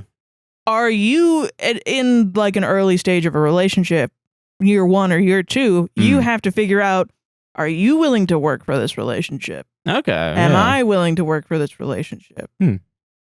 Because oftentimes, I found this interesting because most of the time young women are the ones that are like, oh, my boyfriend does this, and I'm mad at him, I think. But I don't know, should I break up with him or not? And it should be like, has he done something so bad that I should break up with him? Yeah. But they're never asked, how do you feel? Yeah. Are you angry at him? Did you tell him that? What was his response? Because if he's not reciprocative of he doesn't reciprocate your feelings, or does he invalidate your feelings? And is he defensive? Yeah, those are actually the biggest problems. Then do you want to fix him? Like, what's happening? Like, this isn't indicative of what the actual problem is. These are just the pawns, like the names, the symbols in the problem. Yeah, it's not the actual like coding behind it. It's just that. Damn. Yeah, I agree with that. I think. Yeah. Yeah. I don't know how much more else to add. I guess, but it's something that it sucks too, because it's like, you'll know. Yeah. And then young people are like, oh, fuck, how do I know? You'll know. I'm sorry. Know. Yeah. I'm sorry. I wish I could tell you. I wish there was a light bulb above everybody's head or something. Yeah. This is a eureka. Yeah, it's fucking. Yeah, you're in love. Yay! This is gonna work out for sure. I wish. No one knows, man. Welcome to the real world, motherfuckers. Shit's difficult. It's gonna be constant change from here on out. This is where you realize out. Whether or not you peaked in high school. You didn't. Some people did. You only peak in high school if you stop. Yeah, that's true. If you stop trying. If you try, you're think gonna about whether be or not better. You started or stopped trying. Yeah. Putting the thought into our listeners' heads. Maybe you're not as cool as you think you are. Actually, that's. Okay. Feel insecure. Feel insecure. Why? Because that's I don't know. I just. We're evil we're secretly. Evil, actually. Okay. Solved Solved it. Solved it. Yeah. All right. Am I the asshole for not prioritizing my girlfriend's tradition during Thanksgiving? Okay. My girlfriend, 25 female, and I, 26 male, visited my parents for Thanksgiving, staying from Wednesday to Sunday. Okay. A couple of weeks ago, she told me she likes to get Chinese food on Black Friday because her family used to do that. Oh. And it's a tradition she doesn't get to do anymore. Oh, okay. Initially, I dismissed it, saying we should eat leftovers since my mom likes us to stick around and eat with everyone. I also didn't want to leave others out. But she convinced me it was important, so I told my mom on Wednesday night that we wanted to go out on Friday. So manipulative. My mom was visibly upset. Okay. I looked at my girlfriend and asked if we could move it to Sunday instead. She agreed. Okay. We're making compromises here. That's good. That's great. Yeah. Fast forward to Friday around 4:30 p.m., and she told me she was upset that I didn't care about her feelings. I was confused because I thought we had resolved it by moving it to Sunday. She said she still wanted to go out on Friday, so I said, let's go. But then she said she didn't want to go anymore because she had eaten a big breakfast. I suggested we get takeout later, but she said it was fine and we didn't go. Later in the car, she had a mature conversation with me about needing to learn how to let things go, and I thought that was the end of it. However, this morning, Sunday, she brought it up again and said she was still upset that I, quote, dismissed her feelings. She also revealed that this tradition is tied to her late grandfather who passed away 3 years ago, and that's why it's so meaningful. She said she thought we were making fun of her for wanting Chinese food, which we weren't. I told her I wish she'd said something earlier because we absolutely would have gone if I'd known how important it was to her. She said she's not mad at me now, but I feel like she still is. She's also said I should have, quote, read between the lines. I feel like I tried to make it work on Friday and generally thought we had a plan for Sunday. Did I mess up? Am I the asshole? Update, thanks for the feedback. I apologize to my girlfriend and we're okay. Okay, great. That's good. I do think it is like a... How young were they? They were quite young? 25, 26. Oh, my God. 26 male, 25 female. Yeah. Yeah. We say we're old on the show. I forget we're young. Yeah.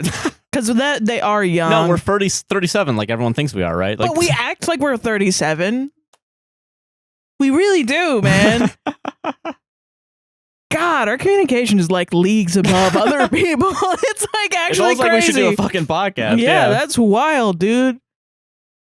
So yeah. Fuck low effort, bro. I do this every damn day of my life. Shit, bitch. Yeah. 27 years old. That motherfucker's gonna be talking about, he's gonna be crediting me in his university class. What are you doing? Yeah. Damn. Okay. Okay, yeah. What do you think? I thought they were straight up 19. I was like, all right, not listening to each other. Great. Good. Cool, got great, it. Got it. Good. Got it. Kind of, I mean, I don't know. I don't think anyone's really shitty, just young and fighting for no reason. I will say in the beginning, I think so. Reddit said asshole, and I kind of agree with them. Okay. Because first things first was like, no, we're not doing that. It's more important. Like, the vibe I got was that it's more important for us to do our tradition of we eat leftovers the day after Thanksgiving. Yeah. As opposed to doing your thing, which is get Chinese food. Okay. And then initially, like, also... how long were they in a relationship for? Let's see, because I don't know if they said. Because my thing is, like, she can't say read between the lines. There is no, like, you're an asshole for not putting that information in there. Okay, wait. There is, okay. OP has offered the following explanation for why they think they might be the asshole. I might be the asshole because I initially dismissed my girlfriend's request to get Chinese food on Black Friday, which is a meaningful tradition tied to her late grandfather, and instead prioritized my family's preferences. Even though we agreed to move to Sunday, I didn't fully recognize how important the timing was to her and didn't revisit the topic proactively on Friday when she seemed upset. By not understanding the emotional weight of her request earlier, I might have hurt her feelings and made her feel like I didn't value her tradition. That didn't answer my question. I guess it did not. I thought it would. No, But... I get it. I was asking how long, because I think, like, if she had said, my grandfather died and he really liked Chinese food previously in their relationship, or she talked about her grandfather dying a lot, and then he was like, it's probably not a big deal. Yeah, he's an asshole. You're an asshole, yeah. But, like, saying you have to read between the lines to, like, know about that stuff is is a little wild. Weird. But also saying, Mom, don't cry. I'll do whatever you want. Yeah, because is also an asshole move. I have sympathy for you. I have sympathy for you because you were unfortunately a boy and you were born with a boy mom. And I'm so sorry that, and you're getting really fucked up right now. No, I'm not. I mean, no, he's not. Okay.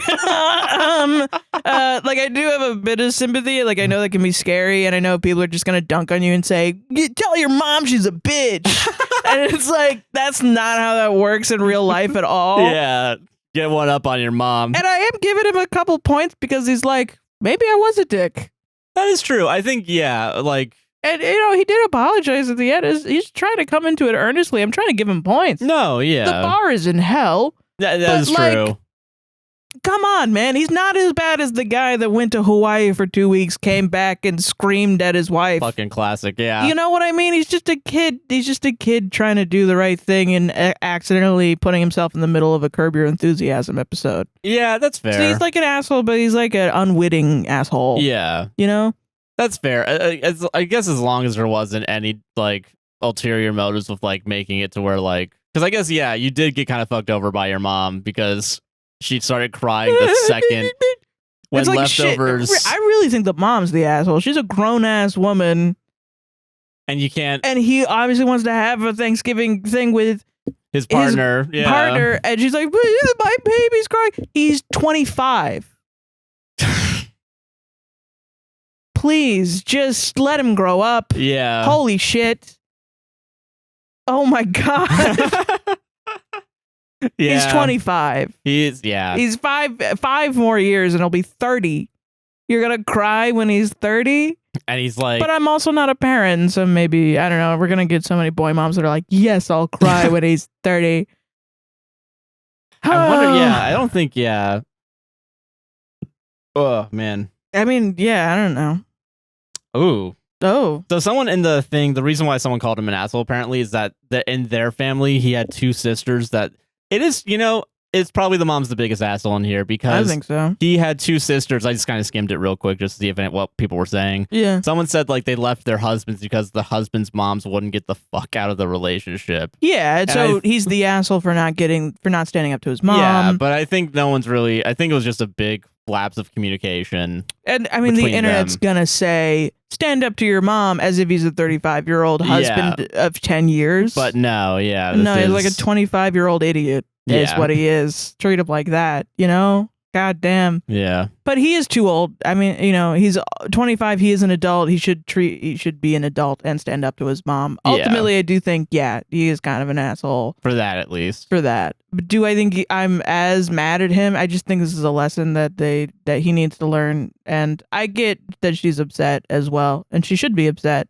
about it. Yeah. She's also learning how to communicate her feelings about being upset and because I will say the mature conversation topic didn't really make sense to me to the rest of it, but maybe I just misheard it. Like, no, I get you. It was like about being more open with one another or something. Is what it was. She had a mature conversation with me about needing to learn how to let things go, and I thought that was the end of it. Needing to learn how to let things go. I don't know what that means, and maybe it's because he didn't fully understand the conversation and she was being accurate, but if she wasn't being accurate and she was like saying it in a different way, she might not have known exactly what it was.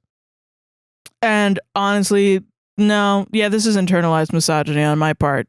He's an asshole. Sorry. Sorry, everybody. Sorry. delete your comment, delete your paragraph. Sorry. No, I'm literally saying she should be the perfect. She should be perfect and everyone should just having fucking changed, Sarah. That was that was internal. I get it. All right, I get it. Listen, hey, all right. No, but I mean, I think sometimes you get into the weeds, all right? Sometimes you're being a woman too hard and you're like, what? Keep up, 26-year-old. Sometimes you get one of those like diagrams where it's like if you say yes or no and then it leads to the same answer. Realistically, I shouldn't have to work this hard to get to this point. Like she should be able to not express her emotions perfectly. I think it's dismissing it in the first place. Yeah. And that's kind of the domino that really fucked up everything. And then not standing up to his mom and being like, cry, mom, cry more. Yeah, it's like cry, mother. I'm glad that he got the comments though that were like, I love my husband for that because that is some real shit. Yeah, exactly. Yeah, that's what's on the fucking line here, Yeah, I just think I don't know. I think a lot of times in Reddit stories and Am I the Assholes, it's like everyone needs to be perfect. Yeah, and we all get into this trench of like, no, this is how it should have played out. Yeah, which I think is human, but I think also it's like. It's just not gonna be. It's okay if they both make mistakes. It's okay. Yeah. But I do think you're like, what, you're 45 and you're crying because your husband doesn't want to have leftovers the day because he wants to go out for one dinner with his girlfriend? Yeah. Calm down. Yeah. He's gonna be there for more dinners. Just let him have this. No, what if I die tomorrow? There's other people in the world. There's other people in the world that have other traditions. What? What? My God. Yeah. So yeah, you're the asshole. Yeah. Yeah, you're the asshole. Solved it? Solved it. I don't think you're the devil. I don't think you're the devil. Yeah. That'd be so funny if that was in the devil, and then you see the edit of like, oh, we talked about it, and we. It was nice. And actually, I might have been an asshole in the comment afterwards. Yeah. This story is so filled with internet speak. I had to read it. Okay. Some of these words are in the Bible purely because they're pronouns and nouns. But some of these words are not in the Bible. What the fuck is gonna happen then? Okay. I, female 26, followed internet advice. I'm gonna redo that with diction. You are better than I am because I would have just fucking gone through it. Lovely ladies. Lovely ladies. Licking lollipops. Okay. I, female 26, followed internet advice and asked out my quote-unquote lonely Zoomer best friend, male 25. He rejected me. Fuck, I hope we didn't do this. What? Give advice to someone at some point and then this happened? Or said, okay, cool. Reddit thing. A few days ago, I saw a post about Gen Z men being single and lonely. I commented on my main that my best friend was a really good guy, yet a single virgin. And the internet gave me the courage to ask him out. Take initiative, they said. Okay, hold on. Sorry. So we already have gotten he's a good guy, a nice guy. He's so nice. I'm TM. Totally a woman. He's such a nice guy. This out right now. That's what I'm saying. For context, we're college friends, and he's in my same classes. We have coffee sometimes, and buddies in common. This is so written by AI reading this again. AI, yeah, this is. We have things in common as humans. We drink the coffee. We drink the coffee and talk with our human mouths. I was immediately though. I was like, "Oh, this is written by a man," but now it was written by AI that was written by men. So I'm still technically right. Yeah. Go me. Go me. I asked him out today, and he said no because no is on all caps. That's why I'm saying it that way. I asked him out today, and he said no because I am quote unquote not his type. His type being someone along the lines of Pokimane. I am what? I am 5'9" and around 160 pounds. Parentheses, taller and heavier than him. Damn, he's not even 5'9". Damn. No wonder he's a virgin. I'm joking. We believe in short kings. We believe in short kings. We believe in short kings. We also know internet language. Yeah. We do. Okay. I can't hold a candle to a pretty streamer. Yes, you probably could. I mean, yeah, because also not dunking on Pokimane. No, she is because attractive. like I mean, there's you're attractive in a different way. But yeah, you're attractive in a different way, and also streamers and celebrities and people that have a lot of time on their hands and money are able to afford a lifestyle that lets them look the way they do. Okay, sorry, continue. Yeah, no worries. Mind you, he's been posting for weeks about being quote unquote depressed that he has no one for quote unquote cuffing season. Honey, that's a red flag. That's a red flag. You should even if you got that guy, he won't stop being like that. You will have to deal with that for the rest of your life. Yeah. Jesus. Yeah. Right. The FBI. You should call the FBI. Actually, maybe see what's on his computer. See what? Like searching you should up. Fucking SWAT him. That's your advice. Well, he already watches streamers, so he's You're prepared for it. You're so not yeah. Wrong. Can't deny I fucking cried. I have found him cute for months, yet he thinks he's ugly and doesn't take me seriously. It's not my first time being rejected, but I truly did everything the quote-unquote lonely men said that they dream of. Bought him lunch, made it private, didn't emasculate him. I didn't know any of the shit because I don't listen to those bitches. Bought him lunch. Bought him lunch. These men are so poor, they want... And I'm sorry, that sounds like I'm being elitist. But like, no, like I've never once like, why can't women... Buy me a lunch. Is that what they're saying? I probably women. You need to buy men lunches. But why are you putting it on yourself to buy women lunches? Why do you think that? We'll talk about this think about later. That later. Yeah. Yeah, we got to get through this. It is not my first time being rejected, but I truly did everything the quote unquote lonely men said they dreamed of. Bought him lunch, made it private, didn't emasculate him. What now? Wait, wouldn't making it private assume they were already in a relationship? Like. No, I think like make the confession private and not public. Okay, I think that's what she means. Okay. What now? Do I turn into a bitter incel like he does when rejected? You can't blame quote unquote feminism on this one. What the fuck? You can't blame feminism on this one, said the woman. Said the woman. I am a woman. I am a woman, for sure. You cannot blame feminism on me. His other friends apparently already know because he told them. Parentheses, those guys are also all single. Okay. And they basically joked around that none of them would reject the gooner life for someone like me. What? What happened to hating OnlyFans? What? I don't know. I don't know it. You aren't desperate for a girlfriend. You are desperate for a hot girl to bang. Sorry, I am mid. Edit. Post muted to the incels sending me hate because they don't believe girls can get rejected. I hope you stay single too. Hugs. So essentially, I mean, I a little bit believe this is real because like it is like very old. I remember being on r/nice guys. Yeah. And r/incel before it became r/braincell. Oh yeah. Fucking stupid. Yeah, I've been around the block a few times on Reddit. I know what mid means. I know what mid means, fellow children. But that is like a popular rhetorical thing that they do where they're like, girls never get rejected. Every girl, even if you're fat and ugly, you can get a guy. They just want to, and then it's now morphed in different ways where it actually doesn't make sense. Like where it's like, well, actually, I only deserve a woman that's they want a high value men. So yeah, fat ugly bitches get men, but they're not. They're just low value men that want pussy on demand. Yeah, like, and it's like I just wish incels and nice guys, at the very least, if you're not gonna deprogram your misogyny or something, at the very least, could you take a world building class? Yeah, get your story straight. You get your fucking story straight, incels, please. Yeah, you're not gonna get past the fucking iced tea interrogation at this fucking rate. That's what I'm saying. God damn it, it's Monopoly money. Okay, anyway. Yeah. It's my favorite meme right now. Yeah. I can see it in my mind's eye. Yeah, I can totally see it too. Yeah. The zoom in and I'm holding the money. Fuck, it's Monopoly money. God damn, it's Monopoly Damn money. it, it's Monopoly money. Bum bum, and it goes to bam, bam, bam, bam, bam. Yeah. Oh, is it a courthouse or something? Yeah. Well, the part 2 or something. Or like yeah, it's the commercial. Commercial break. All right, sorry. Sorry, yeah, I just don't want to talk about this. Yeah, same.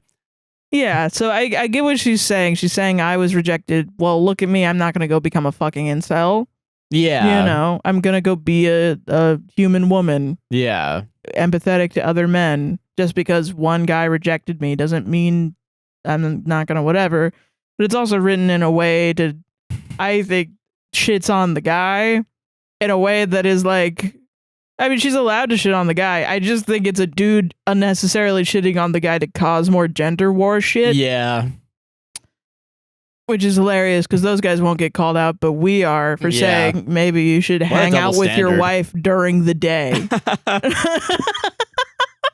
Nah, we're two assholes for doing that. Yeah. Yeah, we're stoking the gender wars. Yeah, apparently. Meanwhile, someone, because I mean, it could be real, quote unquote, right? Like, I think this could happen. I just think, listen. But like the brain rot not touching grass of it all, like, just really doesn't sit right in my head, I guess.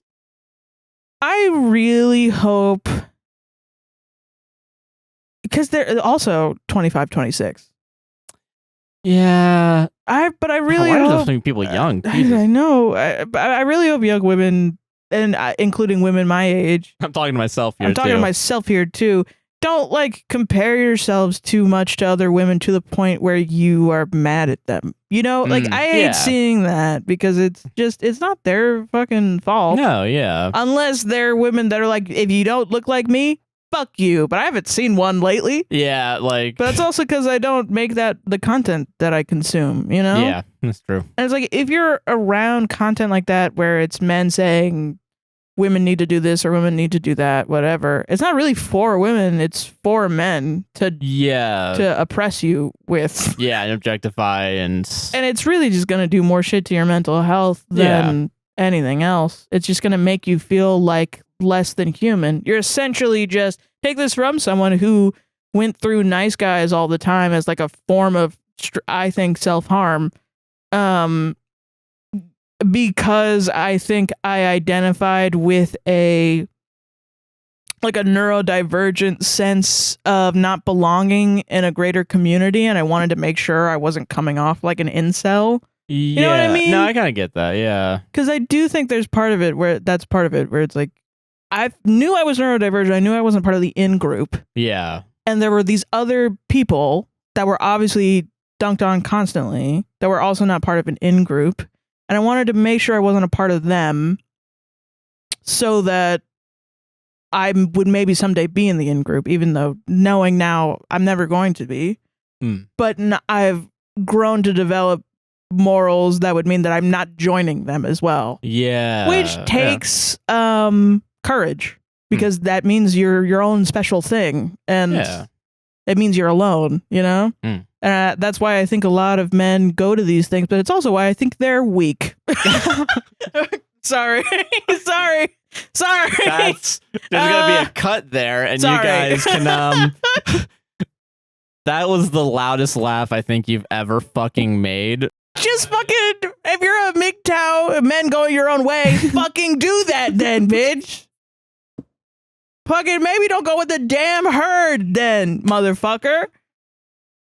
But that's why I think I have that level of I'm as upset about it as I am, is because I see myself in that. No, I get it. Yeah. Where it's like, yeah, you don't fit in. So you're so close. You're so close. You're so close. Maybe you shouldn't go your own way, like a left turn. Maybe you shouldn't go into. It's like they're so close. It's like they're, you know, two roads diverged at Yellowwood. I took the one less traveled, which is being nice to women instead of being mean to women. That's so fucking funny, dude. Yeah. Holy shit. Does it make sense now? I don't know. Hopefully it does. Makes sense to me, but maybe it's because I have a 500 triple-digit IQ. Yeah. I don't know what else to add to that because I feel like I just got fucking overshadowed by the best fucking part of the show. So, thank you for being so honest with me about your emotions. You're welcome. Solved it? Solved it. 0-1 tonight, guys. I won. Yay. Fuck. God damn it. Fucking bullshit. Okay, you know what? Fuck it. I'm going to do this one because you pulled that one out of your ass, and now I got to do this one now. Okay. That one wasn't pulled out of my ass. That was you surprised curated. me. That was my trap card, That was shit out and sculpted and curated. All right, final story of the night. Yeah. I'm going to do this one. I do think this one's fake. Oh, no. But whoa. Warn the presses. Let's live in La La Land for a second. I love that musical. Yeah. Am I the asshole for calling the cops on my fiance's sister? We'll see. I mean... Do you remember this one? Baseline, I do a little bit. Baseline, call the cops, you're an asshole. Yeah. That's my baseline, but whatever. We'll see. Yeah. We'll see. Yeah. This happened a long time ago, but I feel like my fiance's sister isn't over it since she never talks to me, and when we all play games together or go to family events, I get ignored by everyone except my fiance. It's coming back to me.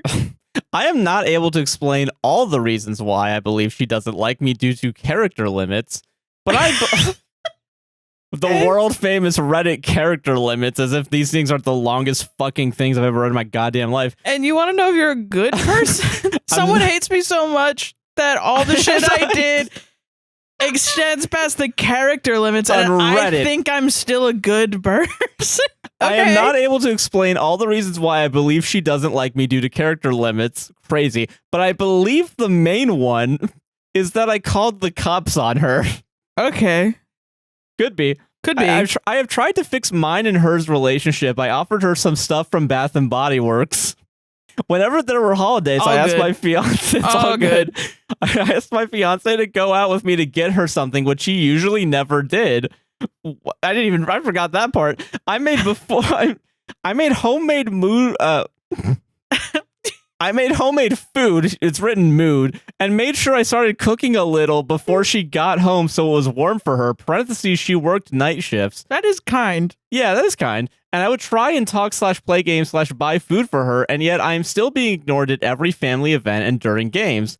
This was before the police altercation. Okay, so why would you input that? But there are other reasons why she doesn't like me. Okay, all right. Because of character limits. Because of previous things, right. Some other events, yeah. Some other events that previously happened that you won't name. Yeah. They're so not bad that you won't name them in the post. Exactly. They're all minor compared to this. Yeah. Right.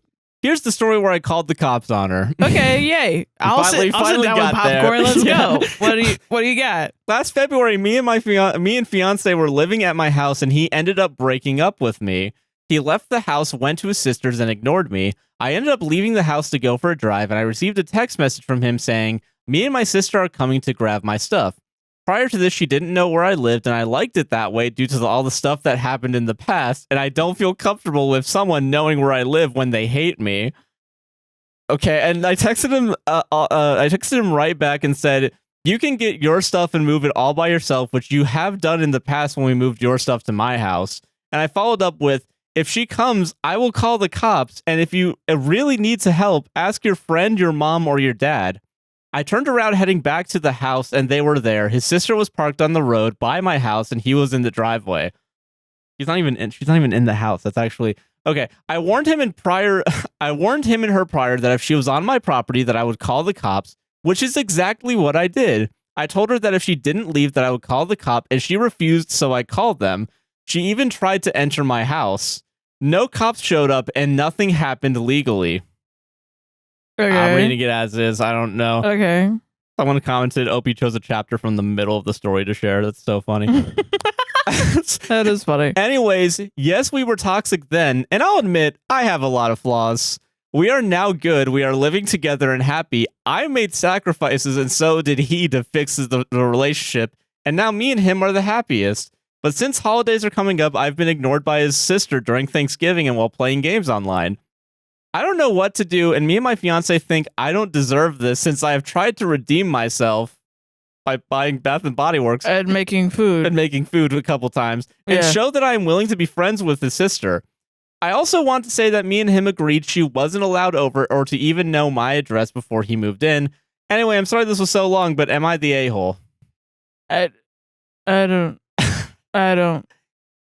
Is there just a banana spinning in your head right now? Yeah. No, I'm thinking about like a scene at Bath and Body Works, like buying her like a soap or like a candle or something. It's like, oh, who are you getting this for? Is this for a gift? You want a gift wrap? Yeah, it's a sorry I called the cops on you gift. Oh. Okay. Well, have you tried Baby's Tears, actually? That might be a little more empathetic. I thought you meant like No Tears Johnson & Johnson shampoo. No, like the Why did I make that connection? Yeah, obviously, you're talking about a candle called Baby's Tears. Yeah. What is have the you tried one? Evergreen? It's called like Baby's Dreams. Yeah, that's probably what the one I'm thinking is. Yeah, like one of those weird Baby's ones. Breath is a flower though, so maybe that's what it is.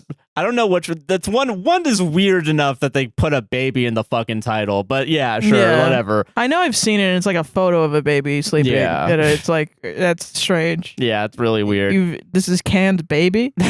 You're selling canned babies here in the Bath and Body Works, and like more like Bath and Baby Works. Okay, it's late. Why do you think making a cake that's written out like "Sorry for the cops" is gonna work? Sorry for the cops. Sorry for calling the cops on you. Listen, long and short of it, you cannot force anybody to like you. That is true. People are allowed to not like you. There are people that don't like me. Do I think it's valid? No, I think I'm awesome. Yeah, actually, you should like us, and if you don't, you're a fucking loser. I think you're a loser. I think that's fine to think. I think that's healthy. You can have two thoughts at the same time. Yeah, I get it. Yeah, but am I gonna go to your house, hold you at gunpoint, and say like me, like me? No, that's crazy. I can't believe you don't like me. I'm gonna call the cops on you. I'm gonna call the cops on you. That's illegal in Saratown. The cops are gonna come get you. Yeah, I mean, sometimes you don't know why people don't like you. Sometimes there's hints. Yeah, sometimes you get a little hint. Yeah. But yeah, I don't know. I've done a lot of shitty shit. Oh yeah, same. There's reasons people to not like me. This podcast is a reason to not like me. Yeah. People in my life. Think about that, Josh. People in your life that you haven't talked to in a long time watch this podcast, see a performing side of you, and judge you off of it. Yeah. I remember the first couple podcasts we did. Yeah. But even now, it's like, who knows? Yeah. I've had people from my high school being like, I love this podcast. If that's the case, there are people from my high school that watch it and don't like it, for if sure. You're from my old high school, leave a nice comment so I can mute you. So I can mute you and block you. Do not interact. Do not interact, yeah. If you knew me in a previous life, no, you didn't. Yeah. God. So you just have to accept it's a part of life. Sometimes people don't fucking like you. Sometimes it's your boyfriend's sister. Yeah. That's it. Yeah. It's a surefire way of getting them to not like you, though, is calling the cops on them and then complaining they don't like you after buying them a candle. Christ. And also you shouldn't be giving gifts and doing things for people to get them to like you. That's not Maybe how. It wasn't a candle. Maybe it was like bath soap. Well, that's what I'm saying. It's still a gift. Clean yourself up. Yeah, some people like Your that. house smell like shit, actually. I've got a candle before and been like, this motherfucker said I'm smelly. What the hell? That is, no, I get that, yeah. We had this conversation recently, too, where I really want a stepper. Oh, yeah, and you brought up immediately, like, if you gifted me a stepper, I'm gonna kick your ass. I was like, God damn it, that would have been an easy gift because I know you want it. I know, and I said that specifically to you because we're both neurodivergent. You're just gonna take me literally. Yeah. And I had to be like, but no, Joshua, I'm gonna be really sad if you give me a stepper because my brain, I know you don't mean this, but my brain is gonna think that you want me to lose weight. Yeah. And I'm gonna spiral. So please don't do that. I have to buy this myself. That. Yeah, fair. But I want to complain about not having money for it. So just listen to me whine. Patreon, buymeacoffee.com. No. I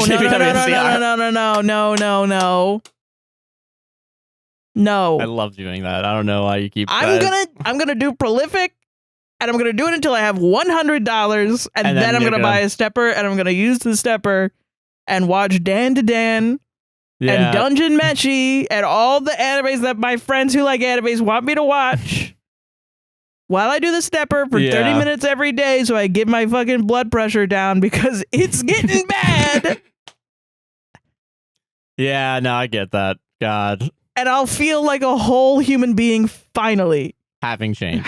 Finally, I'll feel like an adult. Yeah, I get that. And maybe I'll learn to like vegetables at some point. Fair. And yeah, I'll go on and do Uber Eats. Don't worry, I get it. Yeah. I think, no. Did we solve that? I don't know if there's a way to solve that. I think so. I think we did it. Yeah. Uncall the cops. Uncall the cops. Go back, get a time machine. Get a time machine, go back in time and be a better person. Yeah. Hey. That's fair. Hey. That's our show. Sarah, do you want to plug anything? Actually, that's Tumblr.com. THATSOHEERON.tumblr.com. And put it in the fucking description this time. Can you send me a link to it then? Can you send me an email that I literally just spelled it out. And I will forget by the time I edit this podcast. It's literally my hand. It's literally my handle. I know. I'll put it in. Okay. But I am Joshua Chinland on most things. Blue Sky, a guy nicknamed JC on Twitch. Oh yeah, follow me on Blue Sky. Yeah, we're on Blue Sky because I'll start skeeting there. Oh, they gotta name it something else. I'll start shitting there and I'll start pooping on Blue Sky. Flapping. They should have called it flapping. Yeah. I'll send some cool flaps. Get all up in my flaps. Yeah. Yeah. We are Patreon and Buy Me Coffee on those websites. We're on those websites /APWSTR if you want to support the podcast financially. If you don't have the money, do not worry. You can still like, comment, subscribe, and hit the goddamn bell. And we appreciate you all the same. And please rate us 5 stars on Apple and Spotify podcasts if you enjoy the show. Please. And also, there are still our Straight River Coffee. The website's fixed. Go enjoy it, babies. StraightRiverCoffee.com. There are still the links to Palestine, Congo, Sudan, Lebanon, as well as distributed computing, all down below in the link tree. Think that's everything. APWSTR Gaming as well. Go check that out. Get on the gaming channel because we're putting a bunch of content. And a guy named JC on Twitch. I think I did say that, but I'm streaming at least once a week. Please prime sub. He's good at it. I like it. Yeah. And also there's a guy nicknamed JC VODs on YouTube. So that's where you can watch all the VODs. I know people have been asking for it. They'll be down in the description as well. I'll put that in with also the Tumblr for Sarah. So yeah. Enjoy the rest of your day, evening, night, whatever the fuck you happen to be in. I say that at the end of the streams too. So if you want, a little taste, I just gave you one. Yeah. See you on the next one. Bye. Bye.